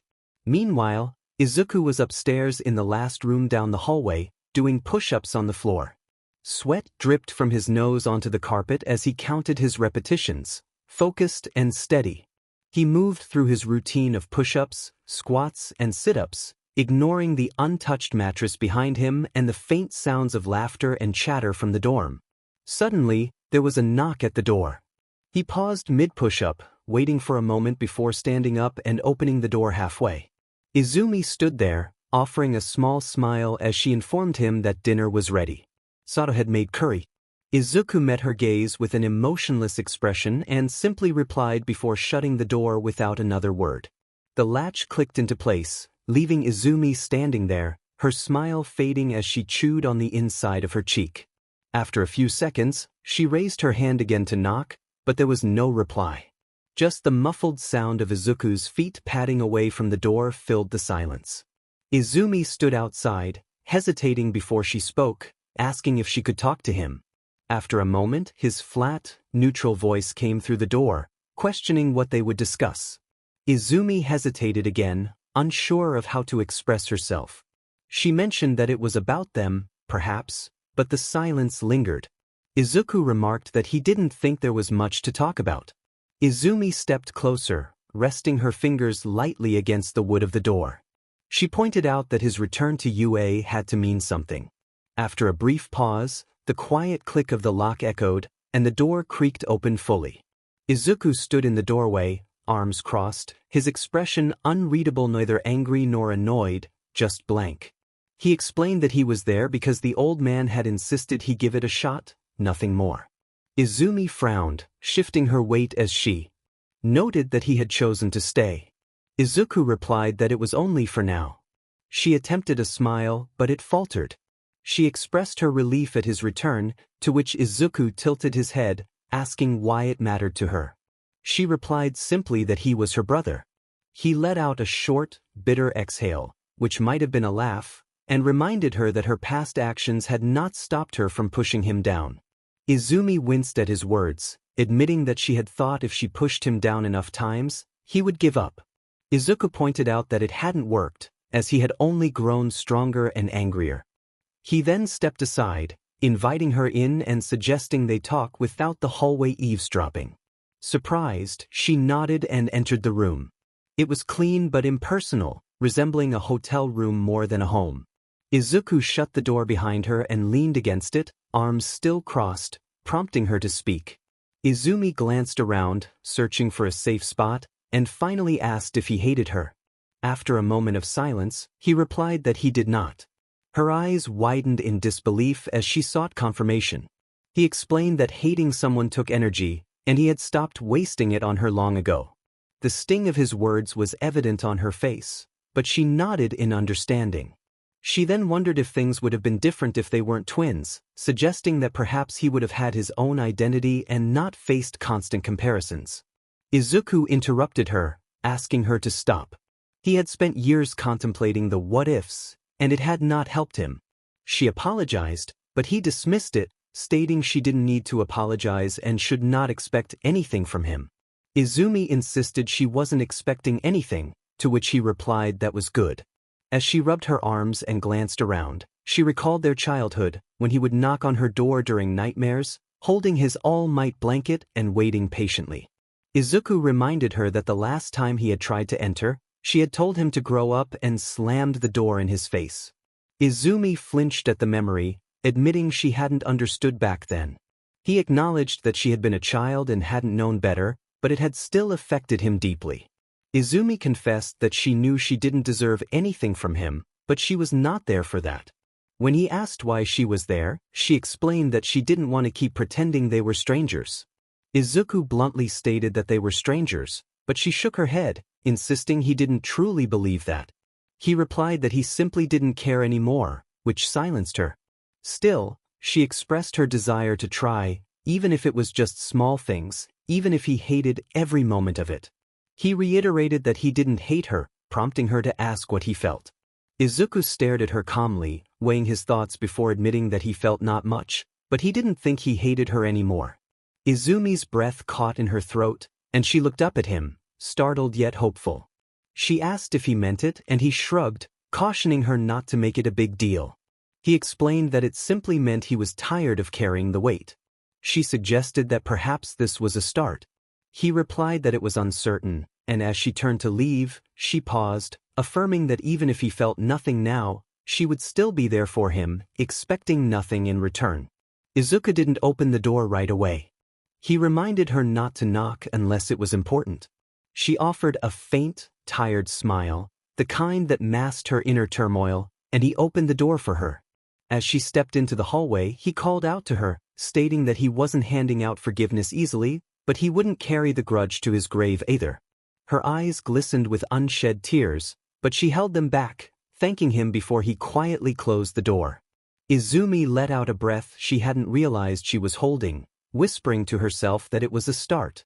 She turned and walked back toward the common area, her footsteps soft against the floor, reminding herself that it was one step at a time. Though her chest still ached, there was something new within her hope. Meanwhile, Izuku sat back on the floor, resting his arms on his knees. He stared at the wall for a long moment before murmuring to himself that at least they were alive. Later, the 4 tables had been pushed together, slightly uneven but functional. Plates, glasses, and utensils were spread across the surface in an organized chaos. Sato carried a large pot of curry to the center and set it down with a satisfied grunt. He declared it time to eat before the food got cold. Mina handed out bowls of rice with a grin, stating that the best part of training was the food afterward, with no debate about it. Jairu reminded everyone that they had nearly faced disaster that day, while Kaminari flopped into his seat beside her, arms hanging limply, expressing that his soul had left his body during the 10th lap run ordered by Mr. Aizawa. Siro joked that he had seen it waving from the rooftop. Kirishima sat at the edge, quietly passing out spoons, smiling at the jokes, though his shoulders remained tense. Azui slid into her seat next to Yaoyorozu, adjusting her hair and hoping that Mr. Aizawa would go easy on them the next day. Yaoyorozu nodded in agreement. Near the middle of the table, Bakugo stabbed his curry with his spoon as if it had insulted him, demanding everyone to just eat in silence. Todoroki looked up from pouring himself a glass of water and noted that it was quieter when everyone was chewing. Bakugo challenged him, asking what he had just said. Todoroki explained that eating was a peaceful activity, which Bakugo dismissed with a snarky remark. Before the argument could escalate, footsteps echoed down the hallway, soft but steady, causing all heads to turn. Izuku entered the dining area wearing a black hoodie with sleeves rolled halfway up his arms. He said nothing as he walked over and took the only empty chair between Kaminari and Shoji. The room fell into an awkward silence for a moment. Kaminari blinked, unsure if he should speak, and offered Izuku a plate, which Sato had already set down in front of him without waiting for a response. Izuku gave a slight nod, and Sato mentioned that he hoped Izuku was okay with spicy food, to which Izuku replied that it was fine. Siro coughed into his sleeve, trying to ease the tension, and remarked on the curry. Mina laughed a little too loudly, declaring it good comfort food. Silence threatened to return, but Azui broke it by asking if Sato had made the curry with sweet potatoes again. Sato confirmed that he had, thinking they could use something hearty. Uraraka, sitting near the end, offered a quiet smile and thanked Sato for cooking, to which he responded with encouragement to eat up. For a few minutes, everyone dug in, the clinking of spoons and occasional slurps filling the air. Slowly, voices returned, low and cautious. Conversations flickered like faulty light bulbs, brief and uncertain. Mina nudged Jairu with her elbow, asking if the music club meeting was still happening that week. Jairu replied affirmatively, assuming he could lift his arms by then. Kaminari chuckled weakly, suggesting that Aizawa might have invented a new kind of torture. No one responded. Shoji silently passed the salt to Tokoyami, who accepted it with a nod. Across the table, Yaoyorozu attempted to spark a discussion about literature, but her voice faded quickly as no one engaged. Azui sipped her water, and Siro picked at his food. Izuku ate slowly, not because he was nervous, but because he wasn't hungry. His green eyes scanned the room, observing Sato's glances toward him whenever the pot was passed, Ida's fidgeting with his chopsticks without saying a word, and Todoroki's usual calm demeanor, which now had an edge to it as if he were waiting for something to go wrong. He didn't try to make eye contact or speak, allowing his presence to press on everyone like static in the air. Bakugo shoveled another bite of curry into his mouth with a growl, prompting Todoroki to warn him that he would choke if he ate that fast. Bakugo retorted, suggesting that maybe he wouldn't have to hear Todoroki complain about his family issues. A beat passed, and no one laughed. Uraraka cleared her throat, attempting to change the subject by noting that they hadn't had a full class dinner in a while. Siro added that they had been too busy getting destroyed. Jairu wondered what normal school activities looked like, while Mina remarked that at least the curry had survived. Kaminari joked that Bakugo was stabbing it as if it owed him money. Izuku remained silent, quietly taking another bite and listening. Then, for a moment, his gaze met Uraraka's across the table. She froze, and he looked away just as quickly, his expression unreadable. A few more bites passed, and the awkwardness lingered like smoke after a fire. Koda sneezed, and a few heads turned, grateful for the distraction. Hokage offered a bless you, and Koda gave a thumbs up. Another moment passed, and Izuku reached for his glass, taking a slow sip before setting it down. Then he asked if he had fought them during that time, and a heavy silence followed his question, like a stone dropped into still water. Spoons paused midair, and conversations withered as all eyes shifted toward him. Izuku continued calmly, stating that if he had fought them and it caused them distress, he felt he should apologize. He scooped another bite of curry into his mouth, chewing slowly, unbothered and detached. He explained that it wasn't personal, that he hadn't been awake and he hadn't chosen it. No one answered. Mina shifted uncomfortably in her seat, while Ida stared down at his plate, gripping his chopsticks too tightly. Even Kaminari, usually ready to break the awkwardness with a joke, said nothing. Izuku clarified that he wasn't asking for forgiveness, he just thought it was something he should say. His voice was matter-of-fact, as if checking a box on a form. Across the table, Kirishima sat still, shoulders tight, eyes glued to his half-eaten curry. He didn't speak or look up. Izuku continued, sharing that he didn't remember most of it, just flashes and screams. A few students flinched, and Sato's jaw clenched while Jairu tapped rhythmically on the table. Izuku stated that it wasn't an excuse, just a fact, like gravity. He looked up again, his voice still cold but quieter now, acknowledging that he had crushed their spirits, turned their hope into fear, and made them question everything they had trained for. Another pause followed, and Izuku reiterated that he was sorry. The words were devoid of warmth but not meaningless.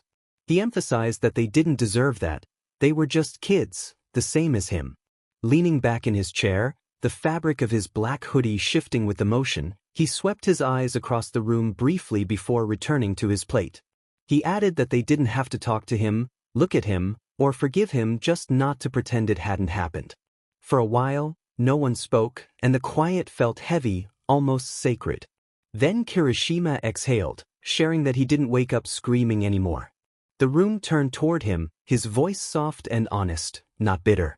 He explained that back then, seeing Izuku like that, fighting him, and losing twice had messed him up. It felt like everything he thought he knew had crumbled. He didn't look angry, his shoulders had relaxed, and he met Izuku's gaze without flinching. Kirishima concluded that Izuku hadn't been in control, and he understood that now. Doesn't make it hurt less, but it helps. Izuku's gaze flicked to Kirishima, his expression unreadable. Kirishima felt a small but genuine smile spread across his face as he declared that he was no longer scared of Izuku. He admitted that he still wasn't sure if they would ever be friends and that he couldn't forget everything that had happened. However, he also noted that he was no longer looking over his shoulder every time Izuku entered a room. After a brief pause, he scratched the back of his head and explained that they were cool, neither good nor bad, just cool. The silence that followed was no longer tense. It felt as if the atmosphere had lightened. Izuku didn't smile but offered the faintest nod in acknowledgement. For a few moments, the quiet returned, less suffocating this time and more contemplative. Then, unexpectedly, Siro spoke up, sharing that he had also experienced nightmares. He shrugged casually while poking at the rice on his plate and recounted the first fight they had underground, where Izuku had fought with a ferocity that seemed effortless, even while asleep. Siro expressed that he understood now, even if he wasn't completely fine. He glanced back at his plate and thanked Izuku for acknowledging their shared experiences. Mina let out a dry laugh, breaking the tension enough for her to speak. She remarked that Izuku had been terrifying, not just for his fighting skills but for the way he had looked at them, as if they didn't matter. She stirred her spoon in her curry and reflected that they had felt like just names on a list, which was disheartening. After a moment, she added that it still felt that way to some extent. However, she concluded that if Kirishima was okay with Izuku being there, then she could manage too. She admitted that she didn't hate him and wasn't sure she could. Izuku tilted his head, curious about her reasoning. Mina explained that she had seen him after everything had happened. He hadn't been laughing or proud but rather empty, which had scared her more than the fight itself. A short silence followed until Ida cleared his throat, indicating he had something to say. He adjusted his glasses and spoke about how he had believed he was protecting his classmates during their fight. He had thought Izuku was beyond redemption and had attacked without hesitation, but he realized he had been wrong. Ida acknowledged that Izuku had caused pain, but he also recognized that he had contributed to Izuku's suffering as well. He bowed his head slightly, maintaining a formal demeanor even at the dinner table, and expressed his acceptance of Izuku's words, glad that he was there now as himself. Kaminari then chimed in, revealing that he had known all along that Izuku wasn't just a mindless monster, despite how terrifying he had been. He admitted that Izuku had wrecked them but had always hoped he would come back. Kaminari leaned forward, explaining that Izuku had never felt like the enemy, more like a storm that had forgotten it was a person. Izuku blinked in response, noting that it sounded poetic, and asked if Kaminari had written it down. Kaminari smirked, claiming he was just freestyling. Jiru sighed beside him, recalling the noise and pressure Izuku had emitted during their fights, comparing it to standing too close to a speaker at maximum volume. She looked Izuku in the eyes and pointed out that he hadn't killed them, even though he could have, which had to mean something. Izuku remained silent. Tokoyami then spoke, sharing that he had felt true fear during their battle, but he recognized that fear wasn't weakness, it was clarity, which Izuku had given him.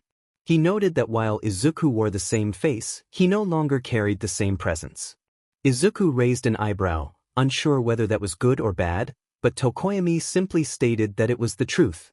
Izuku offered him a small nod in acknowledgement. Mineta suddenly interjected, expressing his distress over Izuku having crushed his ball. The room fell silent, with Kaminari nearly dropping his chopsticks and Ida making a choking sound. Mineta pointed at Izuku with shaky fingers, his face red and voice high-pitched with panic as he clarified that he meant the ball on his head, his quirk, and his life's work. He described how Izuku had squished them effortlessly, like popping a zit. Izuku apologized, confused about how to respond. Then Todoroki's voice broke through the tension, stating that he hadn't been scared. He acknowledged that Izuku had been terrifying but admitted that what had frightened him more was how familiar Izuku had looked, angry and detached, like someone who had given up on being saved. He met Izuku's gaze across the table and remarked that he had seen that look in the mirror. Izuku responded with a quip about the importance of still having a mirror. Todoroki continued, noting that while Izuku's presence didn't fix what had happened, it did resolve many other things. Uraraka took a deep breath and looked directly at Izuku, her hands clenched in her lap. Her voice was soft but carried significant weight as she recalled the first time she had seen him at the entrance exam. Izuku glanced at her but remained silent. Uraraka described how he had moved without using a quirk, as if he already understood real danger and was willing to throw himself into chaos to save a stranger. She had thought he would be an amazing hero and that he reminded her of why she wanted to be one too. However, her smile faded as she recounted the news of what he had become: the hero hunter, the one who left heroes in the street, bleeding, and who had chosen to burn down the system they all wanted to change. Her hands tightened into fists as she expressed her disappointment and heartbreak, wondering if he was still the same person she had met on day one. She believed that he had been buried under all that pain the entire time. She exhaled shakily, admitting that she had never stopped wondering if he was still trying to be a hero in his own twisted way. A heavy pause lingered between them, but it wasn't cruel. Uraraka confessed that she didn't know if he would ever return to who he once was or if that boy was gone forever, but she still hoped he would find something worth protecting again, even if it wasn't them. As the buzz of conversation began to return, the atmosphere felt lighter, filled with a sense of understanding and shared experiences. Soft, uncertain, but no longer suffocating. Then, a noise cut through the table like a blade, and everyone turned. Bakugo sat rigid at the far end, arms crossed, his gaze fixed firmly on his untouched plate. His eyes avoided everyone, especially Izuku's. He acknowledged his past behavior, admitting he had been unkind. Silence fell again, taut like a string pulled tight. He reflected on how he treated Izuku when they were children, recalling the harsh words he had used, the names he had called, and how he had doubted Izuku's potential as a hero. Bakugo's scowl deepened, his jaw clenched as he revealed his feelings of anger and confusion when Izuku began to grow stronger. He had resented Izuku for not remaining weak, for not needing him, and he had tried to force him down, believing it would somehow fix everything. The table remained quiet, no one daring to interrupt. Bakugo took a slow breath, his fists tight on the table. He expressed regret for his past actions, acknowledging the bullying and the fights, and the hurtful things he had said about Izuku's lack of a quirk. A muscle twitched in his cheek as he admitted he understood why Izuku had snapped and left. Finally, he looked up, locking eyes with Izuku for the first time that evening. He wasn't asking for forgiveness. He simply needed to say what had been on his mind.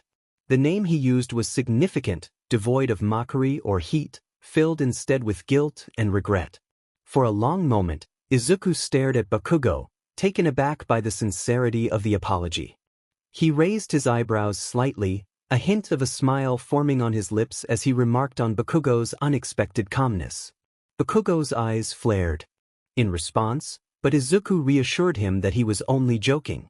He set his spoon down gently and continued, expressing that he had expected Bakugo to continue pretending he was right, to lash out with harsh words. Instead, hearing Bakugo's admission meant more to him than Bakugo likely realized. Izuku shared his thoughts on the impact of being kept at the bottom, the struggle of proving oneself against the weight of others' perceptions. He reflected on how, over time, the desire to be a hero can fade, replaced by a need to be stronger than the pain and hate. He met Bakugo's gaze again, this time serious, conveying the truth that one can only push others down for so long before facing the consequences. The silence returned, but it was thoughtful rather than heavy. Izuku let his words linger before admitting that he had hated Bakugo for a long time. Bakugo accepted this without flinching. Izuku considered that perhaps he had needed someone to blame, a target for his pain, so he wouldn't turn it inward and burn out completely. He likened their relationship to two sides of the same bomb, one that had exploded outward and the other inward. Bakugo didn't respond immediately, but the snarl had faded from his expression. He looked tired, as if he had been waiting to hear those words for years. Shuji broke the tension, suggesting they could stop pretending to be made of stone. Ojiro agreed, noting that the ice was finally breaking. The atmosphere lightened as Kirishima chuckled softly, acknowledging Izuku's surprising composure despite everything he had been through. Mina laughed, trying to shake off the lingering tension, and Izuku smirked but remained quiet, taking a sip of his water. Todoroki offered a small smile, a rare gesture that spoke volumes. The group was changing just a little. As the laughter and conversation flowed more naturally, even Ida relaxed and joined in. Amidst the chatter, Izuku's thoughts drifted, feeling a sense of gratitude toward Bakugo, recognizing that he owed him more than he realized. Planet Naire, unknown sector. The sky was red when they arrived. Not the soft red of twin suns during summer dusk, but a sickened, burning crimson, as if the sky itself had been wounded. The color was the first thing that registered, followed by an eerie silence, and then the distant screams. A boy, barely old enough to carry water for his mother, stood among the villagers, all gazing upward. They understood, even the elders who had endured firestorms and plague seasons, fell to their knees in silence. They came as beams of light, stepping from the sky as if it were a doorway. At first there were 4. One wore no armor, only chains that burned blue, coiling around its limbs like serpents. It floated, never walking.